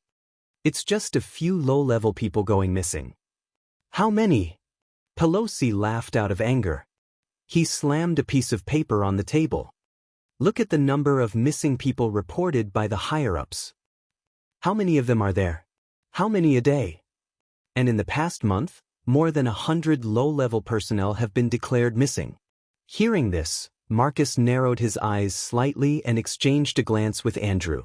Andrew immediately understood and said to Pelosi, "Is this information accurate? It could also be a smokescreen set up by those who were ready to make a move." Yes. That's right. Marcus nodded, then he sneered and said, "Don't forget, those guys have been trying to take a bite out of us. They've been eyeing our position all this time. That's why we need to investigate, right?" Pelosi's face tensed up and he looked rather unsightly. Right now, the low-level outskirts of the camp have already caused a very serious panic. There are also rumors that it's some kind of plague or the revenge of some unknown magical beast. It's making people uneasy. Even hunting in Behemoth Forest has decreased a lot. Pelosi glanced at Marcus and Andrew with a serious gaze. We can't let this drag on any longer. We need to control the situation when it's still light and find out the cause. When the influence spreads, I'm afraid that the entire operation of the camp will be paralyzed or even abandoned. Marcus. Andrew. Pelosi stood up and looked down at the two people opposite him. He said in a low voice, "If you don't want to interfere, then don't stop me from interfering. Otherwise, if something really happens, the responsibility is not something we can bear." After that, Pelosi turned around and walked towards the exit of the tent. Before he left, he even took the piece of paper with him. It was obvious that he was going to investigate this matter. When Pelosi turned around, Andrew abruptly raised his head, killing intent flashing in his eyes. A faint mana fluctuation started surging from his body as if it had awakened. Marcus put his hand on Andrew's shoulder. With a slight push, he pushed Andrew back into the chair. He stared at Pelosi's back in silence until he walked out of the tent. Watching Pelosi walk out of the tent, Andrew looked at Marcus with some dissatisfaction. "Why didn't you let me do it?" "Do it?" Marcus turned his head. "You're confident you can take him down without anyone noticing?" Andrew choked, then retorted, "That's better than letting him find out the truth." "Finding out the truth?" Marcus chuckled. "Did you leave any traces behind when you attacked him?" Of course not." "Then there you have it." Marcus rested his chin on his hands. His eyes curved into a sinister smile. "With our strength, it won't take us much effort to take down a few low-level personnel. Pelosi won't be able to find out the truth if we didn't leave any clues behind. If you attack him now, you'll only cause more trouble. It's the same as admitting your guilt." Marcus' words were like an alarm bell that rang in Andrew's heart. He was shocked. Cold sweat dripped down his back. I almost ruined everything." Seeing Andrew's expression, Marcus knew that he had calmed down and patted him on the shoulder. "Now, we can't even take a single wrong step. Once we do, we'll be doomed eternally. You're under too much pressure and made a mistake in your judgment. This isn't your fault, but don't make the same mistake again." Andrew looked at Marcus gratefully. He wiped the sweat off his forehead. "Thank you, Marcus. I've been too impulsive recently," Marcus smiled, but his heart was bitter. Just like Andrew, he was under a lot of pressure. However, he was different from Andrew. Andrew was a little crazy under the pressure. On the other hand, he was calmer and calmer. This was because he knew that he had to deal with things calmly. It's too early to celebrate. Marcus sighed. "Although we're confident Pelosi won't be able to find out anything, it'll be bad if something unexpected happens. We can't afford to make any mistakes. It's best if we restrain ourselves." "Are we still going to restrain ourselves?" Andrew frowned. "Last time, because of Wu Yan's arrival, we already restrained ourselves a lot. We didn't get enough. Master wasn't happy about it. If we restrain ourselves this time, there's nothing wrong with being careful." Marcus knocked on the table. "Master might be unhappy, but he has a use for us. He won't do anything to us." Marcus' voice was full of uncertainty. Andrew could hear this and opened his mouth. Just as he was about to say something, a flame suddenly flew in from the entrance of the tent and shot into Andrew's forehead. In the next moment, Andrew's face changed, his expression became unsightly. "What's wrong?" Marcus' face sank subconsciously. Andrew took a deep breath and said with a gloomy face, "Just now, the detection spell I set up around the campsite sent back an image. The Misaka women seem to be investigating the disappearance of the girls." Marcus's face gradually turned unsightly. With a bang, he slammed the table. "Shoko Misaki must have found something." "No way." Andrew turned pale with fright. "Didn't you say that we wouldn't be able to find the truth if we didn't leave any clues behind? If Shokuha Misaki had found out the truth, she wouldn't have sent people to investigate this matter, and we wouldn't be sitting here." Marcus sneered. "She must have gotten wind of the disappearance and sent people to investigate. That meddlesome woman." Andrew heaved a sigh of relief. Thank goodness she didn't find anything. That might not be the case. Marcus' eyes flashed with a sharp light. Don't forget that woman's ability is to control people's minds. She's all-pervasive. If she continues to investigate, she might really discover something. Then, what should we do? Andrew had completely lost his sense of propriety, which made Marcus despise him. After all, he was the second most powerful person in the Ladine family, other than the patriarch. Marcus did not expect him to behave like this when something happened.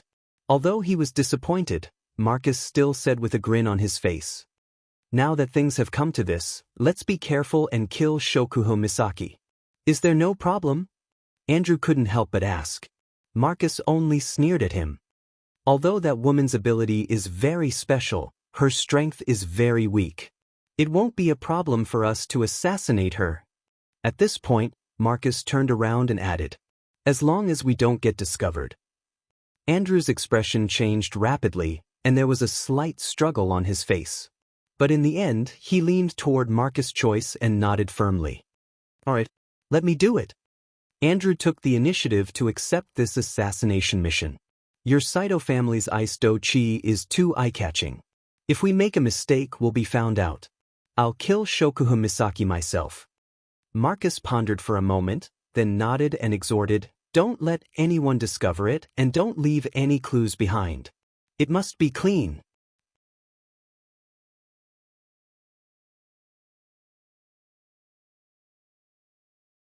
Chapter 8:28. No one knows when, but the news of the missing guards started to spread out slowly. Originally, for this kind of incident that could easily lead to panic, the higher-ups should think of ways to hide it so that the garrison in the camp would not panic and affect the strategy of the giant beast's forest. However, Pelosi did the opposite. Not only did he not suppress the spread of this matter, he even wantonly publicized it. The consequences of this were, of course, as expected, causing panic. But the panic was only temporary. After the matter was exaggerated and spread, Pelosi immediately said that he would definitely investigate this matter to the bottom. Perhaps it was because of Pelosi's reputation, or perhaps it was because he had achieved an abnormal result by doing the opposite, but after a short period of panic, the garrisons actually calmed down and began to support Pelosi.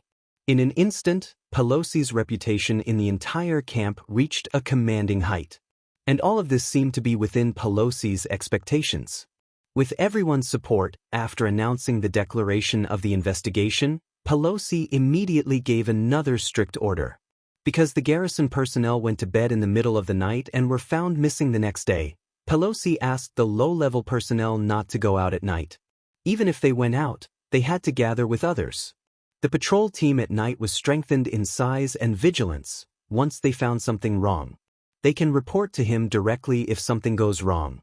After such a big movement, the initial signs of uneasiness were suppressed by Pelosi. The garrisons also seemed to feel a sense of security and once again followed the arrangements of the camp in an orderly manner. Only Pelosi knew that this peaceful situation was only temporary. At least, before the real cause of the incident was investigated, or before the next missing person appeared, the situation would be broken. However, the night patrols have increased in numbers. The level of vigilance is also increasing. Around the tents where everyone is staying, the number of people in the tents increased at night, making the camp very lively. Unfortunately, no one could say for sure how useful it was. Including Pelosi, in the night. The tents near the edge of the camp are much quieter than the other tents. One can still hear the faint chirping of insects. In one of the tents, Shokuho Misaki, who has been busy the whole day, wiped her long blonde hair that is wet from her shower. She breathed a sigh of relief. Her starry eyes twinkled in the darkness where there wasn't enough light. Coupled with her extremely beautiful face, she was breathtakingly beautiful. Shokuho Misaki is complaining. "I have to go to a lake in a specific area to take a shower. There is no hot water or skincare products. I really want to go back to Tokawadai or the academy, at least there is hot water." Shokuho Misaki complained, but she didn't really care about this. If she did, she could just go to Wu Yen and ask for his help. With the magical items in the system and Wu Yan's equipment points, it would only take a few minutes for Shokuha Misaki to solve this problem. That's why Shokuha Misaki only complained a little. After drying her hair, she shook her head and looked at her golden hair flowing in the air. She couldn't help but smile. Shokuha Misaki is very satisfied with her appearance. She looked at herself in the mirror and smiled seductively. No wonder that bastard likes me so much. I was afraid I wouldn't be able to charm you to death. After saying that, Shokuha Misaki walked to the magic lamp and turned it off. She yawned and walked towards her bed. Silence reigned in the tent once again. However, before Shokuha Misaki could even get to her bed, a psychic wave suddenly entered her senses. She couldn't even sense it. Shokuha Misaki's yawn froze when she felt the psyche wave. Her eyes widened. Shokuha Misaki's ability can sense psyche waves, but she can't determine the person's identity based on the psyche wave. However, judging from the erratic trajectory of the psyche wave, the possibility of it being someone she knows is close to zero. Shokuha Misaki is certain that the person is not friendly. Shokuha Misaki's sleepiness disappeared in an instant. She turned around and looked at the entrance of the tent. She clenched her fist and her face tensed up. It's here! At the same time, a mass of black gas suddenly drilled into the tent from the outside and instantly gathered into a black cloud. Shokuha Misaki took a step back without hesitation. Whoosh!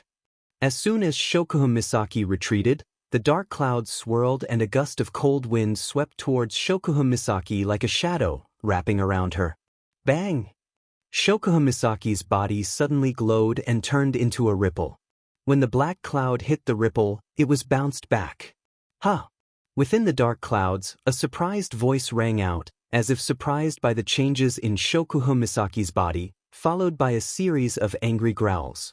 Shokuha Misaki heaved a sigh of relief. A transparent dragon-shaped armor appeared around her, protecting her. That was the real identity of Marie. Mental dragon armor. Since it was useless against Wu Yan, who has the body of a true ancestor, the armor he placed on Shokuha Misaki saved her life. Of course, it's still too early to feel relieved.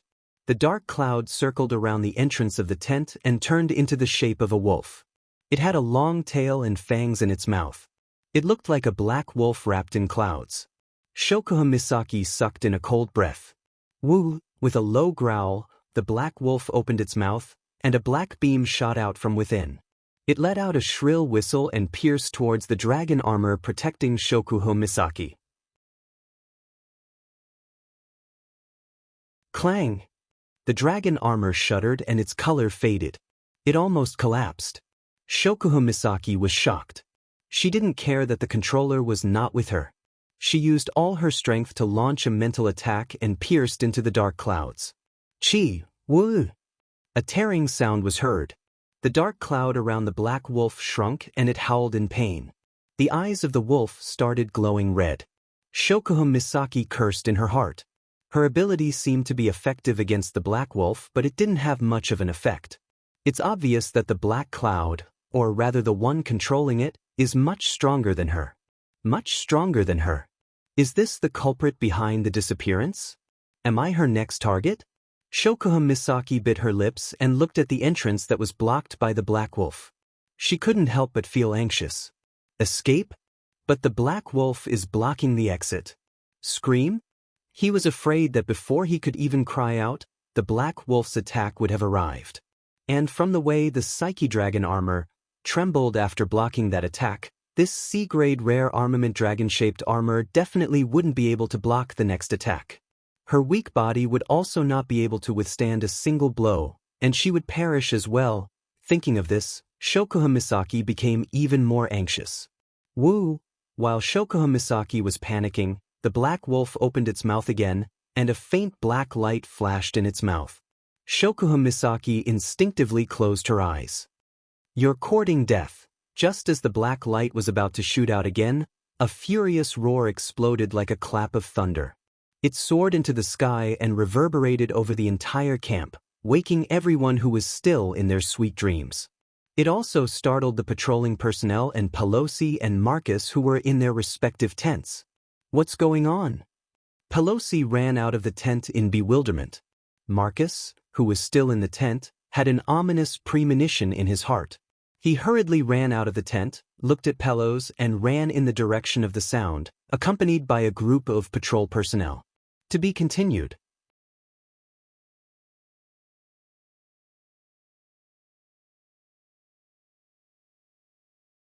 Chapter 829. Using his secret magic to hide his tracks, he snuck into Shokuha Misaki's tent as fast as he could, assassinated her, and escaped with her body, pretending that she had gone missing. This was the entirety of Andrew's plan, a simple and clear one. Unfortunately, he'd miscalculated. From the very beginning. Andrew thought that Shokuha Misaki's ability was to control people's minds, but that was only a small part of her ability. He did not expect her to be able to detect his presence through mental waves. That was how she discovered him from the start. Fortunately, Shokuha Misaki may be able to detect other people's mental waves, but she can't use them to identify the person. As long as Andrew kills Shokuha Misaki as fast as he can, his plan will still work. No matter what, he was still a Type 8 Divine Warrior, while Shokuha Misaki was only in the lower middle of the Type 8 Divine Warriors. Her ability was a godly skill against those weaker than her, but against those stronger than her, even if it wasn't useless, it wouldn't have much of an effect. However, Andrew had miscalculated again. The existence of the dragon armor bought Shokuha Misaki a little bit of time, and that little bit of time was enough to push Andrew to the brink of death. Bang! The black wolf formed by the dark clouds was sent flying as if it had been hit by a heavy hammer. It smashed into the top of the tent, which had been reinforced by magic and was harder than the walls. Soon after, it fell down and heavily smashed into the ground. A suppressed howl of pain was emitted from the black wolf's body, proving just how heavy the blow was. What is going on? Andrew, who was hiding in the black wolf, was hit so hard that his brain short-circuited. He couldn't react in time. By the time he reacted and controlled the black wolf to spring up from the ground, he finally realized it. Originally, there was only him and Shokuha Misaki in the tent, but now, there was an additional figure. Impossible. That was the first thought that came to Andrew's mind when he saw the figure. The exit was clearly blocked behind him, but this person in front of him, how did this person appear beside Shokuha Misaki? Of course, not long after this thought arose, a gaze that was infinitely close to freezing point enveloped him, causing Andrew's heart to tremble violently. A fatal chill emerged from the bottom of his spine, instantly covering his entire back. He looked up. In front of him, the figure was holding Shokuha Misaki in his arms. A pair of wine-red eyes stared at Andrew. Inside those eyes, there was a murderous aura that was like a volcano erupting. Andrew couldn't help but take a step back because of that murderous aura. Little Yen. She felt the familiar embrace. Shokuha Misaki let out a sigh of relief. Her tense nerves finally calmed down. Her face paled as she clutched Wu Yan's shirt tightly. She didn't want to let go of his shirt. Little Chi. Seeing Shokuha Misaki's pale face, Wu Yan was enraged. Even though he gave the dragon armor to Shokuha Misaki, it was still his noble phantasm. If something happened to his noble phantasm, Wu Yan would be able to sense it. What's more, Wu Yan set up a telepathic spell on the girls. If the girls are in danger, Wu Yan would be able to sense it at the first instance. When Wu Yan sensed that Shokuha Misaki was in danger, he used a teleportation spell to get here. The Black Wolf was about to deal the final blow to Shokuha Misaki. If he came half a second later. Wu Yan's pupils started trembling when he thought of this. He couldn't suppress the fear that rose from the bottom of his heart. Along with it came a towering rage that could shake the heavens and earth. Misaki-chan. Wu Yan lowered his head, his demonic voice came from the depths of hell. Wu Yan couldn't see his expression. Take a step back. Shokuha Misaki didn't feel any fear when she heard his demonic voice. Instead, she felt sweet inside. She nodded obediently and retreated to the back. Her starry eyes stared at Wu Yan with a mesmerized look in them. Contrary to Shokuha Misaki, Andrew was so frightened by the terrifying voice that he took a step back. In his heart, he felt a sense of danger, urging him to leave. Sensing that sense of crisis, Andrew could not help but shout out in his heart, "Impossible! That brat is so young, it's already a miracle that he could reach the Type 8 realm at such a young age. How could he, a peak Type 8 warrior, feel threatened?" However, the next moment Wu Yen raised his head. When Andrew saw his face, he sucked in a breath of cold air. In the other party's eyes, the pair of wine-red eyes had turned golden. Carrying an extremely cold gaze, he stared at him closely, like a ferocious beast staring at its prey. "Today." Wu Yan's voice was the coldest it had ever been in his life. "If I let you escape from my eyes, then I, Wu Yan, will never step into the Spalier world again." The moment his words fell, a terrifying aura burst out from Wu Yan's body. The aura contained within had already far surpassed Andrew's peak. Boom! Outside Shokuho Misaki's tent, Pelosi, Marcus, and the rest of the camp's guards had just arrived when the tent in front of them exploded. A powerful shockwave blasted out from the tent and swept across the entire area. "Careful!" Pelosi and Marcus were shocked. They hurriedly raised their hands to block in front of them, resisting the oncoming wind. But even so, they were still blown back a few steps. If even the two peak Tier 8 combatants were in such a state, the rest of the guards were even worse off. Those who were slightly stronger were only pushed back by the shockwave. However, those who weren't strong enough weren't as lucky. They didn't even have time to circulate their do-chi or mana before they were blown away by the shockwave. In an instant, it was as if the entire camp had been swept by a tornado. The sky was filled with broken pieces of rubble from the ground. Some figures were even blown into the sky by the strong wind and then smashed onto the ground. Wails of pain rang out everywhere. Not long after, the entire camp was filled with the wails of the garrison members. What a powerful force! What the hell is going on? Pelosi and Marcus looked in front of them in horror. The shockwave from the explosion of the tent had passed, but the place was covered in smoke and dust. Faint traces of fire could be seen flashing through it. A corner of the smoke suddenly protruded outwards, and a figure shot out from there. Under the gaze of everyone present, the figure landed hard on the ground, bounced a few times, and fell in front of Pelosi and Marcus, who were at the forefront, with smoke and dust all over his body. "Pucci!" A mouthful of dark red blood sprayed out from the other party's mouth, dyeing his clothes and lips red, revealing a pale face filled with fear.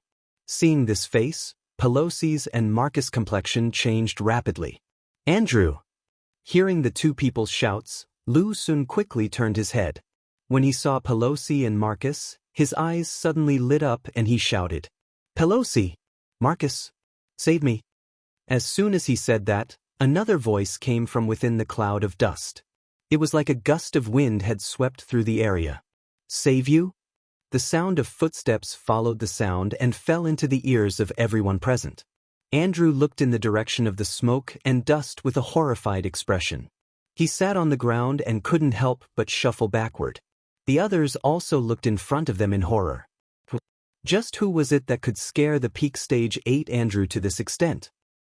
Wu Yen slowly walked out of the smoke with Shokuho Misaki behind him. Wu Yen looked at Andrew with an expressionless face. His voice echoed in the air. "You are right. No one can save you." You're tuning in to the Passion Pages YouTube channel. We're so grateful for your support, and don't forget to subscribe to join us on this incredible journey through captivating stories.